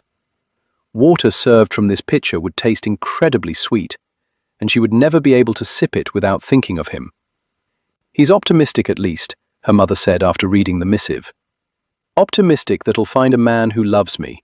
He knows I won't marry one who doesn't. I suspect it's been a long time since he's been optimistic about anything. Perhaps it's not such a bad thing that he's been coming around. Not a bad thing at all. Chapter 10. Lovingdon couldn't recall how he'd come to be on the floor of his library. He thought after he retrieved his last bottle of whiskey that he'd been heading for the chair. But here he was with his back against it and his bottom on the floor. Which worked well, because it gave him a sturdy place to put the bottle when he wasn't drinking from it. It also gave him a lovely angle from which to gaze at the vase. With the lamp on the desk off to the side, it cast a halo around the glass container, changed the way it looked. Shadow and light, copper and red. I expected to find you at Dodger's. Grace's sweet voice filled his ears. He lolled his head to the side. shadow and light, copper and red. I really must talk with my butler about his penchant for allowing you to wander through my residence unannounced. She glided nearer, no provocative sway to her hips, no enticing roll of her shoulders, no flirtatious lowering of her eyelids. Yet he considered her more alluring than any woman he'd known of late. He understands that I'm practically family. I suspect it more likely that he understands your nature to do as you please. She grinned. That as well. I didn't think you had any plans for the night. I didn't, but I wanted to thank you for the lovely glass. I suppose you were demonstrating another rule. If he loves me, hell no when I covet something. He couldn't stop himself from smiling. He did hope he didn't look as silly as he felt. It pleased you? Very much. She was standing over him now. Would you like me to help you into a chair? He shook his head. No, I'm where I want to be. Not very high standards. She turned, came up short. You bought the vase as well. It appeared lonely with all the other red pieces gone. Careful there. You're almost sounding poetic. Never. He watched as she strolled over to his decanter table, grabbed a crystal carafe and glass, and walked back over to him. She settled onto the floor facing him, working her back against the chair opposite his, her legs stretched out alongside his. What are you doing? He asked, his tone not nearly as firm as it should be, failing to convey the inappropriateness of her actions. You shouldn't be here. It's bad form to drink alone. Besides, Mother and Father don't know that I'm here. They think I went to bed early with a headache. She poured, what was it she had? Ah yes, the rum, into her glass. She lifted it a bit. Cheers, and proceeded to take a healthy swallow. No coughing or choking. She wasn't a novice to hard liquor, but he hadn't expected her to take so well to the rum. I have sherry if you'd like, he told her. I prefer rum. Awful of me not to prefer the more dainty drinks I know. I mastered rum because my brothers were drinking it. It's not fair that men go off to a private room to smoke and drink, and ladies sip tea. We should be able to end our evening with a hearty drink. She lifted her glass in another salute before sipping the golden brew. So I came to get a report. A report? Yes, about what you observed today. Anyone who doesn't fancy me. Bertie fancies you. She laughed lightly. The Prince of Wales? Indeed, but you want to steer clear of married men, especially one who might one day rule an empire. No worries there, as I have no interest in married men. Sort of defeats my purpose, since I am in search of a husband. He studied her, sipped his whiskey. It was loosening his tongue. Probably not a good thing, but why the urgency, Grace? Why the urgency to marry? She ran her finger around the rim of her glass. You won't understand. Whatever the reason, I promise not to judge you. She sighed. I probably shouldn't have had spirits tonight. It makes it so easy to talk, to say things that I wouldn't normally say. Why does it do that? She hadn't had a great deal yet, so maybe she wasn't as accustomed to it as he thought. That's the whole point of it, to make you lose your inhibitions, to not give a damn one way or another. You can tell me because I'm so far gone that I probably won't remember in the morning what you said. She tapped her glass, and he had an insane flash of her tapping that finger against his bare chest, of her running that nail down his breastbone, scoring his flesh. Yes, he should stop drinking now. My father, she said. He blinked, fought not to look surprised. But he was off his game. He suspected he looked like a deer that had suddenly found itself crossing the path of a hunter. He's forcing you to marry? Of course not, but he's losing his sight. You mustn't tell anyone. He's so proud, and he's hid it for years. I want him to see me as a bride, to know I'm happy. I want him to be able to dance with me on the day I marry. There was little that he could imagine that was worse than going blind, unless it was to lose the one you loved. But he suspected that others could tell him something worse. Everything was perspective. Everything was subjective. I'm sorry, he said, words he meant from the depths of his blackened heart. I don't know if it's better to have been born blind and to never know what the world looks like, or to have seen the world and then be condemned to blackness. It's rather like that question you posed the night you asked for my assistance. Is it better to have loved and lost than to have never loved at all? I would rather have love for a little while, because she'd never had it. Things that one never possessed always shined more brightly than the things that were held. They sat in silence for several long moments, with the fire crackling, the clock ticking, his collie snoring in the corner. Her dress buttoned up to her chin. The sleeves were long. No need for gloves when she was here in such an informal capacity. She drew up her knees to her chest, wound one arm around her legs. She couldn't have had on more than one petticoat, because her skirt draped over her as though nothing existed between her and her skin. He wanted to touch her ankle, her knee, her hip, her shoulder, her chin. Light touches. Sometimes they could be the most intimate. Oh, but he needed to get his thoughts onto something else. So he said, "The couple at the exhibit, looking at the blue glass. I had it wrong. They were married to each other." She perked up. "How do you know?" Because of the way he touched her. Without thought, without artifice. He wanted her to know he was there, enjoying the moment with her. But he was careful not to intrude.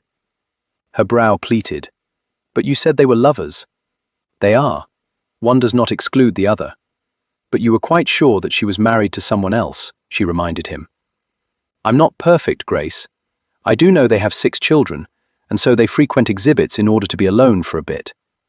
"How did you acquire that information?" Spoke with him for a few moments, when she went to the necessary room.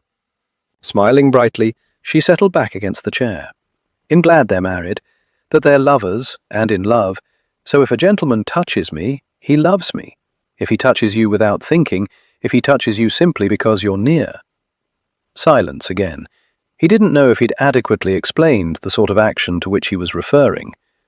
"Why are you here alone tonight?" she asked quietly. "Sometimes I need to be alone." She craned her head back to see the portrait above the fireplace, the one of Juliet. "I was so young when you got married, too young for her and I to become dear friends. I wonder why I always saw her as so old, but never was bothered by the years separating you and I. Perhaps because I was always in your life, and she came into it later." Now he looked up.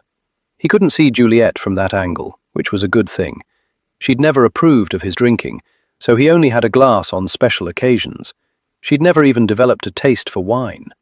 She didn't like card games. Had she played, she certainly never would have cheated at them, unlike the woman across from him who was pouring herself more rum. She didn't chastise him for sitting here 3 sheets to the wind. She simply grabbed a decanter and joined him. "What are you smiling at?" Grace asked. Jolted from his reverie by her question, he jerked his head back. "Am I? I can't see your teeth, but your lips are curled up. I always liked your smile. Always liked yours. My teeth were too big for a bit there. I never noticed." Liar. He thought his smile grew. He always felt comfortable with her, as though there were no judgments, no wrongs, no sins. But at that moment he wanted more with her. Perhaps it was because he'd had too much to drink. Perhaps it was because they were alone. Perhaps it was the shadows promising to hide secrets. Leaning over, reaching down, he wrapped his hand around her ankle and pulled her toward him. Startled, she looked up, but she didn't resist, and he quickly had them hip to hip. He splayed his fingers along the back of her head, tucked the other hand beneath her chin, tilted her head up, and sipped at her mouth. He circled his tongue around the outer edges of her lips before running it along the seam. An opening, a slight parting, an invitation. He slid his tongue inside and groaned when he discovered hers waiting, ready to parry. No shy miss, his little rose. She tasted dark, rich, and decadent. The rum added a tartness, a sweetness, a uniqueness.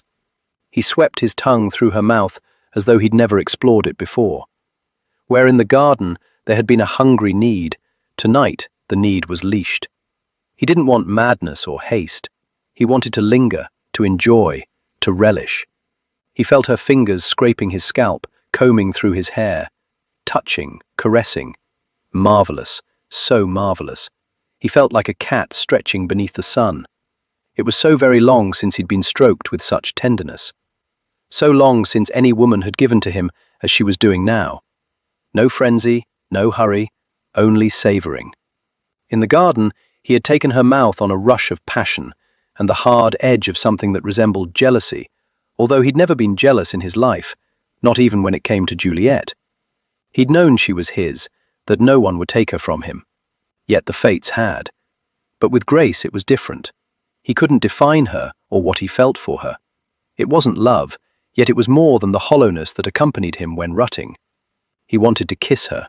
He'd wanted to kiss her at the exhibit when she rhapsodized on about silly glass. Her passion for the creation of the pieces had sparked a passion in him.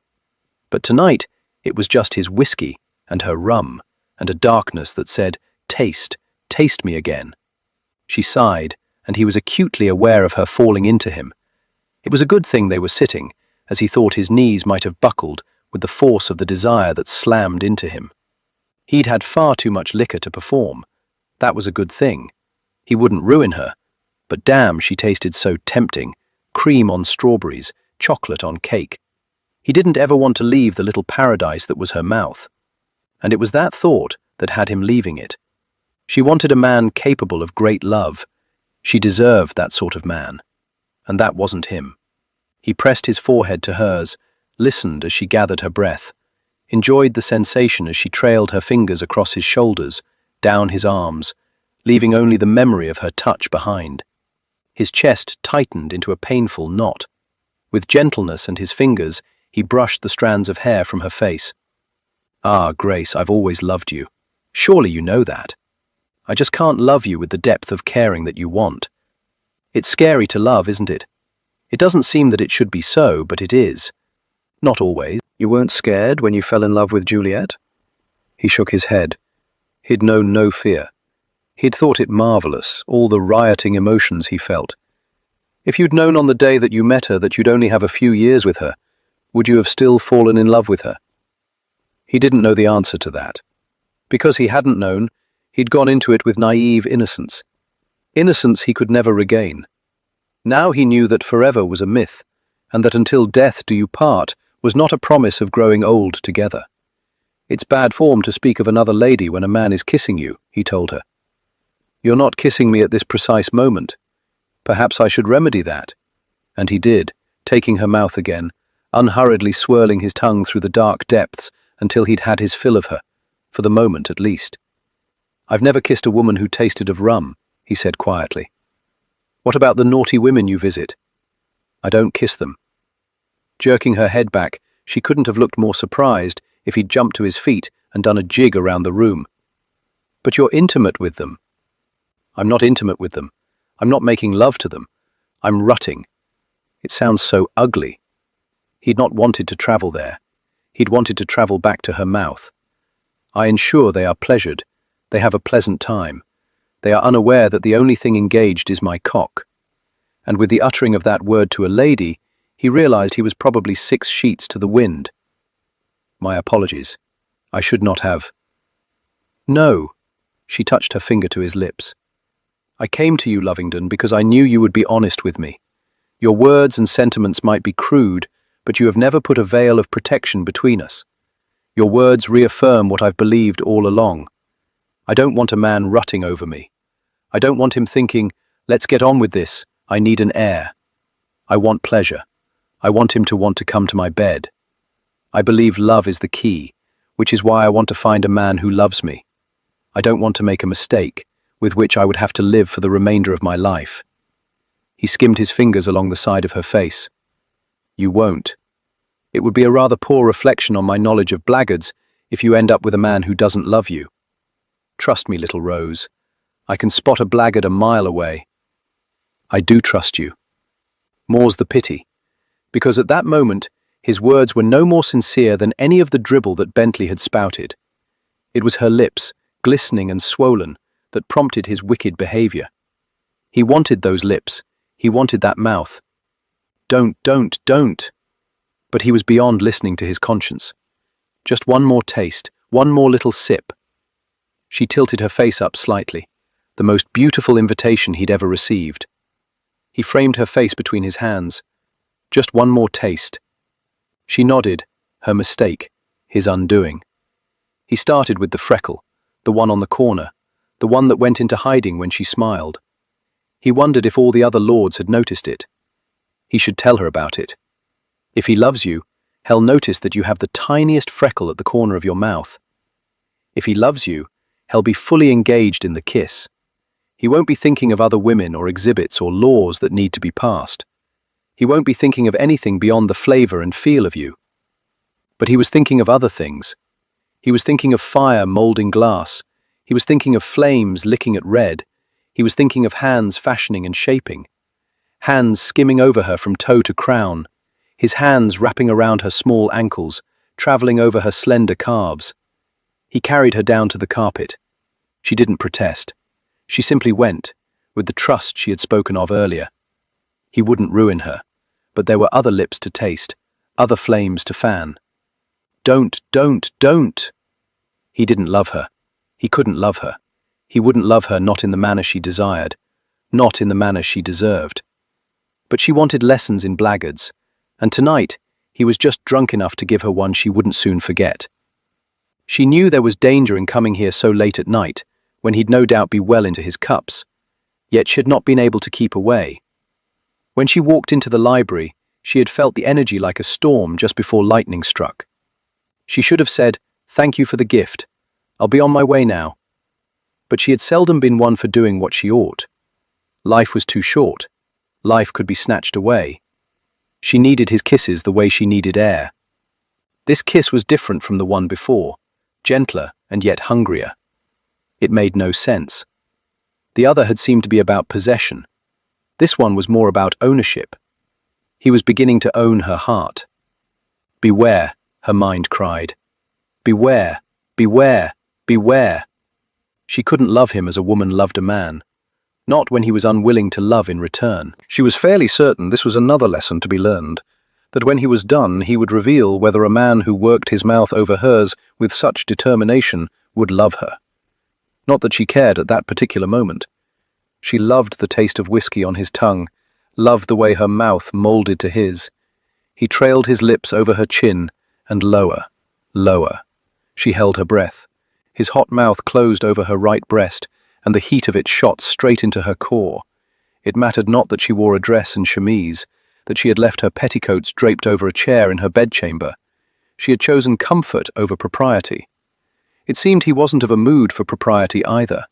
His hands bracketed her waist, and he pushed himself down farther, rose up on an elbow, and watched as his hand travelled over her hip, along her thigh. His gaze came to rest on hers, his holding a challenge that went unanswered. She didn't know how to respond. Her body was thrumming with need, with something she didn't quite understand. His large hand knotted around a section of her skirt, began gathering it up. Lovingdon, shh. You'll leave here a virgin, I promise you that. She trusted him, but she wasn't ready for him to know everything. She doubted she ever would be. But neither was she quite ready to leave him, to lose these warm sensations that were purring through her. Are you mimicking a man in love with me, or a blackguard? He raised his eyes to hers. A blackguard. Most definitely a blackguard. I should stop these advances, she said. Yes, for other blackguards. But don't you want to know what lies at the end of them?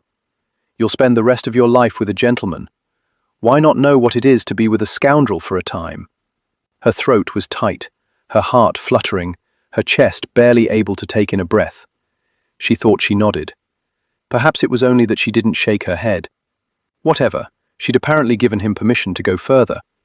He pulled the hem of her skirt at her waist. Silk underdrawers, he rasped, his voice tight, controlled. I like the way they feel against my skin. I think you'll like more what I'm about to place against your skin.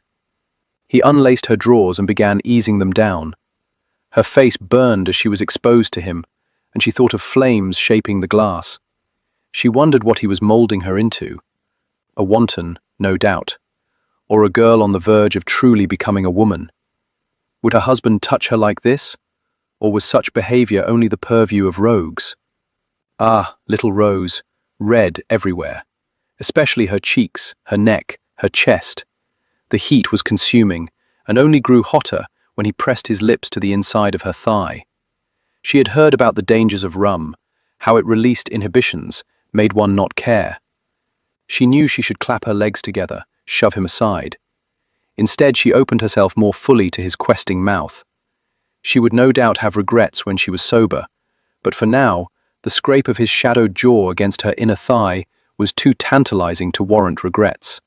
He moved up, half-inch by agonizing half-inch. She felt his breath wafting through her curls. Lifting his head, he reached for the crystal decanter. "What are you doing?" she asked. "Tasting rum on lips, remember?" Before she could respond, he poured the golden liquid over her most intimate region. She squealed, kicked ineffectually at him, an instinctual reaction. He dropped his head back and laughed, a bold, joyous sound that reverberated around the room. Suddenly the sound stopped, but the essence of it continued to vibrate, as though it had become a permanent part of the air surrounding them. With a somberness that didn't seem to fit with what had just happened, he held her gaze. "God, I can't remember the last time I laughed." He laid his head on the pillow of rumpled skirts at her belly. Damn, but it felt good. Laughter is a balm for the soul, especially one as black as mine. His eyes came to bear on hers again, and there was something different in them, something heated and dangerous. It was a release, as good as any I've had with women of the night. "You're deserving of one as well." He lowered his head, and she felt his tongue lapping at the rum, lapping at her. Velvet over silk, and so much nicer than undergarments. She wouldn't mind having that sensation over her entire body, but then he would learn the truth, and while she trusted him, some things a woman simply did not share. She shoved dark thoughts aside, and instead focused on the pleasure, the laughter of her senses. Oh, he was wicked, doing things that she was certain no husband would ever do. It was so inappropriate, so naughty. It was not for the refined, for ladies. It was decadence at its most decadent. She knotted her fingers in his hair because she couldn't stand the thought of not touching him. Pressing her thighs against his shoulders, she wished she felt the silk of flesh there instead of soft linen. She should have asked him to remove his shirt. Had she known where he had planned to take her, she might have asked him to remove everything. He kissed, he stroked, he suckled. He created sensations that were beyond description. Pleasure rolled through her in undulating waves that threatened to take her under, to lift her up. If she were glass, she would have melted by now. Her breaths came in short gasps. Her sighs evolved into ever higher pitches. "Lovingdon, let it happen, Grace. Let your body succumb to the ultimate joy of pleasure." Then there were no more words, only his tongue urging her on with its determined actions. Swirls of red spun behind her closed eyes. Faster, faster, a vortex that flung her over a precipice. She screamed as her body tightened, her back arched, her fingers dug into his scalp. She shuddered and trembled, reached heaven before floating mindlessly back to earth. There was silence in the coach. It wasn't heavy or awkward, it was simply present, because after that mind-shattering experience, Grace had been without words. So had Lovingdon, apparently. Quietly, he had reassembled her skewed attire. With his hand on the small of her back, he led her to the coach and climbed in after her. It didn't seem to matter that it was her family's coach, that it would either need to return him home or he would have to walk. Perhaps he was aware that she wasn't yet ready to be alone. Otherwise, why would he be holding her now, his arm around her shoulders, her face tucked into the hollow of his neck? He smelled sultry and wicked. Every now and then, she thought she caught a fragrance that might be her. "I'm beginning to see the appeal of marrying a blackguard, whether he loves me or not," she finally said. He chuckled darkly. "I thought you might. I suppose the best thing would be to marry a blackguard who loves me. Blackguards don't love. Pity that." Silence again. "I suspect," he began, "that I shall forever think of you when I drink rum." Heat and pleasure swarmed through her. She would never again drink rum without thinking of him. "I fear your carpet is ruined." Simple enough to have it replaced. She placed her hand on his chest, felt the steady pounding of his heart. "I'm not certain what I should take away from tonight's lesson. Not all men would have stopped where I did. Never allow a man to lift your skirts." Pressing her lips to his neck, she tasted the salt of his skin. "Tonight, I'm ever so glad I did." She was aware of him stiffening, was certain he would regret his actions on the morrow, when whiskey was no longer coursing through his veins. Perhaps she would as well, but she also knew that even a man who loved her might never make passionate love to her. When all was revealed, he might find bedding her a chore. The coach came to a halt. Lovingdon leapt out, then handed her down. "Your father is much too lenient, allowing you out at all hours. As I told you earlier, he doesn't know." Rising up on her toes, she kissed his cheek. "Thank you for the glass. That's all I intended when I came to see you, to thank you for the glass. Intentions, bad or good, have a way of going astray. Good night, Lovingdon." She headed up the walk and heard the coach rattling away. At the top of the steps, she turned back and saw Lovingdon walking down the drive, a solitary figure, encased in loneliness. She wanted to rush after him, return to his residence, curl up in his large bed, and hold him. Just hold him. Have him hold her. She waited until he was no longer in sight. Then she turned and pressed her forehead to the door. Oh, dear Lord, now she'd gone and done it. She'd fallen in love with him all over again. Chapter 11. If a man is keen on us, he will look us in the eye when we speak, and if we speak low, he will lean in to hear what we say. If he doesn't lean in, he doesn't fancy us. Grace was standing in a distant corner of Uncle Jack's parlor, speaking with Minerva and Ophelia. A small gathering of family and friends had arrived for dinner to celebrate Minerva's birthday. She had hoped to see Lovingdon here, but he had yet to show. Had not attended a family gathering in 2 years. She was disappointed tonight would be no exception. She knew Minerva was equally disappointed. It was not every day that a girl turned 19. Her oldest brother should be on hand. "You know, my grandmother always insisted that a lady speak extremely softly. I wonder now if this was her reasoning," Ophelia said. "Oh, I've no doubt," Grace said. "Did your gentleman tell you this?" Minerva asked. Grace nodded perfunctorily. "I suppose it should go on our list, but it seems that there should be more to it." How often have you spoken to a man only to have him murmur, "Yes, yes," when you hadn't even posed a question? "Yes, but I say we test it tonight," Lady Ophelia announced with authority. "We have the perfect opportunity. The gathering is small, intimate. Several gentlemen are in attendance. We should be able to get results very quickly. We shall hold a meeting afterward in the garden." "Yes, all right," Minerva agreed, although Lovingdon would be a perfect test sample. He cares not one whit any more about love or women. Grace felt her face heat up as visions of him caring about bringing her pleasure swamped her. She could readily recall every sensation he elicited with seeming ease. A more accurate statement might be, love or marriage. "I'm sure he's not being celibate." Why would you think that? Experience. A recent, ill-advised late-night visit that left her lying in bed each night, since wondering if she should pay another visit. But she thought it unlikely that she would find him at home, or if he were, alone. That time had been an aberration. He was very much in want of the company of women. Celibacy does not a scoundrel make, or so I've heard. From your brother himself. "You're quite right," Ophelia confirmed. "Wine, women, and gambling, according to my brother." "Lovingdon?" Minerva's mother called out.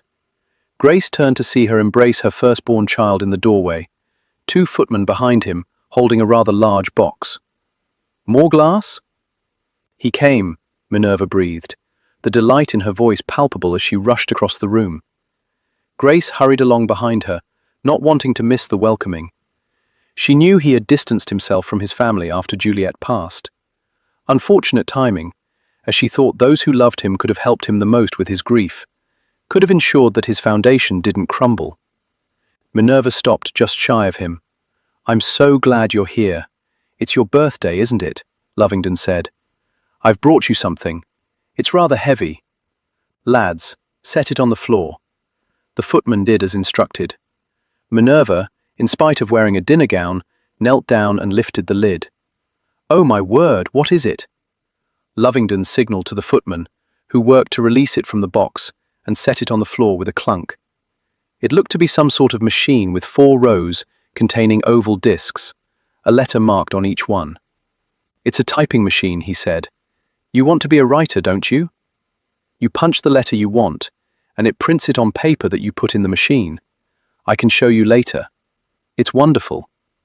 Well, as I can barely decipher your handwriting, I thought it might prove useful. Don't want publishers attributing incorrect words to you. You're the best big brother a girl could have. Tears welled in her eyes as she flung her arms around his neck. I'm sorry, Minnie, he whispered. Sorry, I haven't been here. For a while. His gaze caught Grace's, and she saw the regret there. But more than that, she saw the gratitude, and her heart did 3 little somersaults, when it shouldn't be jumping about at all. Not for him. She couldn't help but believe that slowly, irrevocably, his heart was healing, and that he might one day fall in love again. Not with her, of course. She was far too stubborn and bold for his tastes. She remembered Juliet as being extremely genteel and reserved. They could not have been more opposite in that regard. When Minnie finally released her hold on him, he stepped over and shook Uncle Jack's hand. While Jack Dodger was not related to Grace by blood, he was dear friends with her mother, and to her he had always been Uncle Jack. Then Lovingdon was standing in front of her, a devilish twinkle in his eyes that caused her heart to skip a beat. How long had it been since he appeared less burdened? Are they serving rum this evening? She gave him an impish smile, doing all in her power not to let her cheeks turn red. Not to the ladies, he gave her a secretive grin. More's the pity. To get his mind and hers away from things they shouldn't ponder, she nodded toward the typing machine. Interesting contraption. I've never heard of such a thing. They're a relatively recent invention. However, I don't know that they have much of a future. They seem rather clunky and slow-going to me. You remembered her dream, though, and that's what matters. Strangest thing, Avondale said. All the ladies are speaking so softly I can barely hear them without leaning in. During dinner, Lovingdon had noticed the odd behavior as well. They were presently in the gentleman's parlour, drinking port and smoking cigars, while the ladies were off sipping tea. He could well imagine Grace fuming over that little ritual. He knew she'd much rather be in here. He, Avondale and Langdon had separated themselves from the other gents. He was ridiculously glad that the bachelors on hand were few in number. The men who were here had not given an unusual amount of attention to Grace. He didn't know if it was because of the occasion, or that they had given up hope of securing her hand. He hoped for the latter, then wondered at the reasoning behind his hope. If she were narrowing down her selections, then soon she would make a decision, and no longer need his advice. He could avoid exhibits, balls, and other social niceties.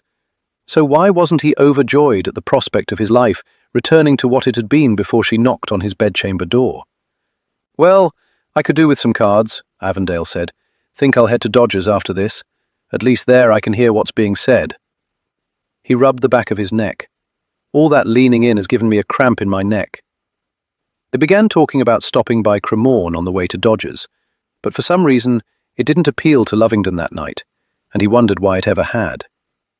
If you gentlemen will excuse me, I'm going out for a bit of fresh air. He used the side door that led onto the terrace. Gaslights lit the garden path. He had grown up in this house and was familiar with every aspect of it. He could walk the paths in the dark without tripping over anything. He heard the chirping of the insects and the rustling of the foliage brushing over the brick wall. He knew all the normal night sounds. They did not include whisperings.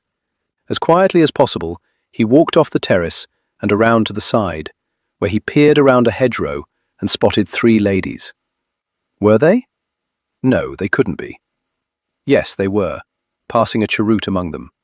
A failure, Lady Ophelia said. Every gentleman leaned in. They can't all fancy us. We simply need another sampling, Minerva said. The gathering was too small, and it was comprised of people who love us, so naturally they're going to try to hear what we have to say. I suppose, but could it be, Grace, that your gentleman had it wrong? Lovingdon was dumbstruck. She was telling them what he was telling her? Had she gone mad? He thought he had her trust, that what he revealed would go no further. He's extremely knowledgeable about such matters, Grace said, so I doubt it. Ask your gentleman what it means if a man spends dinner sneaking glances at a lady near whom he is not sitting, Minerva ordered. As I noticed, one gentleman in particular seemed quite taken with you. Was Minnie talking about him? He had been sneaking glances at Grace, but every man would have. She had been radiant, her smiles in abundance, her laughter becoming. "Who was sneaking glances?" he heard Grace ask. Before his half-sister could reply, he stepped around the hedge. "Ladies." Jumping back, they released tiny squeaks, rather like dormice caught by the cat, and at that moment he felt feral in a way he suspected most felines didn't. He wasn't tamed, but was ready to pounce. "Lovingdon," Minnie chided, "you shouldn't sneak up on us like that. And you shouldn't be sneaking off with your father's cigars. Only one. And they're for guests. He prefers a pipe, so he never notices how many are about." He held out his hand to Grace, as she was the one holding the pilfered cheroot. She tilted up her chin and took a long inhalation before passing it off to Lady Ophelia, who at least had the wherewithal to hesitate a moment before inhaling deeply. Minnie then took a turn. As none of them were coughing, "How long have you ladies been engaging in this vile habit?" he asked. "Oh, it's say about 5 minutes now," Grace mused, with a righteousness in her voice that implied she'd not be intimidated. Not that it ever had any success in that regard where she was concerned. "I meant, how old were you when you first started smoking?" "Last year," Minnie responded as she took another drag before handing it to him. "It's not fair that men get port and cigars while ladies get needlepoint and tea. And my needlepoint is more atrocious than my handwriting. Fair or not, ladies are not to engage in such behavior." "Why is it vile if we do it, and not if you do it?" Grace had the audacity to ask. While it was a rather good point, he had no intention of addressing it. "You know what you're doing is wrong, or you wouldn't be out here sneaking about," he said, using his big brother voice. "The wrong of it," Grace said, "is what makes it so enjoyable." He couldn't argue with her there, but it also made him wonder how many other wrong things she might have done. "The gentlemen are finishing up. You should probably go inside." "Are you going to tell Papa?" Minnie asked. "It's your birthday, so no." Although Lovingdon suspected Jack would applaud her actions. Had never been much of a rule follower, and while Jack had encouraged him to stray from time to time, he'd always walked the straight path until he became a widower. Then he'd seen some merit in Jack's advice. "Just promise that you won't do it again." "I promise not to pilfer father's cigars." That promise came too fast, and he was quite certain the words allowed her to do as she pleased, without breaking her word. But he wasn't in the mood to examine her statement too closely. She was a young lady now, and he had something else he wished to examine. "Inside with you. You're a wonderful older brother," Minerva said, before she began leading her merry crew toward the back terrace doors. "Lady Grace," he murmured, "might I have a word?" All the ladies stopped, and he almost told them to recall their names and the fact that he wasn't talking to them. But Grace shooed them on before coming over to join him. "Yes, Your Grace," she asked, her voice more challenge than inquiry. "You've been sharing my observations with them? They have as much right as anyone to marry a man who loves them." The thought of Minnie, dear Minnie, marrying a man who didn't love her, sent chills through him. He hadn't even attended her coming out. While her father had a reputation that would scare any lord into behaving, it didn't mean the man would love her. He needed to be paying more attention to what was going on in the world, among society. His world had narrowed down, and for the first time in 2 years, it was beginning to feel too tight. He dropped the smouldering cheroot onto the ground and smashed it with his boot. He would smash anyone who made Minnie unhappy. "They don't know who's been giving me the advice," Grace said softly. And now he knew why all the women were speaking so quietly tonight. God, but he wanted to laugh. But he wanted something else more. He advanced on her. She backed up until she hit the brick wall. "Don't be angry," she said. "I'm not angry, but I just realized that I've never kissed a woman who tastes of tobacco." "Oh." Hers was a short, breathless sound that pierced his gut and lower. Dangerous, so dangerous. Yet he seemed unable to walk away. Cradling her face, he layered his mouth over hers. The smoky taste he'd imagined was elusive, but there was Grace, the sweet temptation of Grace. He must have kissed her 1,000 times in his mind since the night she had come to his library to thank him for the glass stemware. Had foregone evening's entertainments to stare at the blasted vase and to think of heat and red and copper. Had sipped on rum, striving to bring back the flavor of her. For the past 2 years, women had floated in and out of his life. He couldn't remember the flavor of a single one. Hell, remember your flavor. Hell, remember your scent. But he refused to put himself into the category of a man who might fall in love with her. He didn't want to love again, but he had learned that a man didn't always get what he wanted. Just as at this precise moment he wanted more from her, a kiss that went on until dawn, an unbuttoned bodice that revealed her breasts, a hiking of her skirts that exposed the sweet center of her. But the other ladies would be waiting for her, and he knew Minnie's impatience well enough to expect her to intrude at any moment, so he fought down his desires until he thought he would choke on them, and pulled back. "I prefer the rum," he said. A corner of her mouth hitched up mischievously, and her eyes twinkled. "I prefer the whiskey to the port. I shall have to see about accommodating you next time." Turning on his heel, he started to walk away, wondering why he thought there would be a next time, knowing all the while that if he had any say in the matter, there would be. "Lovingdon?" He stopped, glanced back. What does it mean if a man sneaks glances at a lady during dinner? I suspect it means she's the most beautiful woman there. Grace had been the most beautiful woman there. Lovingdon meant no insult to the others in attendance, especially the ones to whom he was related by blood. But Grace embodied her name with her poise and elegance. While her features were pleasing, her beauty went beyond the physical, to include an inner loveliness that radiated through to the surface. Now, playing cards in the private room at Dodger's, Lovingdon glanced up when he heard the door open. Waited, not breathing, anticipating, cursing inwardly when Avondale parted the heavy draperies and stepped into the room. "Sorry I'm late, gents. Hope Lovingdon hasn't relieved you of all your coins yet." Good-natured laughter and ribbing followed that pronouncement. He didn't know why he'd wanted to see Grace barging in. She would only serve to upset the others, distract them, change the tenor of the game. He downed his whiskey and waited impatiently while his glass was refilled by one of the footmen. He'd always enjoyed these games, but tonight he was antsy, and no matter how many times he turned the coin, he could not find the calm within the storm. "Any of you planning to go to Greystones for the Midsummer's Eve ball?" Avondale asked as he drew up a chair. "I shall be there," Langdon said. "I'm looking forward to leaving the city for a bit. Seems ghastly hot for some reason." Lovingdon had noticed the heat, but only when Grace was around. She had a way of raising his temperature, if not his temper. Head thought the two reactions were related. Perhaps it was the weather. Easier to attribute it to the climate than to her nearness. "The Duchess will be disappointed if I don't make an appearance," Drake murmured as he shuffled the cards. "So I shall be there for the ball, although I doubt that he'll stay beyond that. What of you, Lovingdon?" The annual event at Greystones estate tended to extend into several days, with balls, plays, concerts, hunting, riding. It was a nice break from the London season. Lovingdon had always anticipated it, never missed going until Juliet died. "I haven't decided. Anyone who is anyone will be there," Drake told him. "It'll be deuced boring here. You might as well join us." Joining them meant joining Grace. He wondered if she was sneaking into his library at that very moment.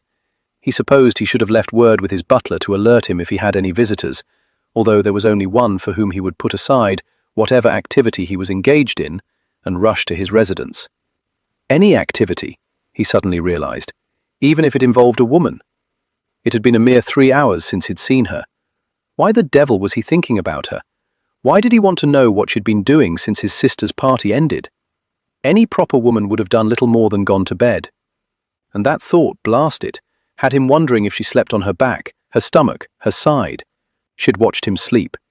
It was hardly fair that he didn't have a clue regarding her sleeping habits. In or out. He knew how to pick a lock, thanks to Drake's tutelage. Perhaps he would head on over to Maybury House, Lovingdon. "Where the deuce are you?" Drake asked. He snapped to attention and realized that cards had been dealt, wagers were being made. If he didn't focus, he was in danger of losing badly tonight. The problem was, he didn't care about proving his prowess with cards. He didn't care if he lost a fortune, didn't care if he won. Not the best attitude when the stakes were as high as they were at this table. "I'm out," he stood. "As a matter of fact, I've decided I'm not in the mood for cards. I'm off to find some other sport." Lovingdon stood in the doorway of an exclusive drawing room that catered to the needs of the elite. The girls were clean, and the clientele wealthy. Business was handled most discreetly. Wine flowed into goblets as smoothly as women floated around the dimly lit room. Candles provided a soft glow, the flickering flames causing light to dance with the shadows, swirling them around bodies. intriguing, revealing, hiding. A titan of a woman approached him. Plenty of her to hold on to. She wasn't his usual fare. She wasn't dark-haired or dark-eyed. Her hair was a fiery red that he suspected was not the result of nature. But he didn't care. When she neared, he grabbed her hand. "You'll do nicely." And in the back of his mind, he wondered when he had become content with someone who would do. Unlike Grace, who wanted sweet words and love, this woman required nothing more than knowing she was the one chosen for the moment. He would make it well worth her time, not only with the pleasure, but also with the coins that would follow. Theirs would be a brief but honest relationship. He escorted her out of the room and up the stairs that led to the bedchambers. At the landing, he continued on down the hallways to the room she indicated. After opening the door, he stepped back to allow the woman to precede him. Her silky covering outlined her broad hips and floated around her legs as she swayed provocatively with her movements. Everything about her was designed to entice. She knew what she was and was comfortable with it. Shutting the door, he needed only 2 strides to have her in his arms, his lips nibbling her throat. She smelled of vanilla, tasted of oranges. "I know about you, Your Grace," she said in a raspy voice, arching her head back so he had easier access to the long length of her throat. "You don't bother with kissing." "No. I could make you change your mind?" "I doubt it." Beneath his hands, her skin was soft and warm, but it didn't tremble or quake. She didn't sigh with longing. She skimmed her hands over him, but they didn't dig into him, as though if she could, she would press him into her until they could no longer tell where one of them began and the other ended. He inhaled her fragrance again, and it struck him that it was wrong. It wasn't rose and lavender. He could trail his mouth over her, but she would not taste of rum. She wouldn't taste of desire. She would taste of boredom. Briskly, he moved away from her, marched to the window, and gazed out on the night, on a street that would lead to his residence, that would eventually lead to Grace's. "Did I do something wrong?" she asked. No, but neither had she done anything right. She wasn't what he wanted, not tonight, and what he wanted, he could not have. Grace deserved love, and he didn't love her. He wasn't sure exactly why she plagued him, or what he was feeling, but he knew what it was to love. The torment he was experiencing now was nothing more than lust and frustration. "Shall I send up a different girl?" she asked. He was struck by how easily interchangeable they all were. Perhaps it was time he took on a mistress, a woman who would know and meet his expectations. He looked back at the woman standing uncertainly near him, knowing he would be sending her an extremely expensive bauble on the morrow to make amends for his disinterest tonight. He slowly shook his head. "No, I don't want another girl.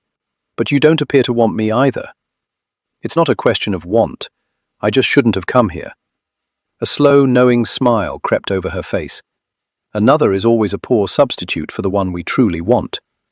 He was not at all pleased that somehow he had failed at keeping his thoughts to himself. Crossing his arms over his chest, he leaned back against the wall. "And who do you want?" "Who every woman wants. A man who will appreciate me." Curled on her side on her bed, Grace stroked Lancelot, but thought of Lovingdon. She felt beautiful with him. She forgot about her scars and imperfections. She became lost in the sensations he elicited with such ease. The moment his lips touched hers, the rest of the world ceased to exist. It was only the 2 of them, him giving so much, her receiving. She hoped in the receiving that she was giving as well. She considered slipping out of the residence, going to his, and doing what she might to bring him pleasure, without receiving it herself. But she knew danger rested on that path. She might give her heart to him completely, but he could no longer give his heart at all. She thought of all his pronouncements. "Hell, know your favorite flower. Hell, gaze into your eyes. Hell, care about what you're saying." Lovingdon did those things, but then he also did the blackguard things, kissing her at every opportunity, bringing her pleasure. Why would only blackguards do those things? It seemed like a man in love would as well. Was it possible that he cared for her more than she realized? More than he realized? Chapter 12. As Grace sat on the blanket, sketching the swans on the lake, she decided that she very much enjoyed Vexley's company. He seemed not to have a care in the world. He wasn't brooding or irascible. He didn't seek to teach her lessons, no matter that she had implied she wanted those lessons from Lovingdon. Vexley had invited her to picnic with him. Sitting beneath a nearby tree, Felicity was serving as chaperone. Not that one was really needed here at the park. A good many people were about. Vexley could not take advantage, and neither could she. She pretended to be fascinated by the swans because she found herself spending far too much time studying his mouth, striving to envision it moving over hers. It was no hardship whatsoever whenever she thought of Lovingdon, but with Vexley, she couldn't quite see it. He had thin lips. The upper tended to disappear when he smiled, which he did quite often. Would it disappear when he kissed, or would it become plumper? Her own swelled considerably when Lovingdon gave attention to her mouth. It was just that he was so thorough. Whether he was kissing her slowly and provocatively, or with a ravishing hunger, he was never brief. He lingered, he sipped, he came back for more. He had done her a great disservice by demonstrating how a man who loved her would kiss her. How could any man measure up to that? How could she survive a kiss that was not a demonstration, but was instigated by love? It would contain an emotional richness, delve deeper. You have the most lovely blush. Familiar with the sight of her blushes, she suspected it wasn't lovely, but it no doubt encompassed most of her body, reflecting the path her thoughts had wandered onto. She also suspected with his comment that the rosy hue was darkening. She forced herself to smile at him and not let on that she was embarrassed to be caught musing about things she ought not. "I've grown a little warm." Understatement. "You're a very good artist," he said. He was resting up on an elbow, peering over at the sketch pad on her lap. "I inherited my father's talent for putting images on paper. Although he prefers oils, I like pencils. Most ladies do needlework. Is that what you expect your wife to do?" "I expect her to do anything she likes." She wondered if he intended to stand by those words, or if they were just meant to lure her in. Why could she not take them at face value? "She will be a most fortunate woman," she said. "Some husbands have keen expectations." Sybil's had, although Grace had seen her the day before, and all continued to remain calm within her household. Lovingdon's influence had made a difference. Would Vexley step up to assist her friends if they were in need of help? "I want the sort of marriage my father had," Vexley said. "Very amiable, no discord." Amiable might be pleasant, but it could also be quite boring. She thought of how she could speak honestly and openly with Lovingdon. She couldn't imagine posing the same sort of questions to Vexley, nor could she imagine Vexley responding with Lovingdon's candidness. That was what she desired, someone with whom she could be completely herself. Out of the corner of her eye, she caught sight of Lady Cornelia walking with Lord Ambrose. Arms linked, they were both smiling. Grace took satisfaction in her role as matchmaker for them. "That's an odd couple," Vexley said, and she glanced over to see that he was looking in the same direction that she'd been. They seemed to get along famously. As though to prove her point, at that moment, Lady Cornelia's laughter floated toward her. Her dowry won't allow them to live with any sort of largesse. During all of his courtship, Vexley had never once mentioned the assets he would gain with marriage to her. She had begun to lure herself into believing that it wasn't important to him, or at least not more important than her. "And will mine allow you to live more in the manner to which you desire?" she asked. The change in his features was subtle, but she knew he had realized his mistake. "I was only talking about them." Reaching out, he took her hand. While his was warm, his touch was not as powerful as Lovingdon's. As much as she wished she didn't, she felt Lovingdon's touch all through her body, no matter how slight, how unintentional. "Things are very different between you and I. We are well suited, dowry be damned. So would we still be here, had I no dowry?" Without doubt. Yet she doubted. Blast it all. The mood of their outing changed. He read her poetry, but the poems weren't written by her favorite poet. They wandered among the trees and along the lake, never touching. She wanted the inadvertent placing of a hand on the small of her back. She didn't care how inappropriate it might be. He talked at her, not to her. He never sought her opinion. She would not have cared if he asked her what color she thought the sky was. She was merely seeking some evidence that he cared about what she thought. When she spoke softly, he didn't lean in. He merely responded with, "Quite right," which didn't seem right at all, considering her comment had been that she thought she had spotted a whale in the pond. Not that she had, of course. She had simply been testing his interest and discovered it lacking. Shed had such high hopes for the afternoon, but found herself quite relieved when he returned her to the residence with the promise of seeing her at her family's estate later in the week. When she walked into the foyer, she heard voices coming from the front parlor, one much deeper, one that sent fissures of pleasure spiraling through her. Cursing Lovingdon soundly for affecting her at all, she strolled into the room to find her mother serving tea to the Duke. Very slowly, he shifted his gaze to her, and she felt as though she had been smashed in the ribs with Drake's cricket bat. In a smooth, feral way, Lovingdon unfolded his body from the chair. Her mother glanced over. "Oh, you're here. Lovingdon was just telling me about a lecture on the American hummingbird that he's taking his sister to this evening. He thought you might be keen to learn about it. I believe you'll find a lecture far more interesting than an exhibit," he drawled laconically, and she couldn't help but believe there was more to his invitation than her mother realized. "I thought you'd come around regarding the merits of exhibits," Grace said. Had he not purchased the red glass? Had she not found him studying it? Warmth swept through her with the thoughts of how much he had seemed to appreciate it, had appreciated her that night. "They have their place, but I prefer the opportunity to listen as knowledge is shared."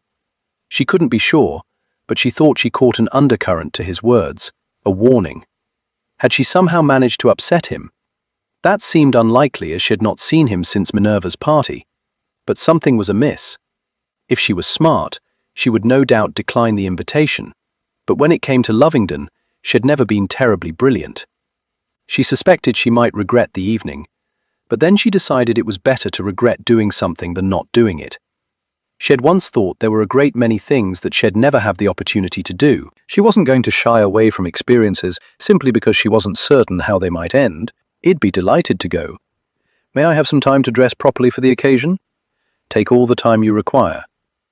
The undercurrent became a raging river of fury, or at least that was the sense Grace had as Lovingdon's coach travelled through the city. Glaring out the window, he sat opposite her, his back straight and stiff.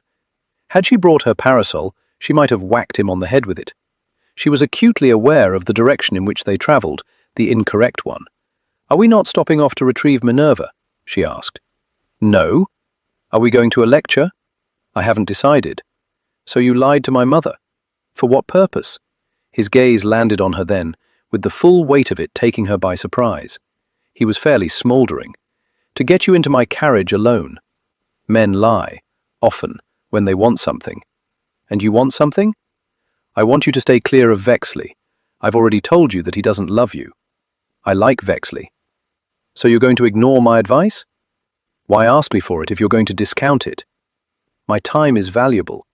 So valuable that you've hardly given me any, in spite of your promise to be more involved. You didn't attend the ball last night. Are you even going to bother with our affair at Maybury Manor?" He returned his attention to the passing scenery visible through the window. "I haven't decided." "It seems there is quite a bit you haven't decided." She sighed. "Come to Maybury Manor, stay a few days, make your observations, give me a report. I shan't bother you any more after that."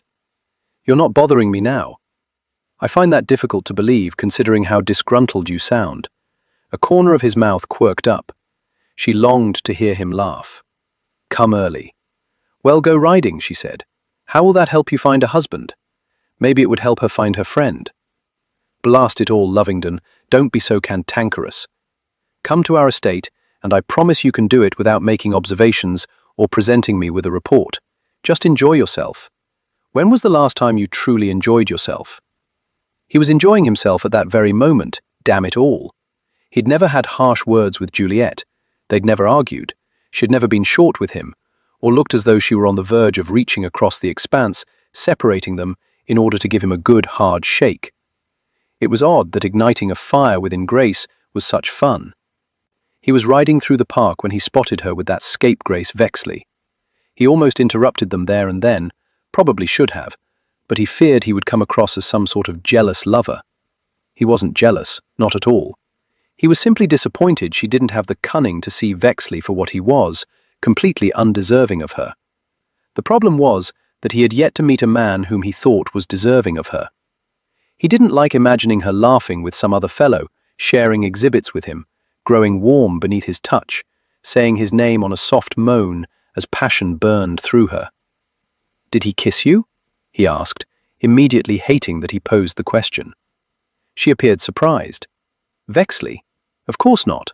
He's a perfect gentleman." She released a great huff of air. "The trouble is that I'm not certain I want a perfect gentleman. None of the gents courting me excite me the way that you do." An inappropriate fissure of pleasure shot through him with her admission.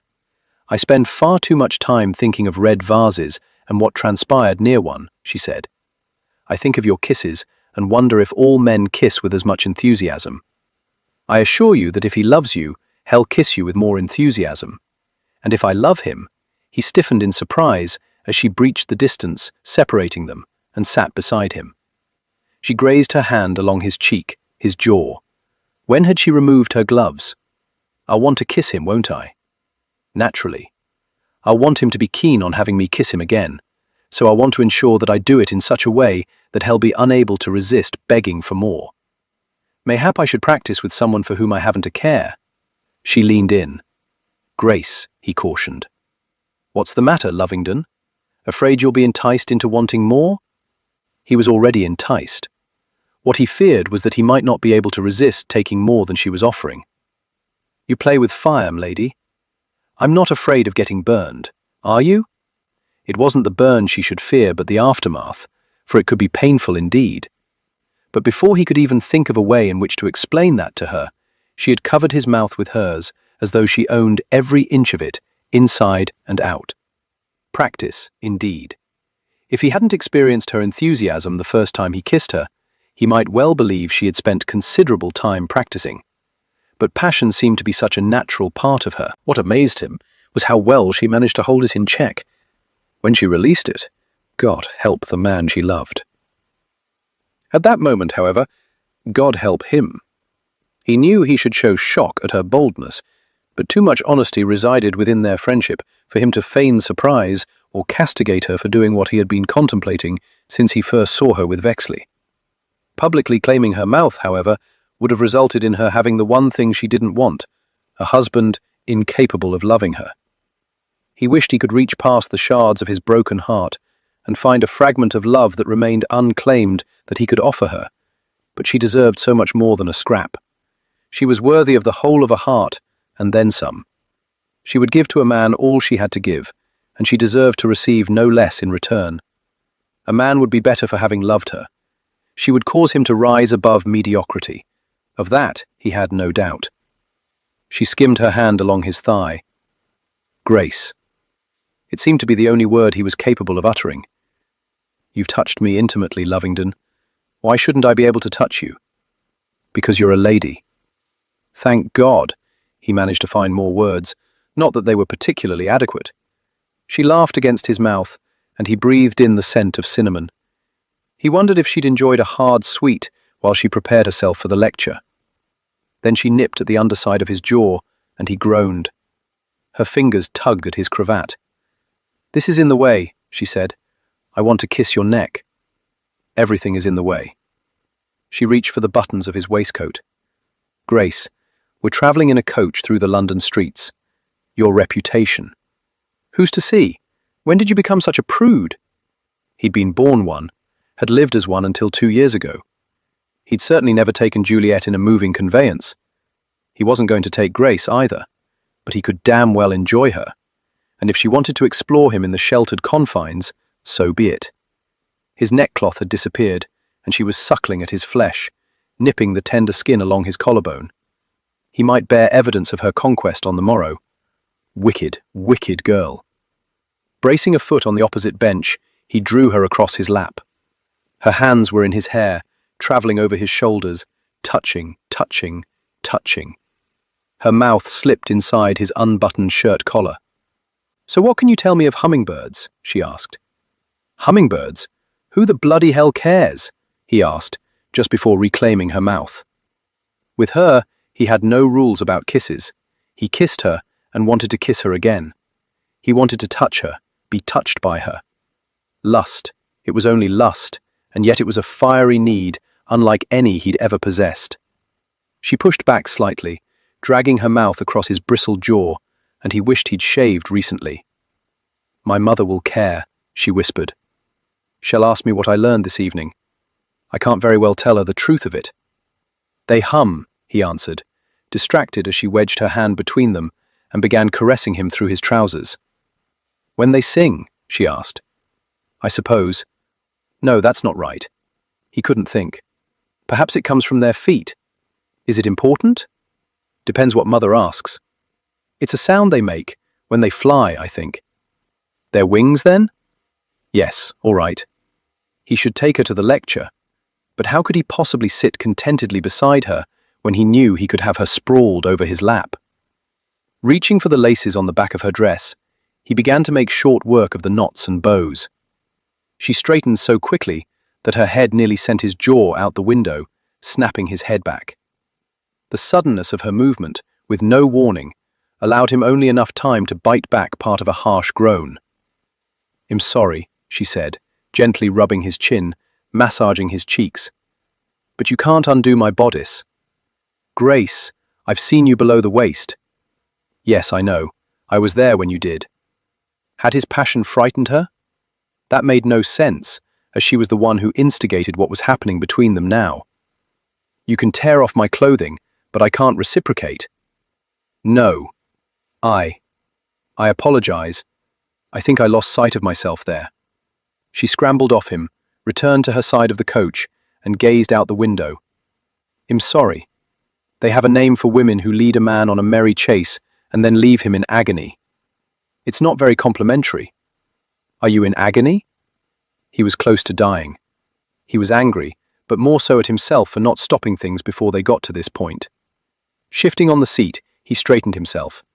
He would most assuredly be taking a frigid bath when he returned to his residence. "I'll survive," he said, harsher than he intended.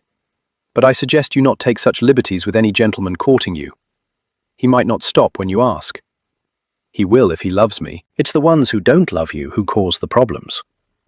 "You stopped," she pointed out, and he wondered if she was hoping for some declaration of affection. No, she was too smart for that. "I stopped because it never should have begun," he told her. "You care for me." "Of course I do, but I don't love you as I loved Juliet. And that's what you're seeking, isn't it? A love such as I had?" "You judge love by her," she stated. No question, and yet he felt obligated to answer. "I judge everything by her."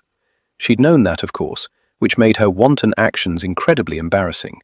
His desire for her didn't go below the surface, and while the sensations were incredibly lovely, they left her wanting. "What aren't you telling me?" he asked. Her heart hammering with trepidation, she snapped her gaze over to his. "Pardon?" In spite of the shadows, she could feel his gaze homed in on her like a physical presence. "Sometimes I have the sense you're not being quite honest with me, that there's something more going on here than a quest for love." She clutched her hands tightly together until they began to ache. She couldn't tell him everything. She didn't want her truth revealed in a coach, especially with a man who loved another and not her. Love was the key to acceptance. She was sure of it. Yet she knew she must tell him something. "If you must know, I don't much like this life you lead. I thought that in your helping me, you might also help yourself to again become the man you were. He no longer exists. So I'm beginning to realize. You're never going to return to society completely, are you?" No. His certainty was disheartening, although she should have expected it. Reaching up, he rapped on the ceiling. The coach slowed, and she was aware of it turning down another street. She had little doubt he was returning her home. "I should fasten you back up," he said somberly. "Yes, all right." While she turned slightly to give him easier access to her back, he crossed over to sit beside her. With a solitary finger, he caressed her nape. Closing her eyes, she wished she possessed the courage to give him permission to undo all the fastenings. "I apologize for what I said earlier," he whispered softly. "You're an incredibly beautiful woman, Grace. You entice me, but I am not yet blackguard enough to take complete advantage. I would have stopped short of ruining you. But you don't think Vexley will. Do you really like him? He seems nice enough. They all seem nice enough. I should be content with that, I suppose. He began tying her laces. He'd loosened so many so quickly.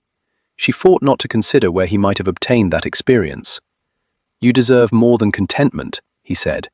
You deserve a man who smiles every time he sees you, unlike you, who scowls. Precisely. A man who loves you will want an accounting of every moment when you're away from him, not because he's jealous, but because he missed you dreadfully, and wants to assure himself that your time apart brought you a measure of happiness, because the price he paid was loneliness in your absence.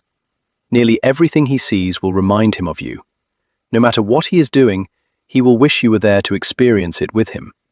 No matter how boring he may find the things that interest you, he'll willingly be there to share them with you. Within a pocket, he will carry something that reminds him of you. It can be the silliest or seemingly most inconsequential item. A button from a dress, a handkerchief that carries your perfume, a locket of your hair, a petal from your favorite flower, a missive that you penned. Not a particularly endearing missive, but it's from you, and so it matters. He'll hoard every smile you give him. He'll want to make you laugh. He'll awaken in the middle of the night, simply to watch you sleep. How will I know that he's doing all these things? She asked. Done with his task, he folded his hands over her shoulders. You probably won't. He pressed a light kiss to the sensitive spot, just below her ear. Just as he'll never know the myriad ways in which you privately express your devotion to him. The coach came to a halt, and she couldn't help but believe a good deal remained unsaid, that the task of knowing that a man loved her for herself was an impossible one. A footman opened the door, and Lovingdon stepped out, then handed her down. He offered her his arm and escorted her up the steps. At the door, he faced her. When he leaves you, hell count the moments until hell be with you again. Hell find excuses to delay saying goodbye. He touched her cheek. Good night. Abruptly, he turned and jaunted down the steps. No delays, no excuses. He might not have intentionally done it, but he provided her with another lesson. Will you be coming to Maybury Manor? She called after him. I still haven't decided. I wish you would. Unfortunately, we don't always get what we wish for. No, she thought, as he leaped into the carriage and she watched it disappear onto the street. We don't always get what we wish for, but it seldom stopped one from wishing. Chapter 13. Several days later, as the coach bounced along, Lovingdon couldn't remember the last time he'd gone to the country for merriment. After deciding not to attend the gathering at Maybury Manor, he received a missive from Grace, alerting him that his assistance would be required, as she fully intended to narrow the selection down to one, which he supposed meant there were some gents she was beginning to love, or perhaps was leaning toward loving. He wanted that for her, to love and be loved. So why had he nearly thrown his red and coppery vase across his library? On her wedding day he would send it to her, to complete her collection, as he certainly had no plans to attend the ceremony. He needed no reminders of his own wedding, no reminders of what he had held and lost. Although he was hit with a sudden jolt of guilt, as he had not thought of his loss in days. He recalled when he counted, not thinking of it in minutes. A minute had passed without thinking of them, then two. Sometimes with enough liquor and a woman, he could go hours. But days? It was the blasted vase. He would go into his library and see it, and images of Grace would start circling through his mind like a damned carousel. Her smiling, laughing, sipping rum. Then his gaze would drop to the wine stain on his carpet, and he would feel the silk of her flesh against his tongue, hear the cries of her being pleasured. And here he was thinking of her again. Well, that would end quickly enough when she was married. He rapped on the ceiling, and the coach slowed to a stop. He leaped out before a footman could open the door. Prepare my horse. I'm going to ride. He always brought his horse to Greystones when he came to visit. While they had a fine stable of horses, nothing was better than having one's own horseflesh beneath him. A horse who knew his moods, his movements, and his hands. When Beau was ready, he mounted him easily and set off in a hard gallop. The coach driver knew the way, so he didn't have to wait. He needed to feel the horse beneath him, the wind in his face. He needed to concentrate on keeping the beast in line. He needed something to keep his mind off Grace. Ever since their carriage ride, She had been a constant in his thoughts. If she wasn't so desperate for love, if he didn't care for her as much as he did, if he didn't want to see her happy, he might have considered taking her to wife. Without a doubt, their nights would be fulfilling. She was as carnal a creature as he'd ever met, but she wanted what he dared not give, and therein rested his dilemma. He didn't love her as he'd loved Juliet. They were such different women. What he felt for Grace was beyond description. He would not dance with her while at Maybury Manor. He would barely speak with her. He would seriously observe the men who still held her attention, provide what insights he could, and be done with the entire affair. She would be married by year's end and happy for the remainder of her life. It was what he wished for her, what he would strive. At the sight of a horse and rider loping over the gently rolling green, he drew bow up short. He'd forgotten how well Grace rode, how she seemed to be one with the beast. She gave her all to everything she did. She'd do the same with marriage. It was imperative that he secure her a husband who would give equally. For half a second, he considered staying on his current path, but she was so damned alluring. What would it hurt to spend a little time with her before the festivities began? Kicking his horse into a harder gallop, he raced after her. Her hair had come undone and was flying out behind her. He'd never seen it unpinned. It appeared that it went past her waist. He had an absurd thought that brushing out the tangles would be a pleasurable task, a task that some other man would have the opportunity to relish. She must have heard the hard pounding of his horse's hooves as they ate up the ground, because she glanced back. Any other lady would have drawn her horse to a halt, but then he had forever known that Grace was unlike anyone else. He was near enough that he saw her triumphant grin before she urged her horse into a faster lope. A gentleman would have half-heartedly accepted the challenge and then let her win, but he was far from being a gentleman. He gave Beau the freedom to try to overtake them. "You won't catch me!" Grace yelled over her shoulder, taunting him. Impressed with Grace's skill as she maneuvered her horse over the slight hills and around the trees that dotted the land, he considered letting her have the victory, then decided against it. He was almost upon them. After glancing back, Grace barreled on. 3 dances if I get to the top of the next rise first. Her laughter echoed around them, and the excitement thrummed through him. He wanted this victory. He wanted her. Stretched out on the green grass among the wild flowers, he wanted to run his mouth over her body with the sun beating down on them, though that was unlikely to last long, with the dark clouds gathering in the distance. They were neck and neck now. She looked over, and he saw the determination in her blue eyes. It ignited his blood. He was tempted to reach out, snag her from the saddle, settle her across his lap, and take her mouth until she begged for mercy. To escape those thoughts, he gave Beau a final kick, and his horse reached the top of the rise, a nose ahead of hers. "Blast you!" Grace yelled, drawing her mare to a halt near his gelding. "I almost had you." "Almost doesn't count. You could have let me win. You would have despised me for it." True enough. Her hair a wild mess, she breathed almost as heavily as her horse. Against his better judgment, he took several strands between his fingers. "You have the most gorgeous hair. Men seem to prefer blondes or brunettes." He cocked up a corner of his mouth. "Men are fools." Smiling brightly, she pressed her teeth to her lower lip. "I didn't think you'd come." He didn't want to acknowledge the pleasure it brought him to have pleased her so. "One last effort to help you find the right man." "Someone I've overlooked all season, you think?" "Perhaps." Such a non-committal response. "Still, I'm glad you're here. You won't be so glad when I chastise you for being out here with no escort." She rolled her eyes. "It's my father's land, Lovingdon. I've ridden out here alone for as long as I can remember. I could walk about blindfolded and not get lost. You have gentlemen arriving, and some of those might seek an opportunity to be alone with you." "Not this afternoon. Drake's keeping them occupied with billiards, cards, and drink until dinner." "I suppose I should carry on to the residence then." "I suppose you should." She held his gaze, a question in hers, but more an answer that he recognized. Slowly he dismounted, removed his gloves, stuffed them in a pocket, and approached her horse. It shied away, but he grabbed the reins and calmed it before placing his hands on Grace's waist. You should give your horse a rest after that jaunt." With a barely perceptible nod of acknowledgement, she curled her hands over his shoulders, and he brought her down, deliberately allowing her body to brush against his. He should have released her then, but he was loath to do so.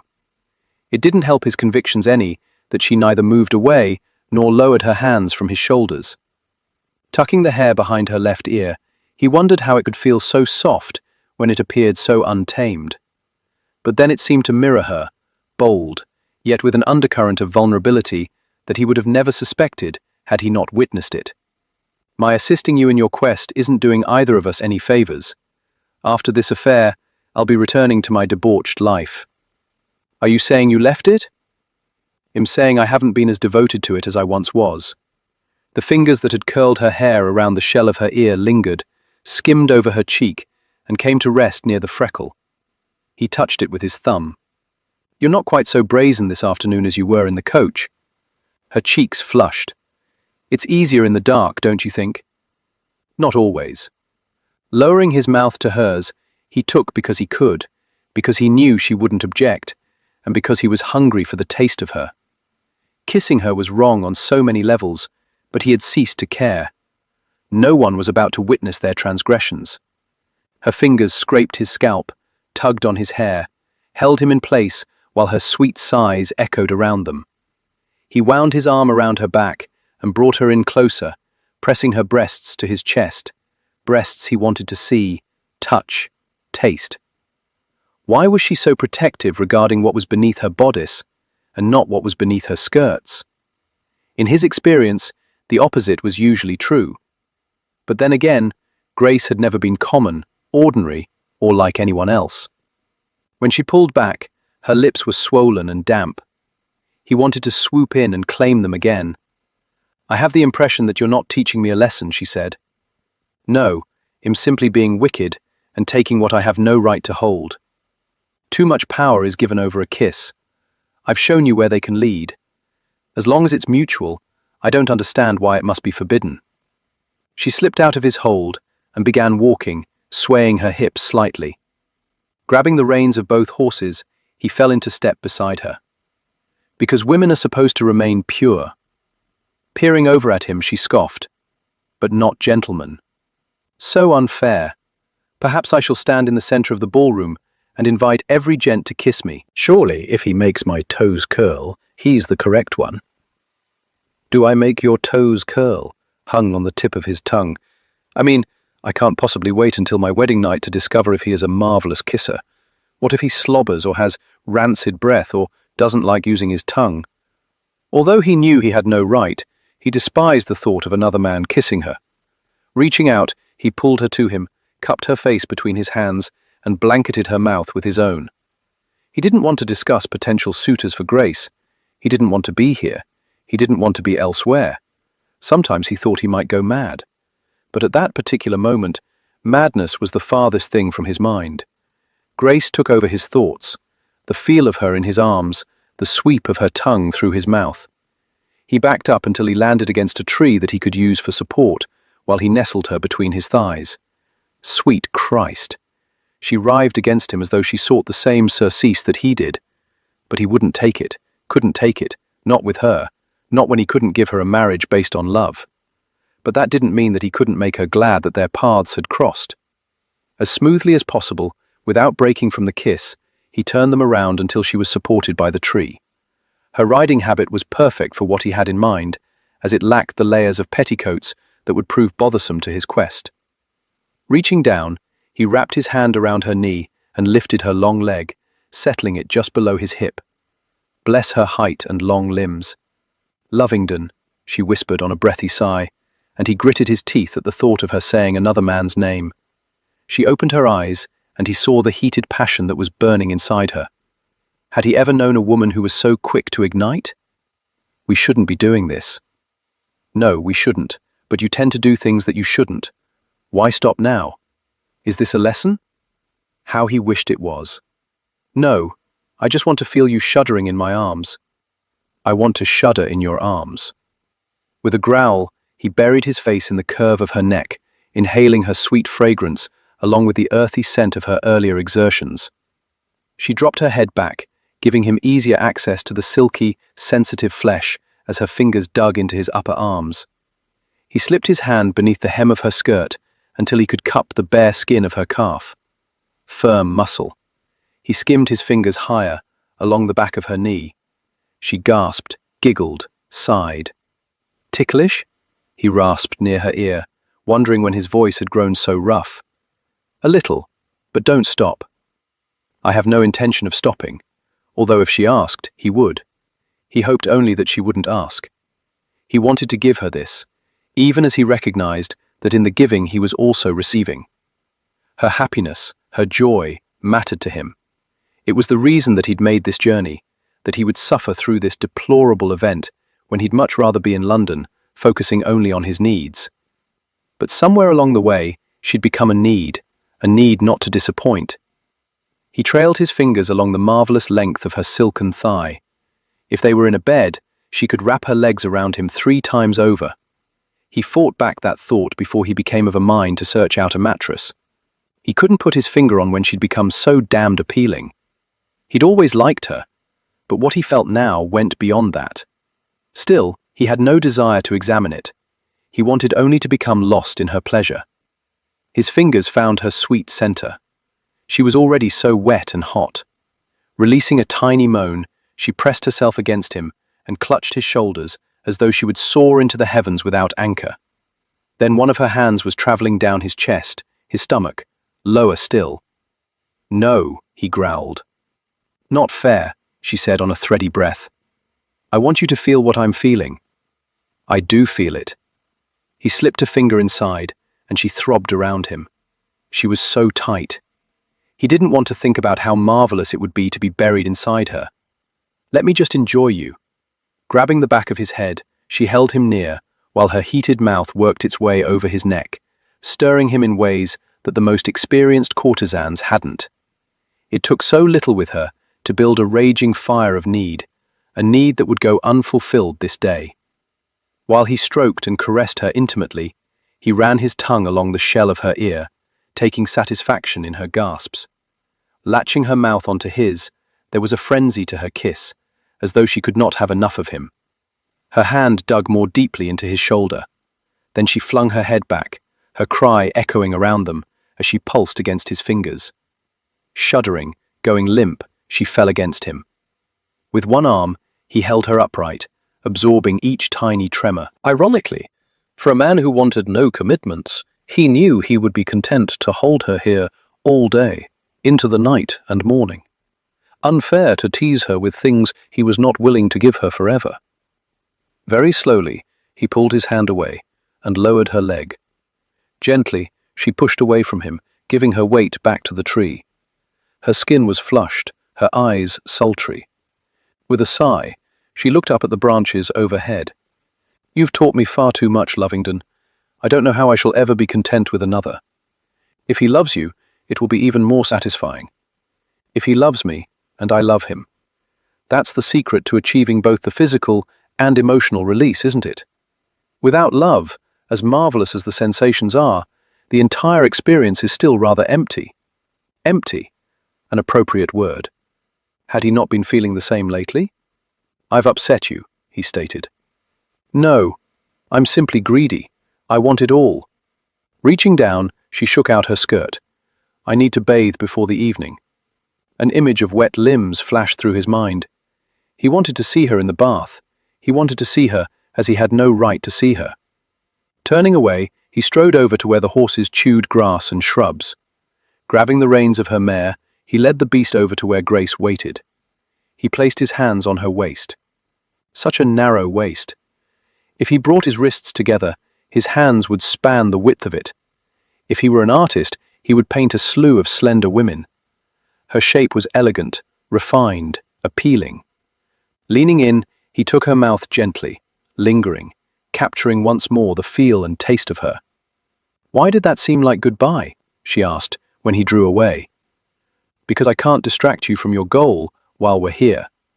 No clandestine meetings, no wickedness. We're to focus on identifying the man who truly loves you." He lifted her up onto the horse, watched as she maneuvered herself onto the side saddle. "I should probably arrive from another direction," he said, "after chastising me earlier for riding alone. Besides, I believe we've made it perfectly clear that you are only interested in serving as guardian. No one would ever suspect that you've been naughty." He supposed she was right. Where was the harm in his accompanying her home? He'd slipped away from the others because he wanted time alone with Lady Grace Maybury, time to court her with no one to observe his attempts, time to convince her that she should accept his suit. But finding her was a challenge. She didn't seem to be in the residence, so he began searching the grounds. To his everlasting disappointment, he saw her arriving at the stables with Lovingdon in tow. Lovingdon, who always seemed to be sniffing about, who appeared to be her unofficial protector. He claimed to have no interest in marriage, but if he wasn't careful, he was likely to be ensnared by it. It seemed he was forever managing to find time alone with Lady Grace. It was not to be tolerated. She was the heiress with the largest dowry, a portion of which included land that bordered his own property. He would not be content to marry anyone else, and his own contentment mattered above all else. He would have to redouble his efforts to convince her that they belonged together. As she lounged in the copper tub, Grace could not help but reflect that her skin felt particularly sensitive. While she knew that she shouldn't allow Lovingdon to take such liberties, she couldn't deny that she relished the liberties taken. She yearned for his touch, his nearness, his kiss. She loved him, desperately. It was a pity she desired the same degree of love in return, that she couldn't be content to simply love. Using her sponge, she rubbed it over her foot, between her toes. As lovely as it was, it didn't elicit the marvelous sensations that Lovingdon did. She imagined herself standing before him completely nude, while he ran his hands and mouth over her. In her fantasy, she had no scars for him to avoid. She feared tonight's ball might be an exercise in futility. Shouldn't she crave the touch of any man she might be considering taking as a husband? Shouldn't she toss and turn at night, with thoughts of his body riding hers? Shouldn't she want him to meet her in the shadows of a garden and have his way with her? The gentlemen were all pleasant enough. Some of them she dearly liked. Some made her laugh. Some made her look forward to their next dance. But she couldn't imagine a single one of them grazing bare hands along her thigh or cupping her intimately. They would do that, of course, but thinking about it made breathing difficult, and not in the pleasant manner that Lovingdon had of taking her breath away. This love business was such a complicated thing. She feared she might not figure it out until it was too late. Dinner was turning out to be a dreadful affair, Lovingdon mused, as he sat between two ladies who were determined to convince him that it was high time he placed himself back on the marriage market. He shouldn't have been surprised by the seating arrangements, as Grace's mother was known for not giving a fig about ranking. She treated lord and commoner alike. So it was that Grace was surrounded by the most eligible of bachelors, while he was boxed in by innocent misses for whom he could generate little interest. Not that he could find any fault with them. They were pleasant to gaze upon, possessed sweet melodic voices, but they were too eager to please. They weren't stubborn, opinionated, or determined to find love. They seemed in search of one thing, a husband, and any lord would suffice for the role.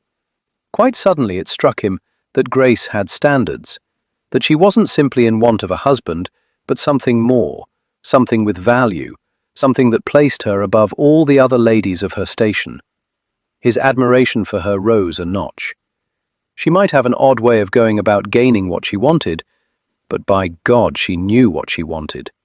Grinding his teeth, Lovingdon watched as she smiled at Summerdale, laughed with Vexley, and listened attentively to Bentley.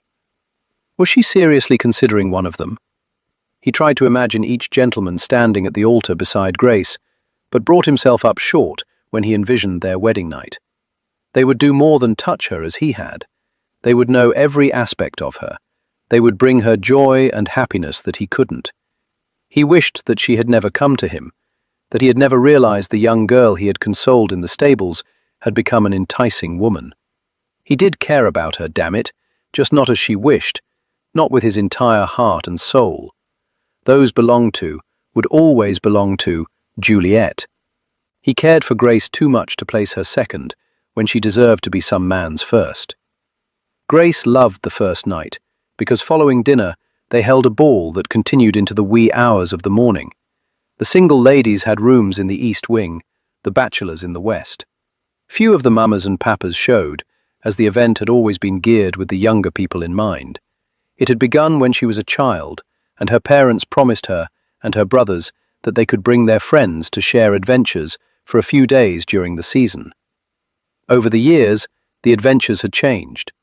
Sometimes she missed the games of her youth when spending time with the boys was fun. Now, it was almost a chore. Although there was a room set aside for cards and one for billiards, the ballroom was rather crowded. None of the rooms were for males only. Here the ladies played cards and billiards. Tomorrow, some of them would go shooting. The orchestra was almost finished warming up. She looked around for her first dance partner and spied him talking with Lovingdon. She was glad Drake hadn't sought out an excuse not to come. This had always been a family affair, and he was family, even if he was reluctant to admit it. She knew that he knew he was loved. He had no doubts there, but had scars to remind him of his time on the streets, and she doubted he would ever be completely at home in these environs. As she neared the two men, she thought they were the most handsome in the room. Drake had a roughness to him, a toughness that his evening clothes couldn't hide. In contrast, Lovingdon was elegant, aristocratic. Each man wore self-assurance like a second skin. They were complete opposites, one a lord of leisure, the other hard-working. But friendship bound them. "Don't you two look handsome tonight?" she said in greeting. Drake leaned down and kissed her cheek. "You look beautiful. I'm surprised some man hasn't snatched you up yet. It wasn't for want of trying, but you know me. I was always hard to catch. Even when we played chase, I could outrun the lads." She turned to Lovingdon to find him studying her intently. He had always been attractive, but tonight he seemed more so. His dark blonde hair was trimmed and styled, his face freshly shaven. He had lines formed by sorrow, but she could make out a few shaped by happiness. Sorrow always dug more deeply. His face contained character that it hadn't in his youth. He had gone through the fires of hell, and while she doubted he would see it as a compliment, to her, he had been forged into a rather remarkable man. He grieved deeply for those he loved. He kept their memories alive. He was keeping his word to help her find love, and she suspected he would assist Minerva as well. The strains of the first waltz floated on the air. "Drake, this dance is yours." She winked at Lovingdon. "You're next." "Not as many suitors here?" Lovingdon asked. "I have suitors aplenty, but I always begin with my favourite gentleman, so I etched you onto the card days ago. Rather confident that we'd be here," Lovingdon said. "No, but I see no harm in sustaining hope that one's wishes will come true." Drake offered his arm and led her onto the dance floor. She knew his habits, knew his reservations, knew he would dance with her and then make his way to the card room, or perhaps even the library to read. He thought he knew his place, but he didn't really have a clue. "You know, any of these ladies would be more than happy to dance with you," she told him. "They're not for me, Grace. They never have been and they never will be," he said, discounting her words. "And you managed to get Lovingdon here, but don't think you've put him back together. That way lies heartache." It was hardly fair that he wouldn't discuss his love life, but seemed to believe it perfectly fine to discuss hers. "I'm well aware. He's adamant that he won't love again. But then you've always been a dreamer. I dream that someday you'll find love." He laughed heartily, a deep, rich sound, and she wished the ladies of the set could see him as she did. She thought of him as a brother, too much to ever think of him as anything else, but she knew the goodness in him knew no bounds. Yet, she also recognized there was darkness in him that could claim the same. "Worry about yourself, Grace. My bloodline coming to an end would be no loss, and I'm in no need of heirs. But you could use a wife. I've seen the way you live. You need someone to remind you to eat. I make out fine." She wanted more than that for him, but she also knew he could be as stubborn as she. They might not have the same blood, but they had been raised in the same household, and they had some of the same traits. When the dance ended, he escorted her to where Lovingdon waited. He was the only partner she wanted this evening, but she knew he would give her no more than a single dance. Still, It was better to have one dance than to have no dance at all. She was aware of his gaze roaming over her as she neared, and when those amber eyes returned to meet her blue ones, they were smouldering with an intensity that heated her core. It couldn't have been more obvious that he desired her if he shouted it from atop the stairs. But in his case, desire was not love. He had had women aplenty, but only ever loved one. She wanted to see evidence that he loved her. Just a little. That was all she would need. He offered his arm, and she placed her hand on it, relishing the firmness of his muscles bunched beneath her fingers. "No lessons tonight," she said. "Don't teach me anything or demonstrate particular behaviors. Just dance with me to dance with me." She peered over at him to find him watching her steadily. "I can't give you what you want." "All I want is a dance," she assured him, wondering when their relationship had transformed into one where she could not be totally honest with him. His eyes never leaving hers, he swept her into the fray of dancers. No words, no conversation to distract. She was aware of every aspect of him, the dark blonde locks rebelling to fall over his brow, the smoothness of his jaw, which she wanted to scrape her lips over, the perfectly knotted cravat that she wanted to unknot, his bergamot scent that wafted toward her, the heat of his touch, the nearness of his body. By all appearances, by all actions at the moment, he loved her. It had been one of his axioms. He will look at you as though you are the only one in the room. If he were anyone else, she would have thought, he wants me, not my dowry. But she knew that her dowry was nothing to him, and he wasn't anyone else. He was Lovingdon, haunted by his first love, by the woman he insisted would be his only love. She could not imagine an emotion so great that it dwarfed all others.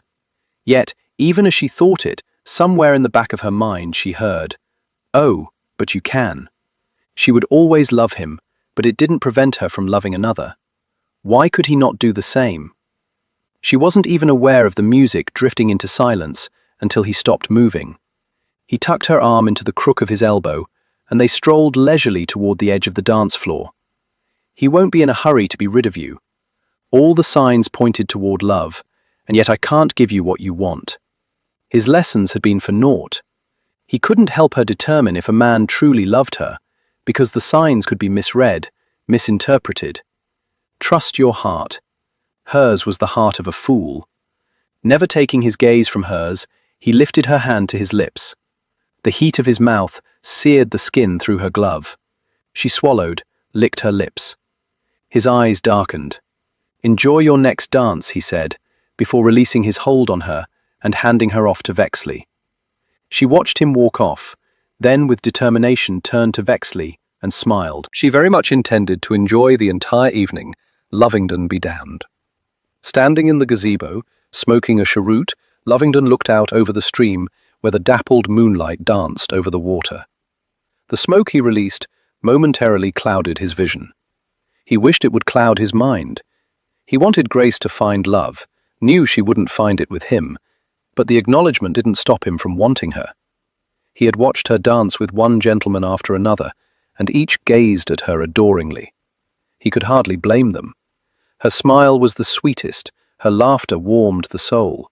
It was when he saw her slip into the garden with Summerdale that he decided he needed to leave, because his first inclination had been to follow them out and plant his fist in the center of the man's face. He wasn't jealous, but merely being protective. She was wise, smart, able to look out for herself. He had given her enough warnings that she would not find herself forced into marriage by an overzealous suitor. Hadn't he taken Juliet for walks in the garden at night, whether the moon was full or absent, and behaved himself? A kiss on the back of her hand. Twice he leaned over for a kiss on the cheek. Once he had grazed his mouth across hers, in much the same manner that Grace had described Summerdale's kiss. Innocent, respectful, boring as hell. Only now did he realize how dull his courtship had been. He had loved Juliet. He held no doubt. He had been a boy on the cusp of manhood, eager to please her, terrified of frightening her with his passions, so he'd held them in check. Why could he not do the same where Grace was concerned? He caught the whiff of her rose and lavender fragrance before he heard her slippers crush leaves, before the floor of the gazebo vibrated as she stepped upon it. He felt her warmth as she neared. Out of the corner of his eye, he saw her reach for his cheroot. She plucked it from his mouth, turned, leaned back against the railing, and took a short puff. He was mesmerized, watching the smoke escape through her slightly parted lips. She extended the cheroot toward him. He took it, studied it. "Does your father know about your bad habits?" "There are a good many things about me that my father doesn't know." He wondered how many of those things were secrets kept from him. A lifetime of exploring her would never be enough. There would always be something new to learn, something new to relish. He couldn't travel that path. "Shouldn't you be inside dancing?" "I've worn out 3 pairs of slippers. I've had enough of the ball. I think I've had enough of the season." He shifted his position until he was facing her squarely. "What do you mean by that? If one of those gentlemen loves me, it doesn't matter, because I don't love him. I enjoy them. I enjoy them all. But my heart fails to speed up. My skin doesn't grow warm. I don't anticipate their nearness. That doesn't mean you won't come to love one of them. But it would be a passionless love. And she so deserved a passionate love, a man who could not live without her. A man who woke up each morning and smiled because she was in his bed. A man for whom she was the sun and the moon. Without looking at him, she held something toward him. He snatched the bottle from her. "You little minx. No glasses?" In the light of the full moon, he saw her slight smile. "I was attempting to escape from being so civilized." "Well, you accomplished that?" He removed the top from the bottle and offered it to her, not at all surprised when she took it. Too many shadows prevented him from observing the minute movements of her delicate throat as she swallowed, but he could see her faint skin washed by moonlight. His blood thrummed. He retrieved the bottle from her and enjoyed several gulps, barely savoring the flavor of whiskey. Shed brought his preference, not hers, had known his preference. Juliet had never imbibed with him, nor smoked, nor used profanity. But then he'd kept all his vices on a short leash when she was alive. He hadn't wanted to offend her. He'd loved her, there was no denying that. But in being true to her, had he been true to himself? "You look as though you're deep into heavy thoughts," Grace said. "Berating myself for failing to discover a man who loves you more than he loves your dowry. My father says I'm searching too hard. Perhaps I am." She grabbed a beam, swung around and stepped through an opening onto the ground. "Where are you going?" he asked. "I want to walk along the stream. I smell the scent of rain on the air. You should head back to the manor if you're going anywhere." Taking another swallow of whiskey, he didn't want to admit his disappointment because she was leaving him already. "You're hardly made of sugar," she called over her shoulder. "You won't melt if you get wet." No, but he'd get chilled. So would she. Damn it. "Grace, you don't know what creatures are about." "When did you become a coward, Lovingdon?" she taunted. Blast her. He leapt off the gazebo and trudged after her, aware of the occasional raindrop pinging off him. "I'm a grown man, not a young boy in search of adventure. Are there adventures to be had here, do you think?" Chuckling, he caught up to her. "Most assuredly, especially if your father finds us out here. Rifle in tow, he'd no doubt hunt me down. He trusts you to behave, at least where I'm concerned. Yet you know that I don't always behave where you're concerned." In spite of the gathering clouds, he could see her smile in the moonlight. The rain began to fall in earnest. He needed to get her back. He didn't want to risk her catching her death. "I think you're out here trying to tempt me into wickedness again. It's crossed my mind that wickedness without love is better than no wickedness at all. I thought you valued love above all else. If you've been wicked, it'll be harder for him to love you." At the water's edge, she faced him. "Will it? If he truly loves me, shouldn't he love every aspect of me? That's what I want. A man who will love every aspect of me, even the imperfections. A woman who admits to imperfections, a rare find indeed." She abruptly spun about, presenting her back to him, and he had the sense that perhaps she hadn't been teasing, and that maybe he shouldn't have either. He moved up until he could see her profile, and the tears glistening in her eyes. "Grace?" She shook her head. "There's something I haven't told you, something that's not talked about, and yet there are times when I feel this overwhelming need to shout about it. You can tell me. She shook her head. With one hand, he cradled her cheek. Sweetheart, whatever it is. Lightning flashed, thunder crashed, the air reverberated, and frigid rain poured from the heavens. Grace hunched her shoulders. Lovingdon tore off his jacket and draped it over her head to shelter her from the rain as much as possible. Come along, we need to get back to the manor. There's an old crofter's cottage just beyond the trees. It's nearer. He didn't argue as she began trudging away from the river, but worked to keep pace and keep his jacket over her. The wind picked up, slapping rain against them. Blast it! Where had this come from? A flash of lightning guided their steps. Another rumble of thunder cracked above them. As they passed into a clearing, Lovingdon caught sight of the silhouette of a small building. It looked sturdy enough. As long as it had a sound roof, he'd be happy. With a bit of fumbling, he found the latch, shoved open the door, and guided Grace inside. There's a lamp on the table just inside the doorway, she said, and he felt more than saw her moving away from him. He found the table, realized he'd clung to the whiskey the entire time. Lightning arced through the sky, provided him with a glimpse of the items spread across the table. He set down the bottle and snatched up the box of matches before all grew dark. He struck a match, lit the lamp, and turned to the room, the only one in the dwelling. Grace was crouched before the empty fireplace. To his right was a bed, neatly made. As a matter of fact, everything appeared tidy. Drawings were pinned on walls around the room. It appears to be clean, he said. It's where I come to draw. He glanced back at the bed. Sometimes, late into the night, she explained, as though she knew he was confused by the out-of-place furniture. Father had it redone for me a few years back. He wanted to examine the drawings, especially the one that appeared to be a bunny with only one ear. He wondered if it was a sketch from her youth, as it seemed an odd choice for a woman. He remembered often seeing her, when she was younger, with sketchpad and pencil. Crossing the distance separating them, he placed the lamp on the floor and crouched beside Grace. And you have some firewood and kindling. The servants keep it tidy, as I never know when I might want to come here alone. He worked diligently to get a fire going. If I didn't know you so well, I would think you'd led us here on purpose, only to escape the rain. I assure you that I'm well aware you'll never love me. And without love, how can one make love? The fire caught and began to crackle. He wished he could make love to her, could give her what she wanted. He turned to find her simply sitting there, rocking back and forth.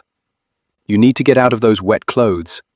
The fire is not going to provide you with enough warmth. I'll be fine. Humor me.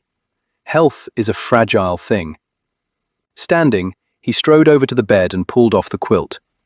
You can use this to cover yourself. He walked back over and held the quilt up so it served as a curtain between them. Come on now, Grace. I'm not going to disrobe in front of you. You're not in front of me. I can't see you.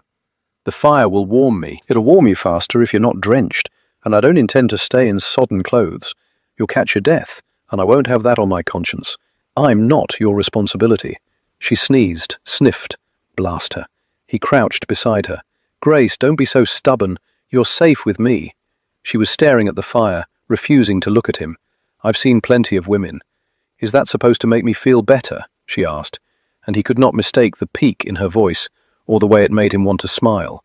I'm not boasting, but merely pointing out that I'm skilled enough around women's clothing that we can do this without me seeing you at all. He moved around behind her and began to work on the fastenings. She wiggled her shoulders. No! She started to get up, and he wrapped his hand around her arm, bringing her back down.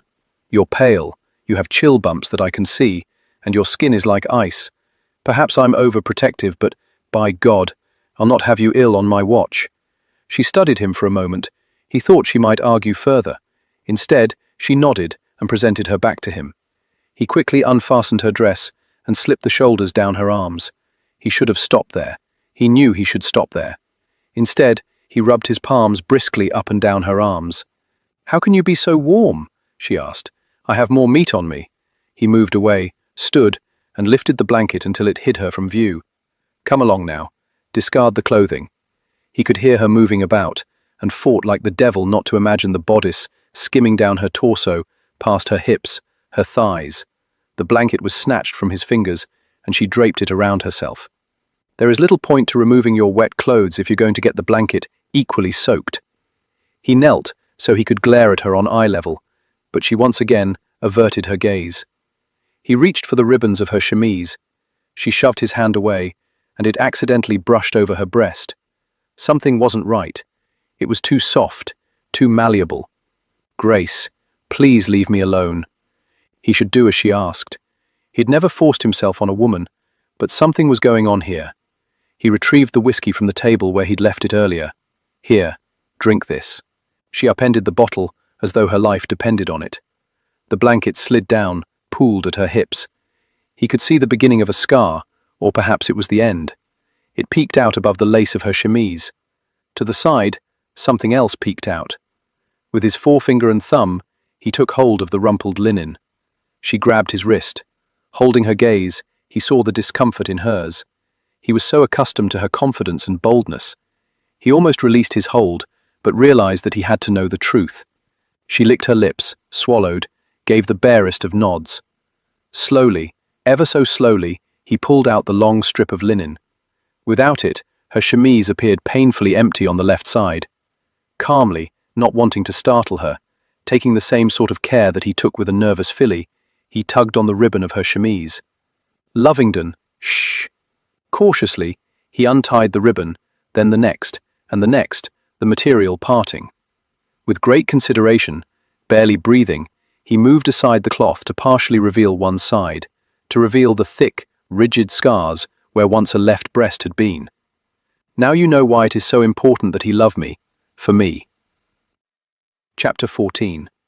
Grace had always expected to feel shame at this first moment when a man gazed upon her chest, but she saw no revulsion cross Lovingdon's features. "What happened?" His voice was rough, scratchy. A malignancy. He leapt to his feet as though she had lit a fire beneath his backside. He tore at his waistcoat, popping off buttons in his frenzy to get it off. His cravat came next. He slung it across the room. He unbuttoned his shirt, stopped and glowered at her. "Are you going to die?"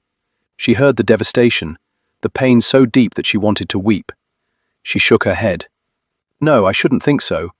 If I weren't so slender, if I were not as flat as a plank of wood, I might not have noticed the growth for years. But I did notice, and it was enlarging. So Dr. Graves said the best thing was to remove everything that might have a chance of becoming infected. He examines me every few months to make sure nothing else is amiss. You know how good he is." Lovingdon glared at her. "Can he guarantee that you're all right? That you won't die?" "We all die." Thunder sounded, the timing ominous, as though to punctuate her words. "You could walk outside and be struck by lightning. There are no guarantees. But Graves thinks it unlikely that I'll have to deal with it again." Lovingdon strode around the room. She was surprised that he didn't go out into the rain. "How could I not know that this happened to you? The timing of it, I suppose." She licked her lips. "It was a little over 2 years ago. You were in the depths of grief and despair. And it's not as though we took out an advert. Mother and I went to the country, said we were taking a long holiday. I don't think anyone thought anything of it. She and I have always been close. Our going away together wasn't unusual. As I said by the river, it's not something that's shouted about. If people discuss it at all, it's in whispers." She didn't know why she didn't cover herself up. Only she, Graves, her mother, and Felicity had ever seen her scars. That Lovingdon wasn't casting up his accounts gave her hope that perhaps another man might not be repelled either. He dropped down in front of her. "I'm so sorry, Grace." He raised a hand, lowered it, lifted his gaze to hers. "I feel as though I should have done something. You're doing something now, assisting me in finding love. I know if a man asks for my hand, that I shall have to tell him. But I don't know exactly when I should, or how. I must know that he loves me. I must trust him implicitly. I don't want all of London to know. This is personal, private. And then I think, what should it matter? Lady Sybil told me that Fitzsimmons only ever lifts the hem of her nightdress, that he never unbuttons it, never seems to care much about anything other than what's between her legs.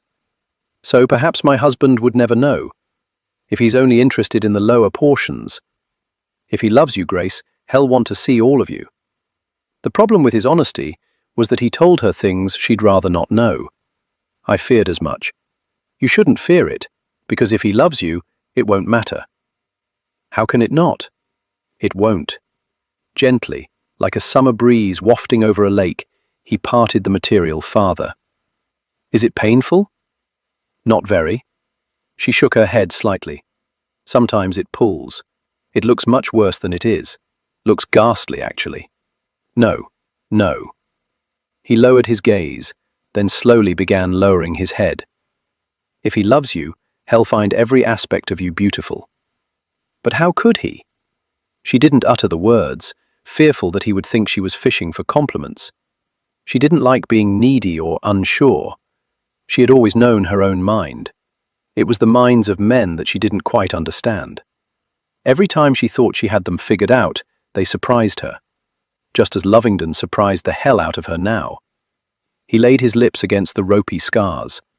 She couldn't feel his touch, but she could see it, the light pressing that didn't smash his mouth, the gentleness of it, the reverence. His mouth glided up until she felt the heat of it on her collarbone, then her neck. Then his lips were against hers, sipping at the corners. One of his hands came to the back of her head, holding her in place before his mouth smashed hers, his tongue urging her to part her lips, which she did gladly.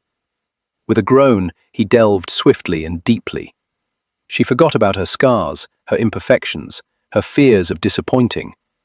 All she knew was the hunger of his kiss, the urgency of their mating mouths. He dragged his lips along the sensitive flesh just under her chin, his tongue tasting until he reached the shell of her ear. "Little Rose," he rasped, "never doubt that you're beautiful. I'm going to show you how beautiful." With hardly any effort at all, he lifted her into his arms and carried her to the bed. He laid her down gently. There was more darkness than light here, shadows providing a welcoming cover from his gaze. He walked away, and when he returned, brought the glow of the lamp with him and set it on the table beside the bed. "I'm not going to let you hide from me," he said. "Lady Sybil says it's done in the dark." Lady Sybil is married to a buffoon. Sitting on the edge of the bed, he took his fingers on a journey through her hair, discovering and removing the pins that had refused to take flight as she had run to the cottage. He fanned out the strands. They were relatively dry thanks to the protection of his jacket. Folding his hands around her neck, he eased them down to her shoulders, then slid them down her arms, taking her chemise with them. She considered protesting, and yet when she saw his concentration, words failed her, and she couldn't look away. She saw anger at what she had suffered. She saw sorrow, but she also saw wonder. The wonder stole her voice, her breath, her worries. During all the times when she envisioned revealing herself to a man, not once had she ever imagined that he would gaze on her with wonder reflected in his eyes. When all her undergarments were gone, he retrieved the quilt had taken to the fireplace earlier and very gently dried whatever raindrops remained on her skin. "I won't break, you know," she said. His eyes met hers. "You are like blown glass, to be appreciated for your beauty, touched with care. Admired. So fair." He shifted his gaze down. "Except where you're red. It's not right for you to be able to look at all of me when I can see so little of you." "You tempt me, little Rose. If I remove my clothes, you won't leave here a virgin." "I don't want to."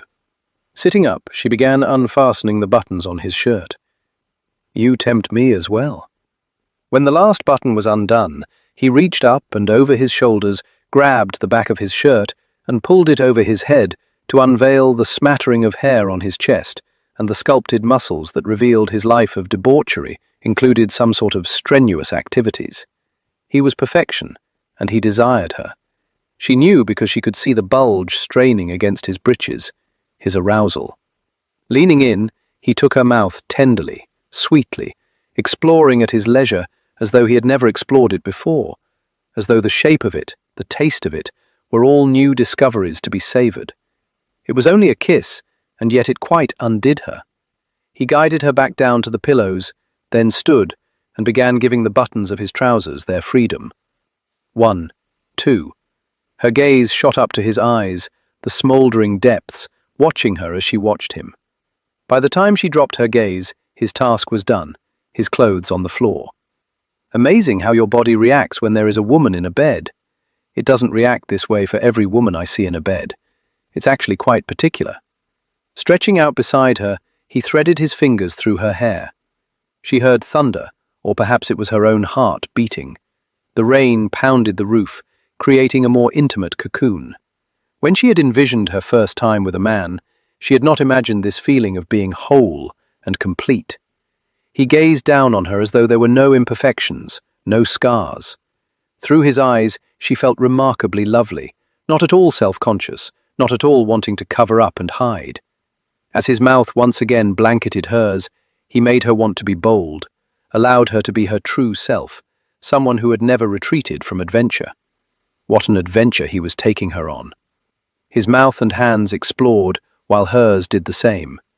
His skin was hot and slick to the touch, salty to the taste. His muscles coiled and undulated beneath her palms. He guided and encouraged her to touch him intimately, and the heat of him increased her fervor. They were like two flames, a conflagration dancing and writhing and generating more heat, building a bolder fire that ignited passion. She thought she might come away from this as little more than a cinder, and then she realized that she would come away from this as beautiful hand-blown glass, shaped and molded with care, with precision, with love.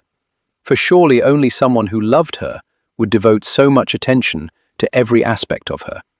He left no part of her unkissed, no part uncaressed. He suckled her solitary breast, and she nearly bucked off the bed with the pleasure of it. She threaded her fingers through his hair, held him there while his tongue lathed over the tiny pearl. Then he skimmed his mouth over to the other side, bringing the sensations with him.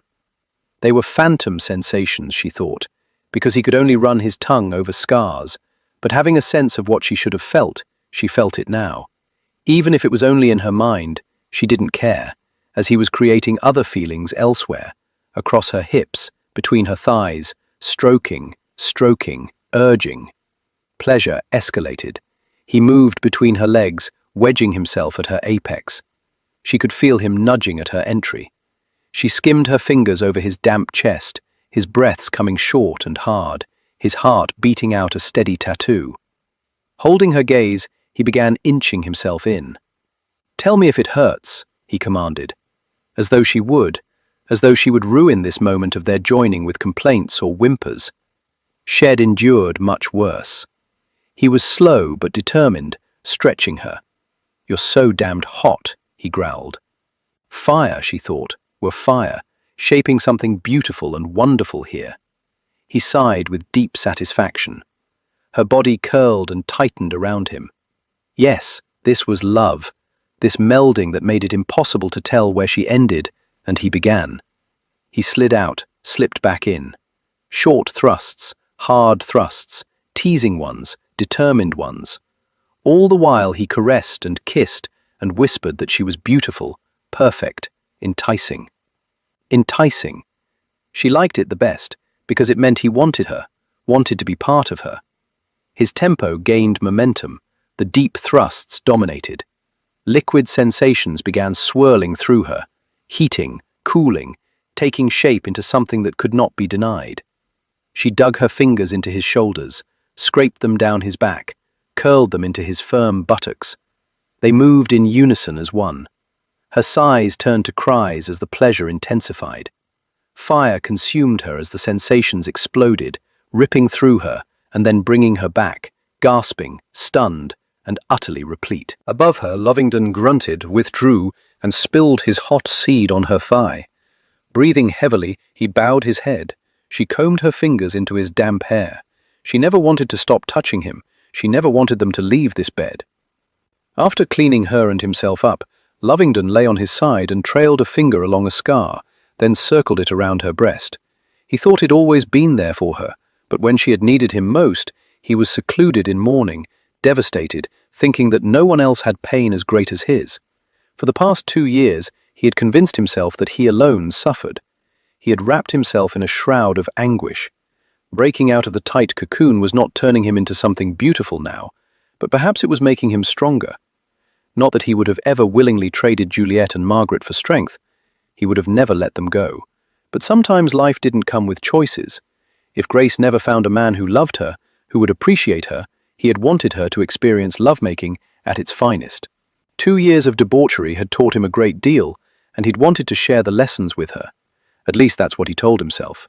In truth, thought and reasoning played no part in what had just transpired.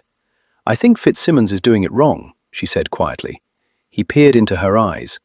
"When you're in a man's bed, it's bad form to mention another man." She smiled, the mischievous smile that always enthralled him. "I don't intend to make a habit of visiting different men's beds, only my husband's. It's only that I think Sybil would have told me if she had experienced anything close to resembling what just transpired between us. Not all men care about the lady in their bed to such an extent." "You care about me?" "I do, very much, yes." She studied him as though he hadn't said quite enough. He hoped his next words offered reassurance. "The storm has passed. It'll be light soon. We should get back to the manor so I can tidy up before asking your father for your hand in marriage." She blinked, opened her mouth, closed it, furrowed her brow. "I beg your pardon? I've compromised you, Grace. You can't possibly think that I'm going to shirk my responsibility here." She quickly moved away from him, sat up, grabbed the quilt, and covered herself from chin to toe. "Your responsibility?" "Yes.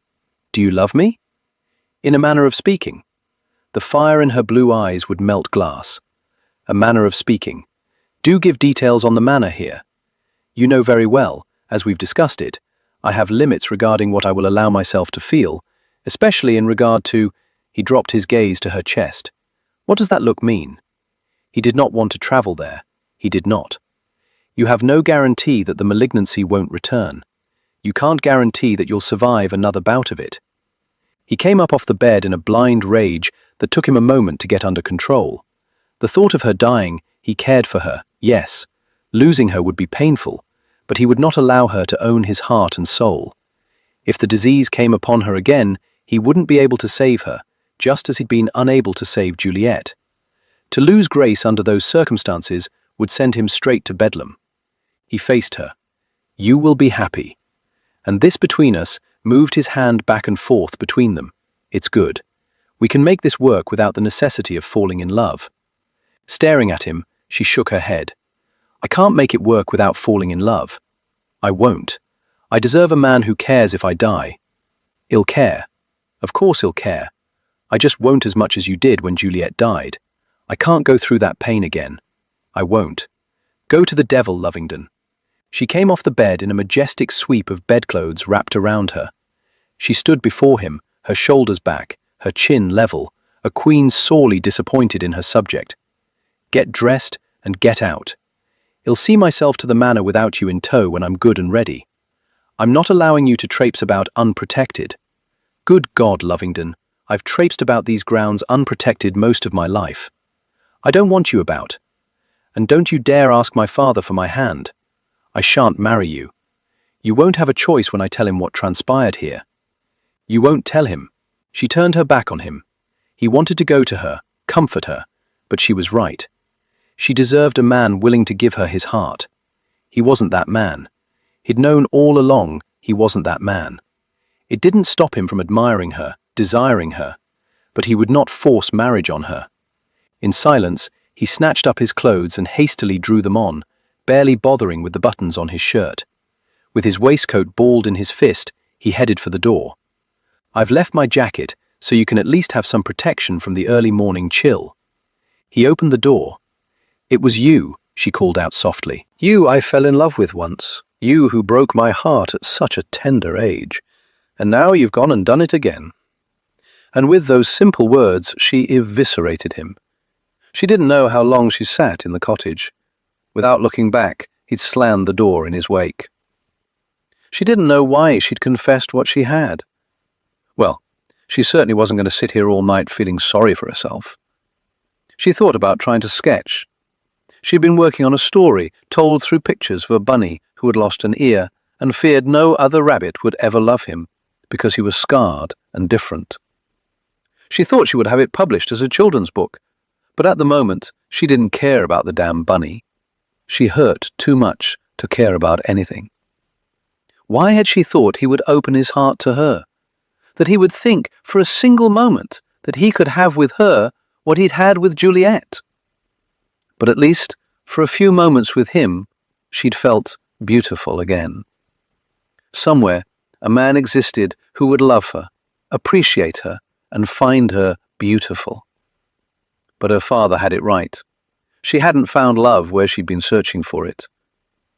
Perhaps the key was to stop searching.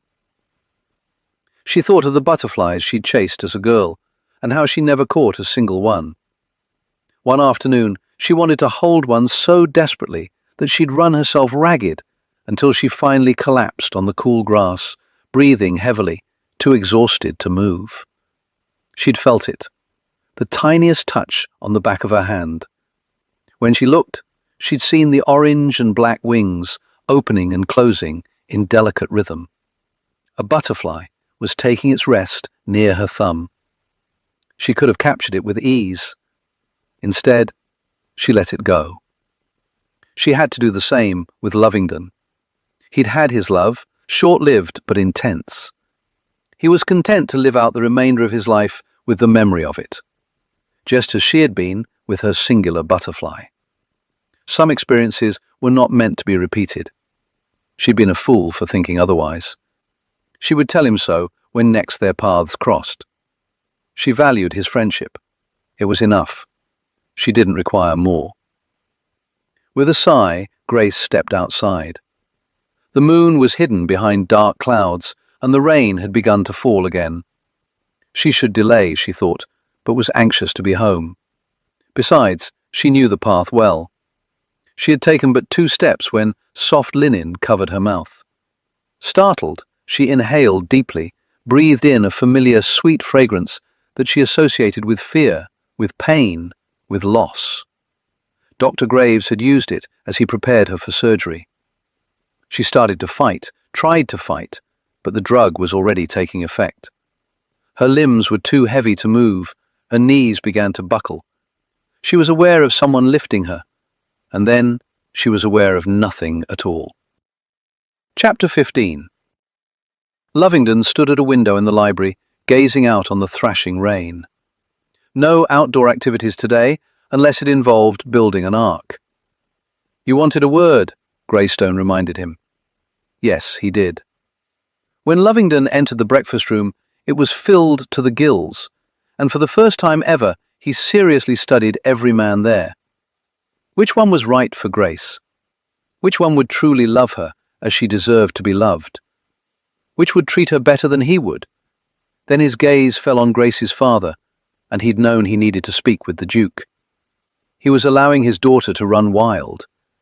Did he know she smoked a cheroot, drank rum, and slipped out of her room at all hours of the night? Did he know she cheated at cards?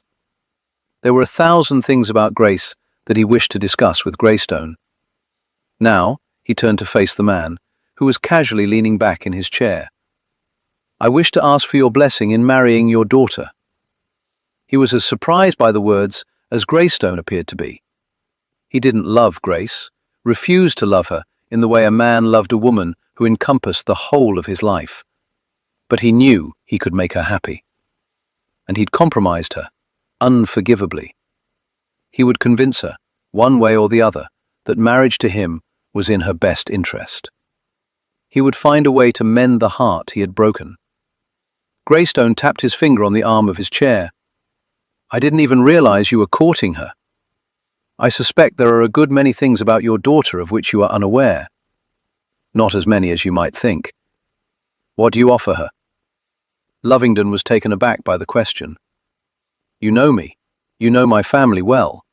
You know what I offer. Impeccable lineage, title, wealth. Landshire dowry is not a consideration. What is? I wasn't expecting a bloody inquisition." Greystone stood. "So I gathered. Shall be happy. Of that I can promise you.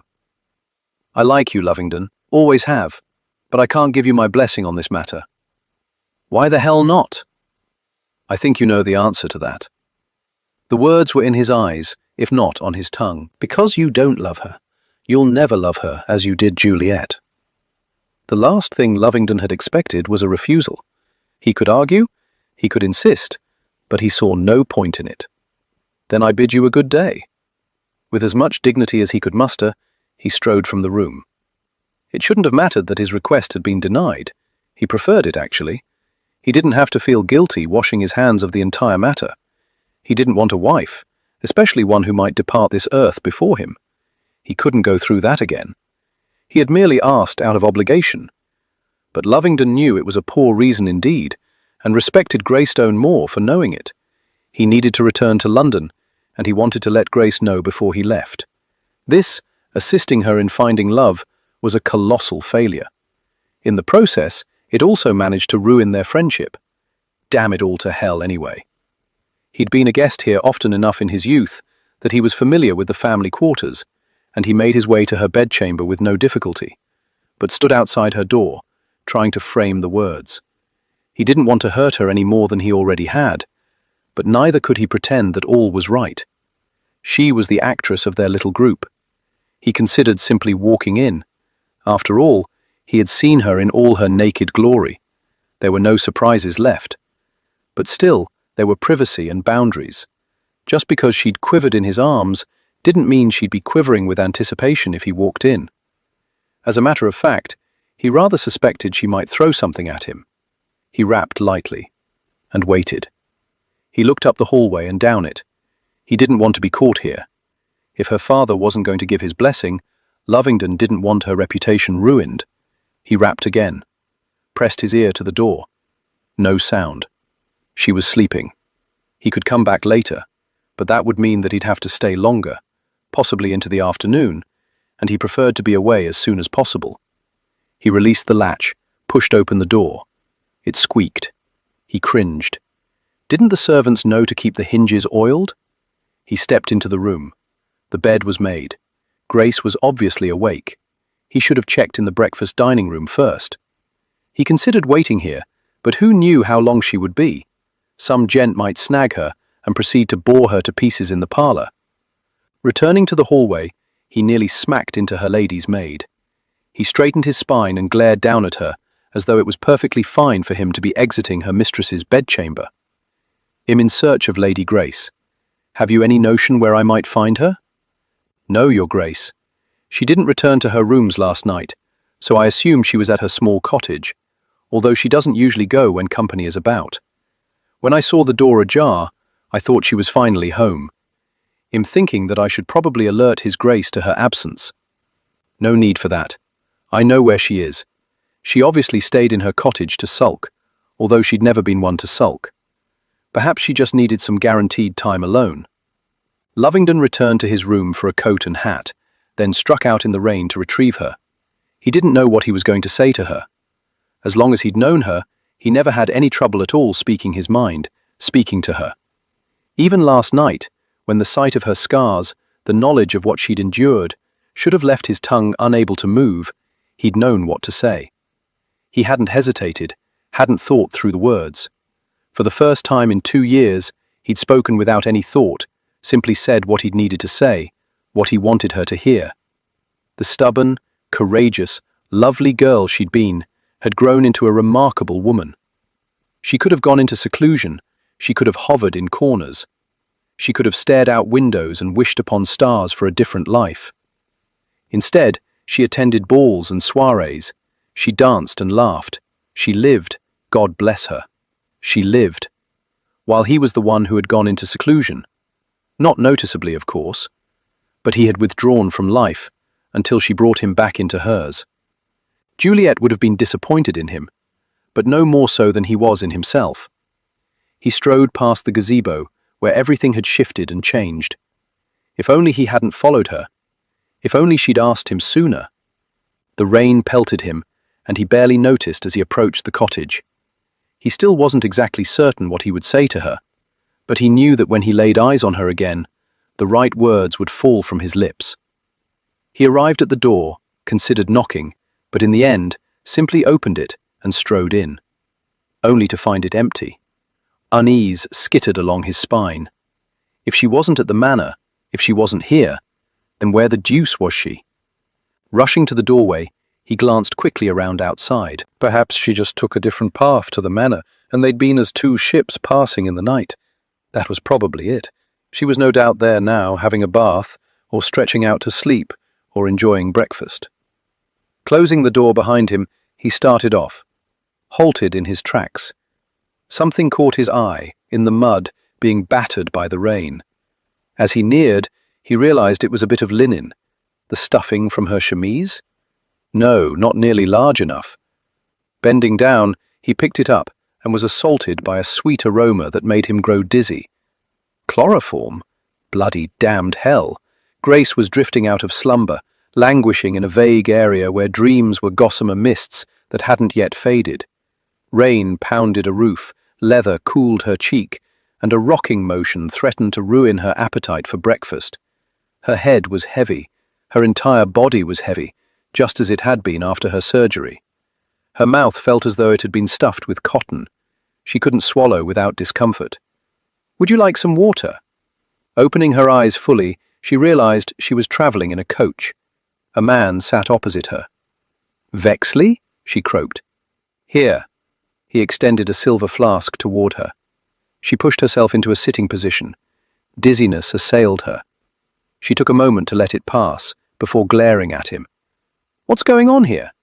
We're off to be married." She stared at him. "I beg your pardon?" "I have the special license here." He patted the left side of his chest. "We'll be at my estate by nightfall. When we reach the village, we'll make a quick stop by the church. The vicar owes me a favour. We'll exchange our vows, then off to my manor for our wedding night. We'll return to your father's estate on the morrow with the good news that you are now the Countess of Vexley." She truly felt ill now, terribly, frightfully ill. Glancing out the coach window, all she could see was countryside and rain and dark clouds. "You can't possibly think that I'm going to exchange vows, that I will sign the registry. Doesn't matter if you do or not. As I said, the vicar owes me a favour. Hell makes certain all looks in order, even if it's not. With this little escapade and a night in my manor, you'll be ruined and have no choice except to accept me. And all this fluttering about from gentleman to gentleman that you've been doing will come to an end." He was so damned smug, so haughty, so arrogant. "I'm already ruined." He narrowed his eyes at her, and she wondered why she'd never noticed before how terribly beady they looked when fully open. "Who?" She met his gaze head-on. She would not be ashamed of what had happened between her and Lovingdon. "It doesn't matter. It's done. Very recently, in fact. Should I become with child rather quickly, you'll never know whether it's yours or his." "Lovingdon. Why else was he with you in that cottage? But it's of no consequence to me. I need your dowry. Rather desperately. Besides, the land that comes with you. A portion of it borders mine. I'm very keen to have it. You're mad if you think my father is going to hand over my dowry to a man who forced me into marriage and then forced himself upon my person." He smiled, a horrid little ugly showing of teeth. "He loves you too much to see you do without. I'm certain we'll come to terms." Oh, she doubted it very much, but could see there was little point in arguing. If this marriage did take place, she suspected she would be a widow before the week was out. Her father, Drake, possibly Lovingdon, would see to it. They were all too familiar with the darker side of things to allow this travesty to stand.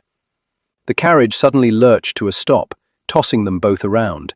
She regained her balance first, flung open the door, and tumbled out into an immense amount of muck. She scrambled to her feet, but the mud clung to her skirt, her legs, her arms, weighing her down. If she was free of it, she had no doubt she could have outrun Vexley and climbed a tree to safety, one from which he wouldn't have been able to get her down. Instead, she slugged along, slow and clumsy, falling, shoving herself back up to stagger forward. She felt a hand close firmly and possessively around her arm.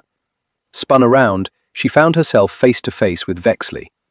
Not only Vexley, but a pistol. She froze. The air backed up in her lungs. "I'm most serious, Lady Grace. Don't force me to hurt you." Then the realization dawned that if he shot her, he wouldn't have his bride. "If you kill me, you won't gain what you want. I have no intention of killing you, but merely slowing you down. I have no qualms marrying a woman who will walk with a limp for the remainder of her life." With his fingers biting into her arm, he dragged her back toward the coach, where the driver and footman were working diligently to rock the vehicle out of the mud. As the rain soaked her, she fought not to feel despair. Surely someone would notice that she wasn't about. But would they notice in time? And how in God's name would they find her?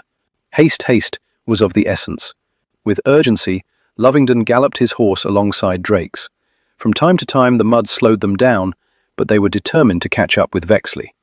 Lovingdon had returned to the manor, explained to Greystone his suspicions that he thought Grace might have been taken. Then they'd done a very discreet but incredibly quick accounting of the men present. Vexley was nowhere to be found. His carriage and driver were gone. So Lovingdon and Drake had set out. While they could have asked others to join them, they thought it best to keep those aware of the situation to a small group in order to limit the damage to Grace's reputation. They were fortunate. Even with the rain, they discovered evidence of a carriage recently leaving.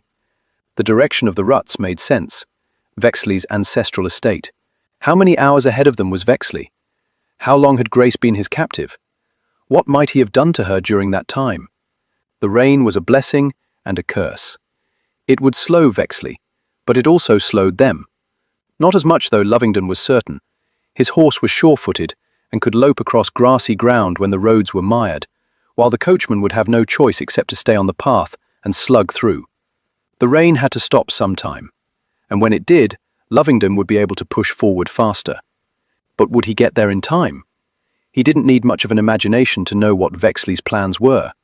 Grace's ruination, a way to force her to become his countess when she deserved to be a duchess. Lovingdon's heart pounded with the force of the hooves hitting the ground. It raced faster than the horse, and yet there were moments when it was unsuitably calm. He would not let Vexley have her, not for the long haul. If the man forced himself on Grace, he would castrate him, then kill him. He would probably do both anyway, regardless of the man's actions. He just had to find him. They rode. Through the rain, and as night began to descend. They only stopped to rest their horses when absolutely necessary, and even then, they trudged forward, horses in tow. He had to keep moving forward. Dear God. 2 years ago he'd stopped moving at all. And then Grace, with her schemes, her dodges, her cheating at cards, had started him moving again, reluctantly, slowly. He was squeaky and rusty, in need of oiling, and she had limbered him up, loosened him up. She had made him glad to get up in the morning, given him a reason to do so. They were nearing Vexley Hall. In the distance he could make out some light, no doubt the village that resided within its shadow. On the other side of it, a horse whinnied, screeched. Hearing Drake curse soundly, he glanced back to see that horse and rider had taken a tumble into the mud. He was torn.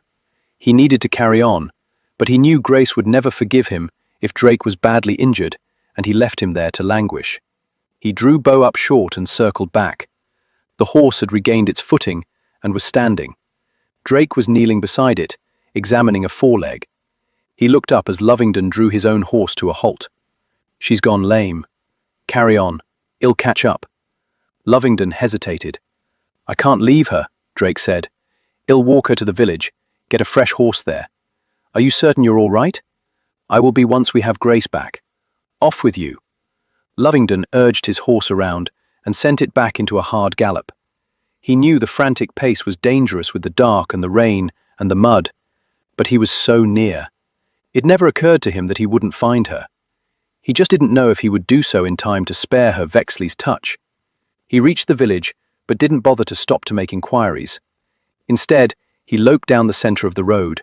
Few people were about. He could hear merrymaking in a tavern he passed. God, he could use a drink. After he had Grace back, they would all have a drink. He was almost to the other side of the village when he spied the carriage.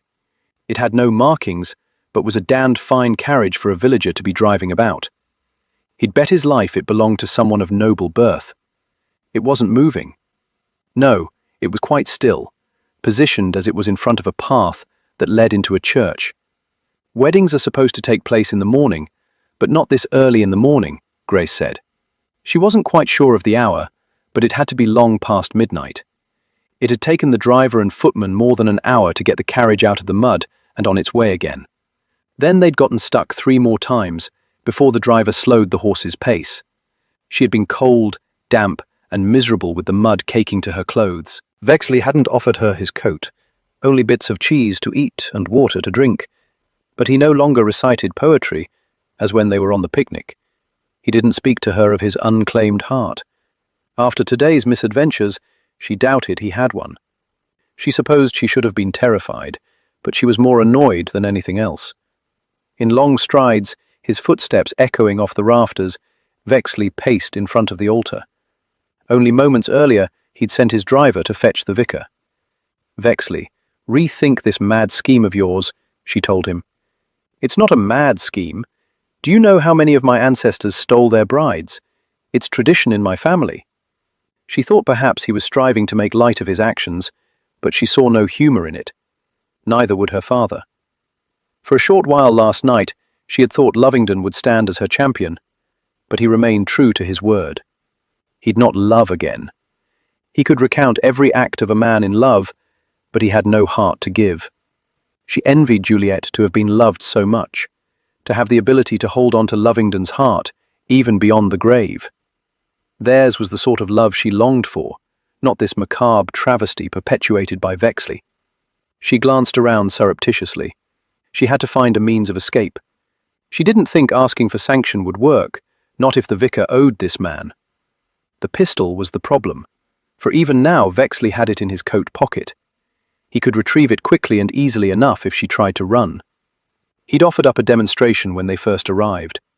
How could she have been so blind as to consider him a viable suitor? Who would have thought there was such a thing as a gentleman being too charming? He wasn't at all like Lovingdon, who was not overly charming. He argued with her, got put out with her. He didn't seek to win her over with flowery words, but he'd managed to do it with honest ones. He was good and noble. As angry as she'd been at his reasons for marrying her, she couldn't deny that she admired his willingness to go into an arrangement that would bring him nothing but misery, to make amends for the fact that he'd compromised her. If only she could be content with that. Duty instead of love. If she had not run him off, she might not be here now. Although it was equally likely that Vexley might have done him harm. She had long ago ceased to look back and wonder what if. She heard footsteps echoing in the vestry, and her heart began to race. The vicar. Vexley grabbed her arm and pulled her to her feet. "Do as you're told, and it'll all go very quickly. I do not know how to be any clearer, but I have no intention whatsoever of marrying you. You will, that I don't beat you. Make a fuss here and you will be black and blue for a week." She needed to catch him off guard. Lowering her gaze, she tried to look as docile as possible. "Yes, my lord. Now where's that blasted vicar?" The footsteps increased in tempo, moving quickly, growing louder, nearer. Vexley glanced back over his shoulder. Grace shot her fist straight up, aiming for his chin. But he flung her aside before she could make direct contact. She merely grazed him as she stumbled and landed hard on the floor. She heard an animalistic growl, and a huge beast was flying through the air. It slammed into Vexley and took him down. Not a beast. Lovingdon. She watched as the two men struggled and rolled. Fists flew. Grunts echoed. She rushed to the altar and lifted a gold candlestick. The heft of it would do nicely. Turning back around, she saw that Lovingdon had gained the upper hand. He was on top, straddling Vexley. Thunder boomed. The gun. Oh, dear God, the gun. Both men went still. Her ears rang. Candlestick poised, she approached cautiously. Lovingdon? He rose slowly and delivered 2 quick punches to Vexley's nose. He struggled to stand. As he revealed his foe, she saw the blood on Vexley's chest. It was a horrid sight, but she felt no sympathy. Relief swamped her, and the candlestick clattered at her feet. She rushed to Lovingdon and threw her arms around him. He grunted. "You're all right," she sobbed, tears welling in her eyes. "You're all right. I was so afraid I wouldn't have let him. Hurt you. I wasn't afraid for me, you silly man. I thought he'd hurt you." He wrapped his arms around her. "You're safe. You saved me." I'm not a dragon slayer, little Rose. I'm only a man." She felt thick and warm liquid easing through her clothing. Vexley's blood. But why was it still so warm? Why was there so much of it on Lovingdon? Pulling back, she saw the red blossoming over his shirt. Oh, my dear God! He gave her a sweet, sad smile as his fingers barely grazed her cheek. She could see the pain in his eyes. He dropped to all fours. Lovingdon. He slid the rest of the way to the floor. She fell to her knees, placed his head on her lap, and pressed a hand where the blood flowed. And then she screamed at the top of her lungs, "Help! Dear God! Someone help!" Chapter 16. Grace sat in a chair beside the bed where Lovingdon lay as still as death. They were into the second night since his encounter with Vexley. After collapsing onto the floor, he'd not awoken. From time to time, he mumbled incoherently. She wiped his fevered brow, held his clammy hand. It all seemed so futile. Thank God for Drake. He'd found them at the church, and with the aid of the vicar and Vexley's driver, carried Lovingdon to an inn. He'd roused a constable to place Vexley in jail until it was decided what to do with him, then secured a rested horse and fairly flew back to Maybury Manor to retrieve Dr. Graves. Drake hadn't wanted to risk Lovingdon in a bouncing carriage over rutted and mud-slogged roads. He hadn't trusted the local physician, whom he'd thought in all likelihood was another of Vexley's men. He stayed only long enough to see the bleeding stanched and then left Grace in charge. She had thrown her father's name around to give weight to her words, and while many may not have heard of the Duke of Greystone, enough had that she was listened to. Or perhaps it was simply that she wouldn't tolerate not being obeyed.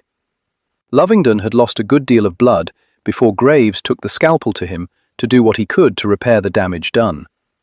But she could tell by the expression on the physician's face that he didn't hold out much hope for Lovingdon returning to them as strong and bold as he'd been before the bullet struck him down. Her family and Lovingdon's had taken over the inn. It was as quiet and somber as a church, and while people offered to relieve her, she wouldn't leave him, wouldn't give up these last minutes to be with him. She wanted to hear his voice, just once more, to see his smile. She wanted to gaze into his eyes and know that he recognized her. She wanted to thank him for showing her that she could be beautiful, even with imperfections. However had he borne it when Juliet was dying? And precious Margaret? She understood now, with resounding clarity she wished she didn't possess, why he had broken. Her own heart felt as though it had turned to glass, and at any moment would shatter beyond all recognition. Somewhere a clock struck 2. She was alone with this man whom she loved more than life. She wanted to beg, plead, cajole him into fighting. But his pain was so much more than physical. She understood that clearly now. She pressed her lips to the back of his hand, a hand that had brought her pleasure and comfort, and now brought her strength. What a silly chit I was. I thought love only mattered if I were loved in return. But I have learned that it is enough to love, and that one must love enough to care more for the other's happiness. I want nothing more than for you to be joyful and unburdened. So let go, my darling, go to Juliet. I know she awaits. Let go. Let go. Juliet awaits. Lovingdon was vaguely aware of the mantra urging him to let go, to release his hold on this aching body. Yes, he needed to let go. He understood that now as he floated in oblivion. It was time to let go. With a clarity born of deep memories, he envisioned Juliet as he'd loved her best, with her pale hair floating around her shoulders like gossamer moonbeams, of her blue eyes dancing with devilment, her smile that welcomed and warmed. And Margaret, almost a mirrored reflection. He loved them so damned much. But for the first time, it didn't hurt to think of them. A kaleidoscope of memories washed through him, and each one lightened the weight of their passing. Why had he held the recollections at bay? Why had he thought they had the power to rip him apart, when in truth they were strong enough to lace him back together? So many wonderful moments. He wanted to hold them close, but they slipped through his fingers. They weren't solid. They were mist. They didn't hold his hand. They didn't press warm lips to his knuckles. They didn't splash salty tears upon his skin. Slowly, so very slowly, he cracked open his eyes. The room was dimly lit, but enough light escaped the lamp to cast a halo around Grace. She looked awful and beautiful. With her eyes closed, she held his hand against her cheek. Her hair was a tangled mess. Her dress looked to be that of a servant. His last conscious memory was of her standing in the church. He vaguely remembered voices circling about him, Drake, Graves, his mother, and Grace. Always Grace speaking to him. "It's all right," she whispered now. "You can let go." "I did." Her eyes flew open, and she stared at him as though he had risen from the dead. Perhaps he had. Dear God, he'd certainly felt dead these past 2 years. Until this marvelous woman had knocked on his bedchamber door. Until she challenged him and irritated him. Until Shed shown him what it was to want, to desire, to dream of something grand that would last a lifetime. Until Shed revealed profound courage and strength that far exceeded anything he'd ever possessed. She thought she needed someone who truly loved her because she believed herself imperfect, when in truth she was perfection. Had known her when she was a girl, but never truly known her as a woman. Not until recently. Now she haunted him and occupied his thoughts. "I let Juliet and Margaret go." His voice was rough, ragged, sounded strange to his ears. Tears welled in her eyes. Because she hadn't released his hand, he had only to unfurl his fingers to touch her cheek. Her soft, damp cheek. "God help you, Grace, but I love you. I want to marry you. I need to marry you. I will marry you." She shook her head. "You're delirious. You don't know what you're saying. I'm deliriously in love with you, and I do know what I'm saying." Sliding his hand around, he cupped the back of her neck. "I am too weak to sit up, however, so come lay down beside me." She gave him some water first before nestling against his uninjured side. "I feared he'd killed you," she said softly, her hand curled on his chest. "I feared it as well, and all I could think was that I hadn't had enough time with you. I want years with you, so many that we'll lose count. I don't know if I can promise you that, Lovingdon. We never know how much time we'll have." He knew she was thinking of the malignancy, that it could return, that this time it could take her. The thought terrified him, but he wasn't going to hide from it. He wasn't going to deny himself time with her just because of what might happen. "Whatever time you have, Grace, whatever time either of us have, I want to spend it with you." He heard a small sob, felt hot tears hit his skin. "I thought you wanted a man who loves you," he teased.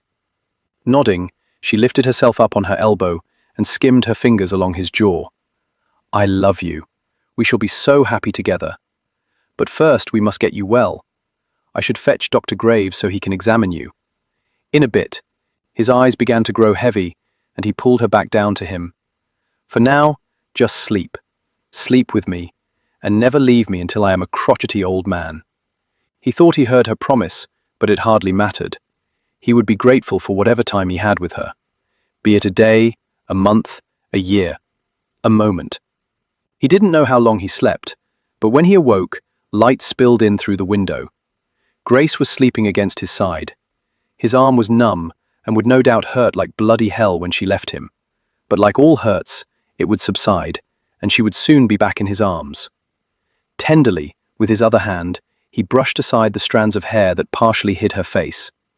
He was quite looking forward to all the mornings he would awaken to her in his bed. Her nose twitched, she smiled, and slowly opened her eyes. So like her to be optimistic, and smile before she saw what the day held. "Good morning," he rasped. "Morning. Not exactly how I envisioned our first morning together. You can't flirt with me just yet, not until Dr. Graves has seen you." Leaning up, she brushed a quick kiss across his lips, rolled out of bed, and with a tiny squeak came up short. "Father." Lovingdon saw him now, standing near the foot of the bed, arms crossed. He didn't appear at all pleased to see that Lovingdon had survived.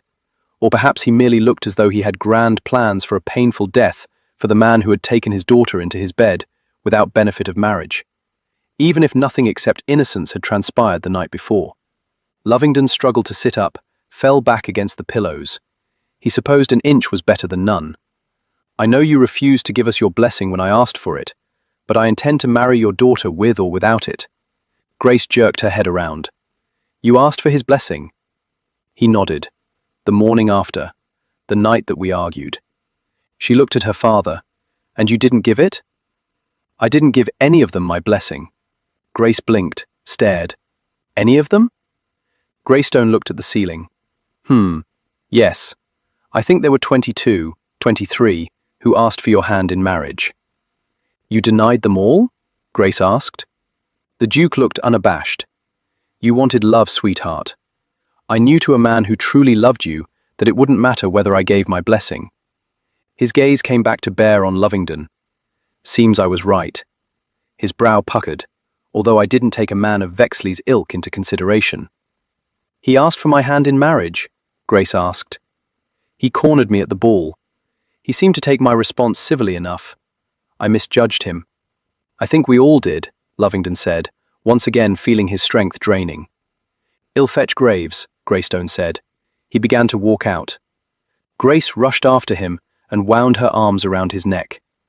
"Thank you, Papa." "Thank you for your blessing. Be happy, sweetheart. Be very happy." Grace turned, strode back to the bed, sat on its edge, and took Lovingdon's hand.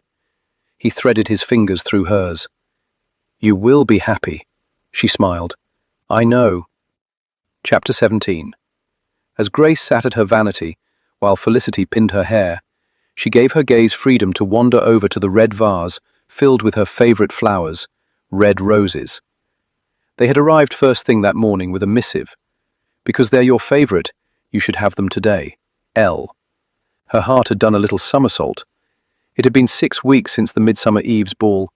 Lovingdon's wound had healed. When he needed fresh air, he had invited her for an open carriage ride through the park. As he'd grown stronger, they walked and talked. They spoke of everything: their upcoming wedding, the trip they would take to Paris, all the exhibits they would see. While rumors concerning what exactly had transpired following her family's country ball were scarce, everyone was well aware that the Earl of Vexley was persona non grata in the eyes of London's most powerful families. He'd lost his membership at Dodgers.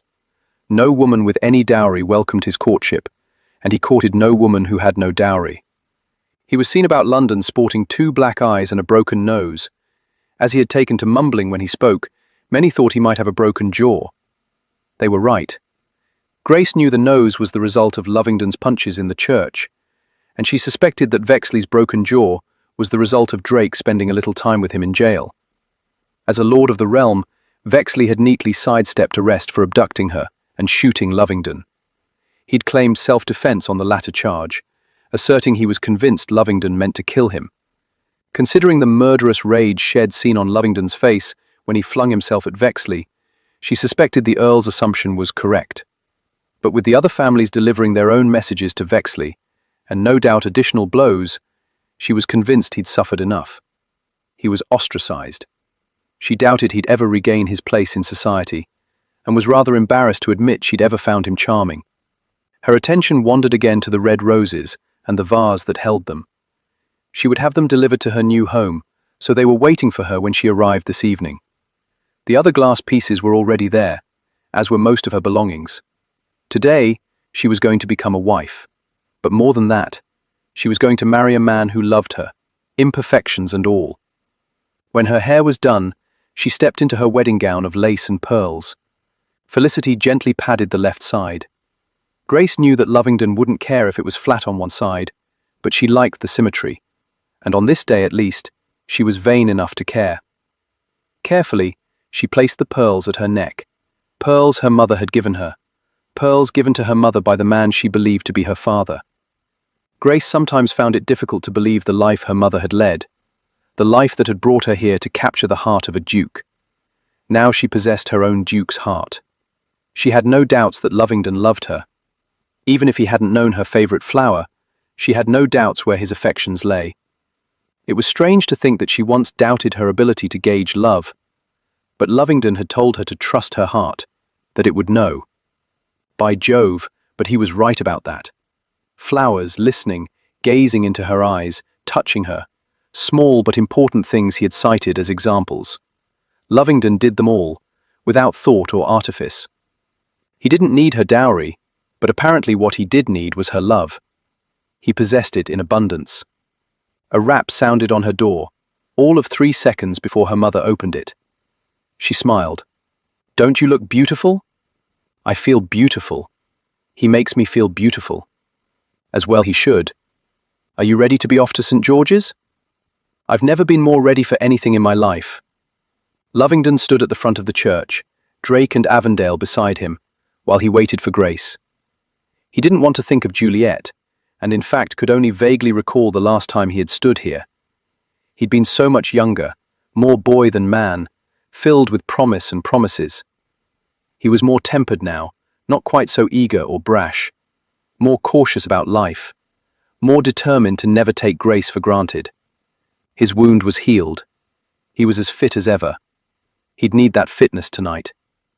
While he had been with Grace since the night he rescued her from Vexley, he'd had very few moments alone with her. A kiss here, another one there, but nothing beyond that. He ached to touch all of her again, to sink his body into hers, to know her again as he'd known her in the little cottage, but not quite the same. There would be a deepness and richness to their lovemaking this time. He'd once thought that he loved nothing more than being nestled between a woman's thighs, but now he knew he loved nothing more than being nestled between hers. The organ began to play, and he looked up the aisle to see her maid of honor and bridesmaid leading the way, Lady Ophelia and then Minerva. Minnie winked at him and smiled. He wondered how much longer it would be before she was a bride. The music rose in crescendo, and he turned his attention toward the back of the church. With her arm tucked around her father's, Grace glided up the aisle, taking his breath. The hair she had once despised was the most colorful part about her. She was a vision in white, a gossamer veil covering her face, such a silly bit of frippery that would prevent him from gazing on her fully. Then she was near enough that he could inhale her lavender and rose scent. The rose was a little heavier, as she held a bouquet of red roses. Yes, he'd known her favorite flower. He'd always known, from the moment he'd likened her to a red rose and she gave him a gap-toothed grin. He'd known her all of her life, had so many memories of her growing up.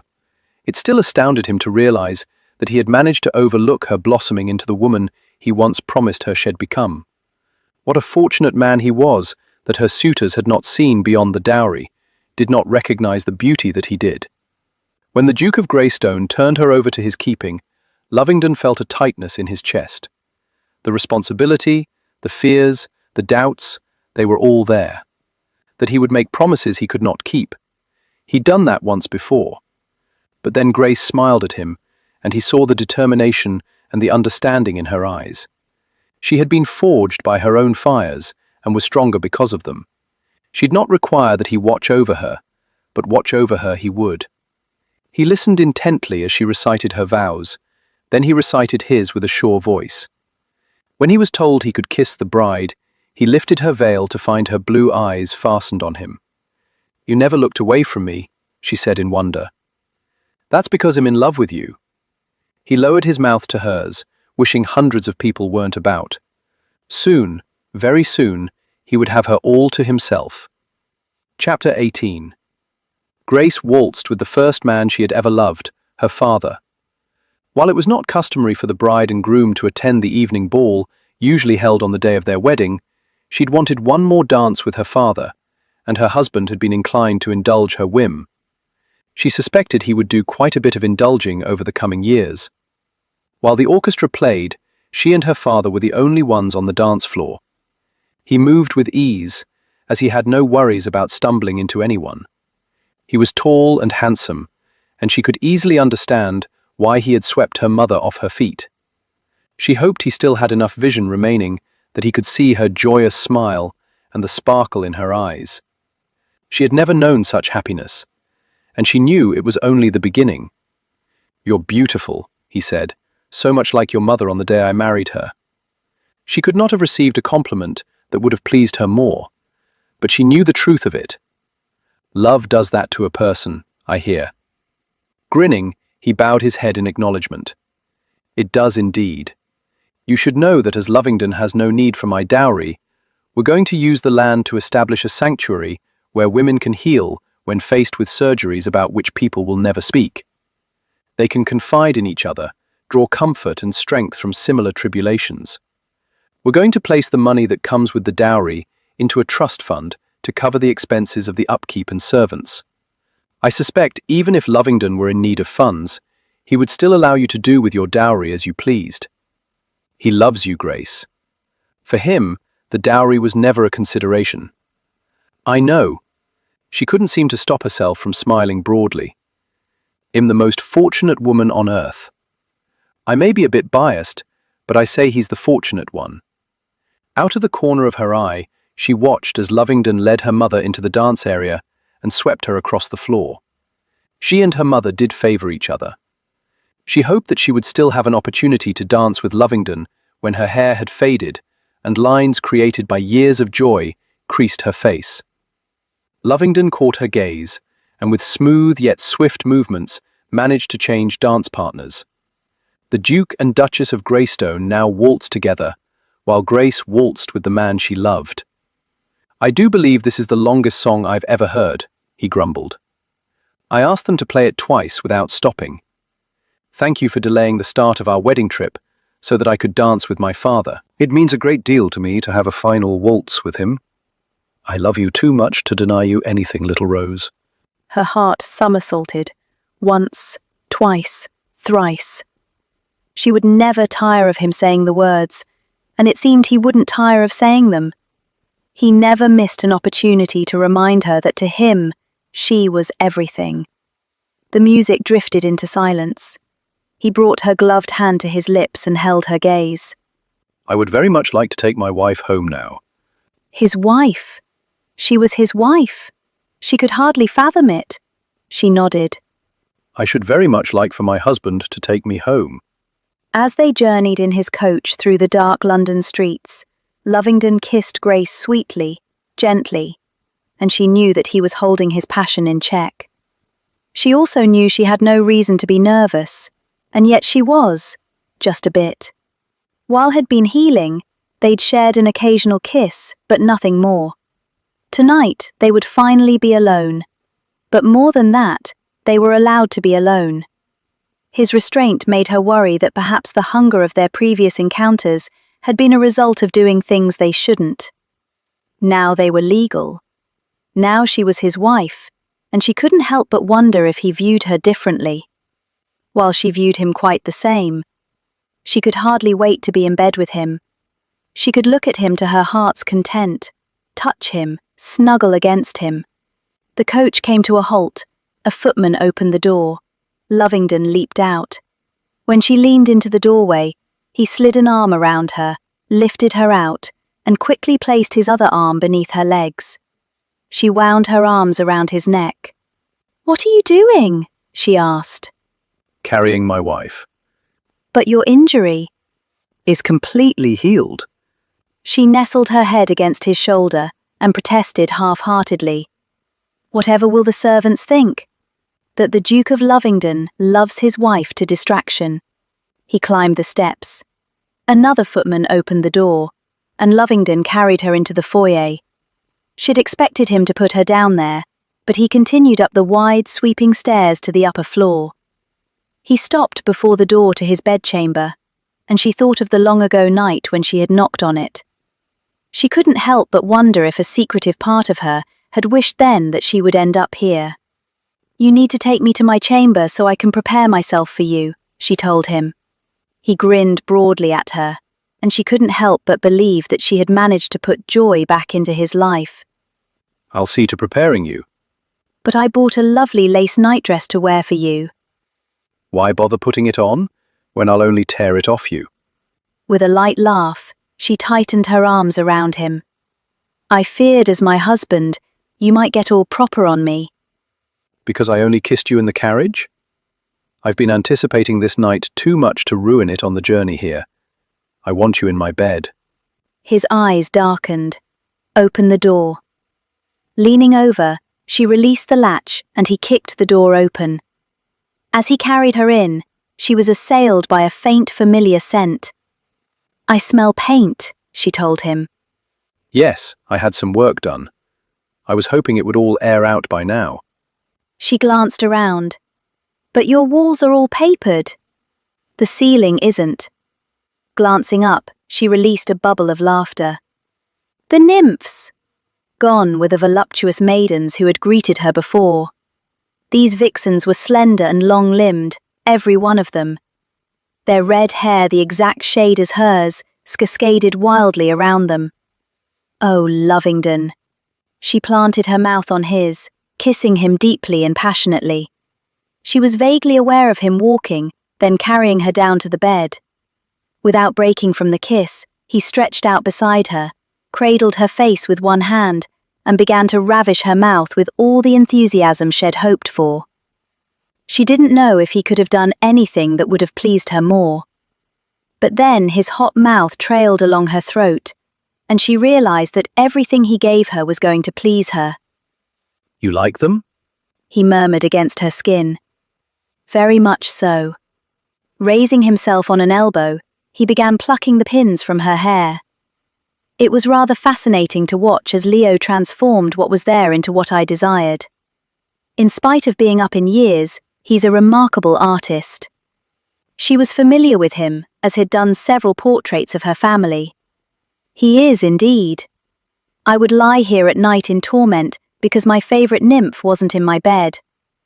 Now you're here, and I intend to make you very glad that you are. He rolled out of bed, brought her to her feet, and turned her so she was facing away from him. He went to work on her lacings, his mouth following the path as skin was revealed. His hands made short work of the tasks, and in no time at all, her clothes were piled on the floor. Cupping his palms over her shoulders, he slowly turned her. It wasn't fair that he remained clothed, but she couldn't quite bring herself to reach for him, not when he was studying her as he was. He lowered his gaze, and she fought not to hide herself from him. Lovingdon loved her, had seen her scars, they weren't a surprise. Finally, he slid his hands down until one cradled her breast and the other flattened against her scars. These terrify me, you know, he said quietly, because of what they could portend. Don't think about that. He lifted his gaze to hers, and she was taken aback to see the thin veil of tears. I also find them remarkably beautiful, because they are part of you, your strength, your courage. I don't know that I'm worthy of you, Grace, because I have neither your strength nor your courage, but I swear that you will never find a man who loves you more than I do. Leaning in, he pressed his lips to the corner of her mouth before sliding his mouth over to cover hers. The kiss was deep, hungry. It reached into her soul, caused everything inside her to curl inward like a rose closing up for the night, and then sensations blossomed like petals unfurling.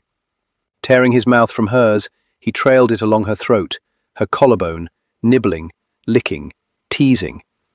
I want your clothes off, she breathed on a heady rush. Stepping back, he held out his arms and grinned. I'm all yours to do with as you please.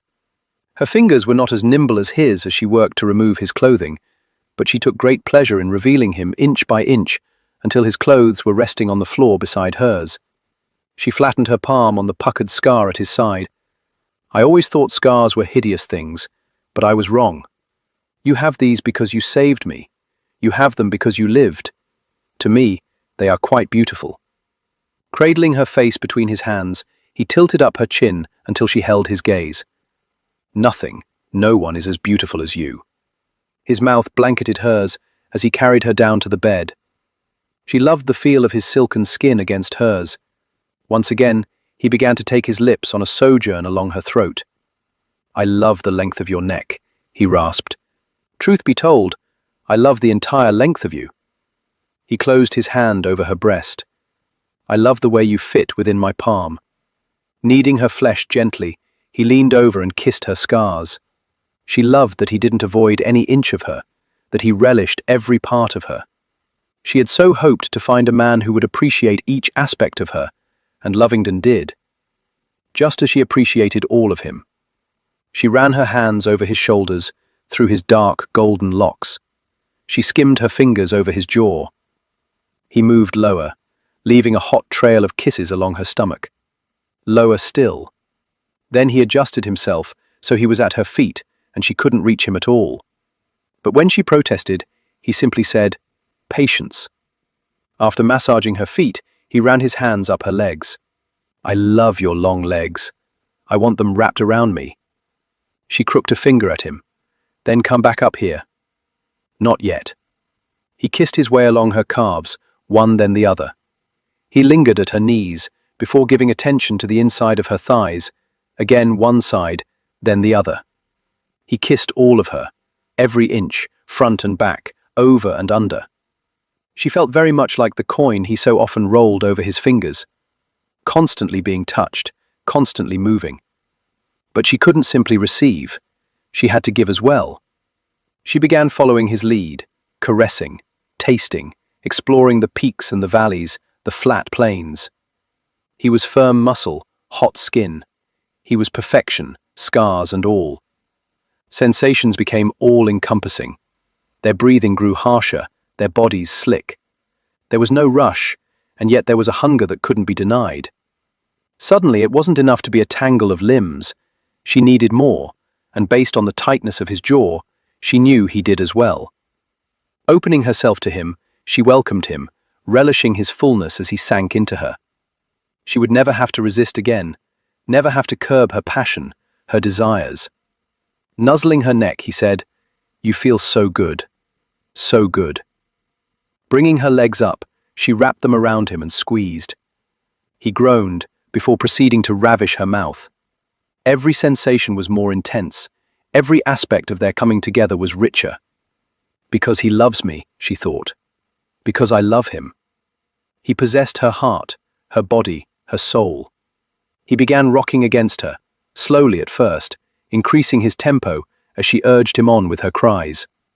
Scraping her fingers over his back, she wondered how it was possible that so many different sensations could be spiraling through her at the same time.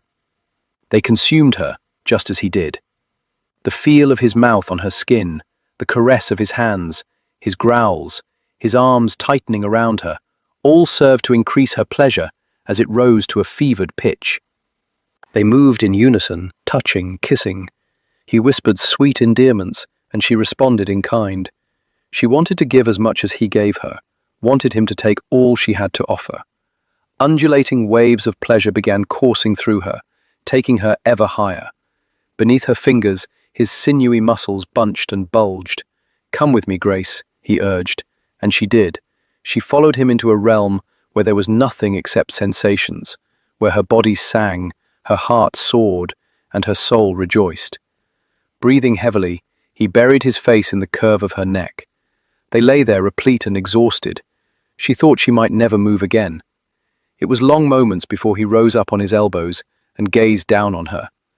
With his fingers, he moved aside the damp strands of her hair. "I hope you didn't find that an empty experience." She laughed with abandon. "I most certainly did not." "Good. I didn't either. Now, I have something wicked in mind that involves brandy. Are you up for it?" She was the one who made use of the brandy, dripping droplets on his chest, then lapping them up like a greedy little cat, purring as she did so, a vibration in her throat that sent pleasure coursing through him. He wondered why he ever thought he had the strength to deny his love for her, why he had denied it, why he hadn't embraced it sooner. She made life fun again, laughing and teasing him in bed. She was open to whatever manner he might devise to bring her pleasure. She was willing to learn all she could about bringing pleasure to him. Not that he needed much. Kissing her, touching her, being buried inside her was enough. Sometimes he thought the heat generated between them would scald them both, but all it did was leave them breathless and anxious to rekindle the fire.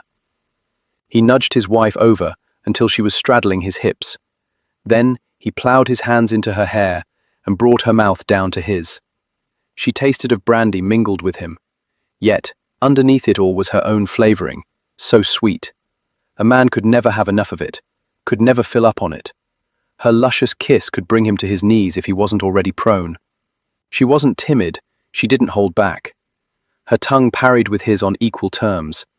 He would not compare her to what he'd had before, except to acknowledge that she was unlike anything he'd ever known. He hadn't been able to keep up with her when she was younger. He hoped to God he could keep up with her now. Tearing his mouth from hers, he dragged it along her silken throat. "I love you." She smiled, dropping her head back to give him easier access. "I adore you." "Then come to me."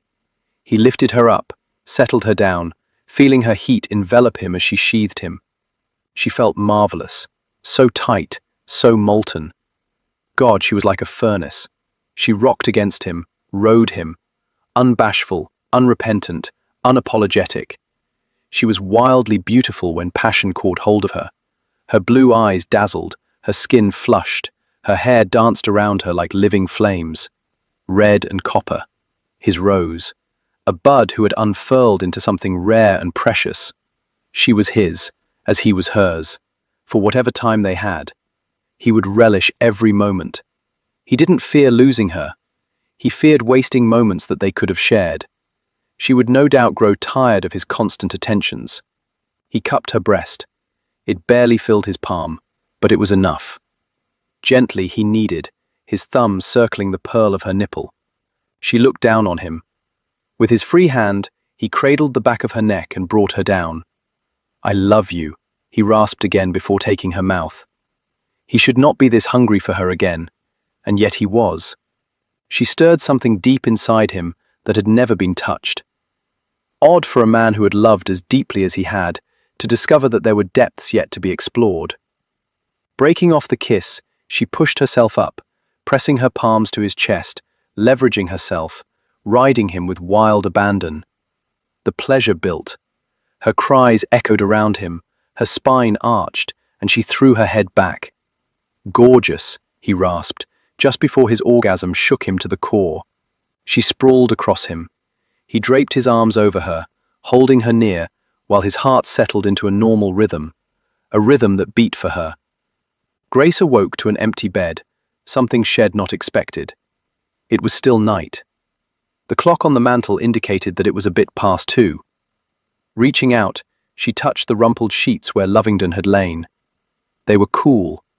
Slipping off the mattress, she donned her nightdress, but didn't bother with the wrap at the foot of the bed. She wanted her husband. She found him in the library, standing in front of the life-size portrait of his wife. It was no longer above the fireplace, but perched in front of it. She didn't resent it, knowing that Juliet and Margaret had shaped him, would always be part of him. But something inside her twisted. She hoped that at least on their wedding night, it would be only the two of them in this house, in his bed. It seemed they could not escape the memories or the ghost of his previous life. Lovingdon glanced over his shoulder. He hadn't bothered to straighten his hair, mussed from her fingers. She wanted to muss it some more. "Grace, I'm sorry, I didn't mean to disturb you. Come here, sweetheart." She hesitated, knowing she was being silly to feel as though she were intruding. This was her home now, their home. She forced herself to move forward. When she was close enough, he took her hand and drew her in against his warm, solid body. "I didn't expect to find you gone from our bed," she said quietly. "I was just saying goodbye to Juliet." She looked up at him. His gaze wasn't on the portrait, but on her. "When I was unconscious, fevered, in pain, I kept hearing this strong, determined voice urging me to let go. Of life, I think." She nodded. "I wanted you to be happy. But if I let go of life, it meant releasing you, and I could not find the strength to do that. So I let go of Juliet. I am not the man who fell in love with her, nor am I the man with whom she fell in love." Turning, he cradled her face. "I am the man who fell in love with you. God knows I didn't want to love you. I think losing you would kill me, but the thought of not having some days and nights with you because of my own cowardice. I could not live with myself if I missed out on a single moment with you." He kissed her then, gently, sweetly. She understood what he was telling her. She was right for him, perfect for him. He had changed, and she loved the man he was now. She loved everything about him. When they broke apart, she could have sworn that the smile on the portrait seemed softer, warmer. "I'm going to put a portrait of her and Margaret in my study, so I don't forget them. The rest are going into storage. You are my life now." As much as she relished his words, she couldn't be so selfish. "I don't want you to forget them. I shan't forget them. I couldn't if I tried, but it is time for me to begin anew." He lifted her into his arms and began carrying her from the room. "I love you, Lovingdon," she said against his neck. "When I'm done with you, in an hour or so, you're going to love me just a little bit more." She laughed. "What have you in mind, my wicked duke?" He smiled at her, and she realized that she already loved him just a little bit more. Epilogue. From the Journal of the Duke of Lovingdon. In my lifetime I loved 2 women. I cannot say which I loved more, because I was a very different man when I loved each of them. And I loved each of them differently. I began adulthood with Juliet. When my life comes to a close, it shall be with Grace at my side. She blessed me with an heir, a spare, and a daughter. While I know that a father should not have favourites, I must admit my ginger-haired little girl wrapped herself around my heart the first time she wound her small hand around my finger. Watching Lavinia grow into womanhood was one of the most joyous, yet bittersweet aspects of my life. She resembled Margaret not at all, but there were times when I watched her that I could not help but mourn my first daughter. Being as strong-willed as her mother, Lavinia did not serve as a substitute for Margaret, just as Grace did not serve as a replacement for Juliet. When she was 40, Grace exhibited signs of another malignancy, and Graves did what needed to be done to ensure that she not yet leave me. She had once asked of me, "Is it not better to hold someone for a short span of time rather than not to have held them at all?" During the agonizing hours while I waited for him to assure me that she would be well, I came to accept with startling clarity the truth of her words. All the moments we'd shared, I would not have given up a single one of them in order to spare myself the sorrow of losing her. Holding her for a short time was indeed preferable to never having had the pleasure of holding her at all. But this time, the fates were kind, and they allowed me to hold a while longer that which I treasured above all else. We are up into our years now. I see no signs that we shall be parting any time soon. My darling Grace wished only to marry a man who loved her. She met with astonishing success in that regard. For I loved her yesterday, I love her today, and I shall love her for all eternity. Whether or not the fates are kind,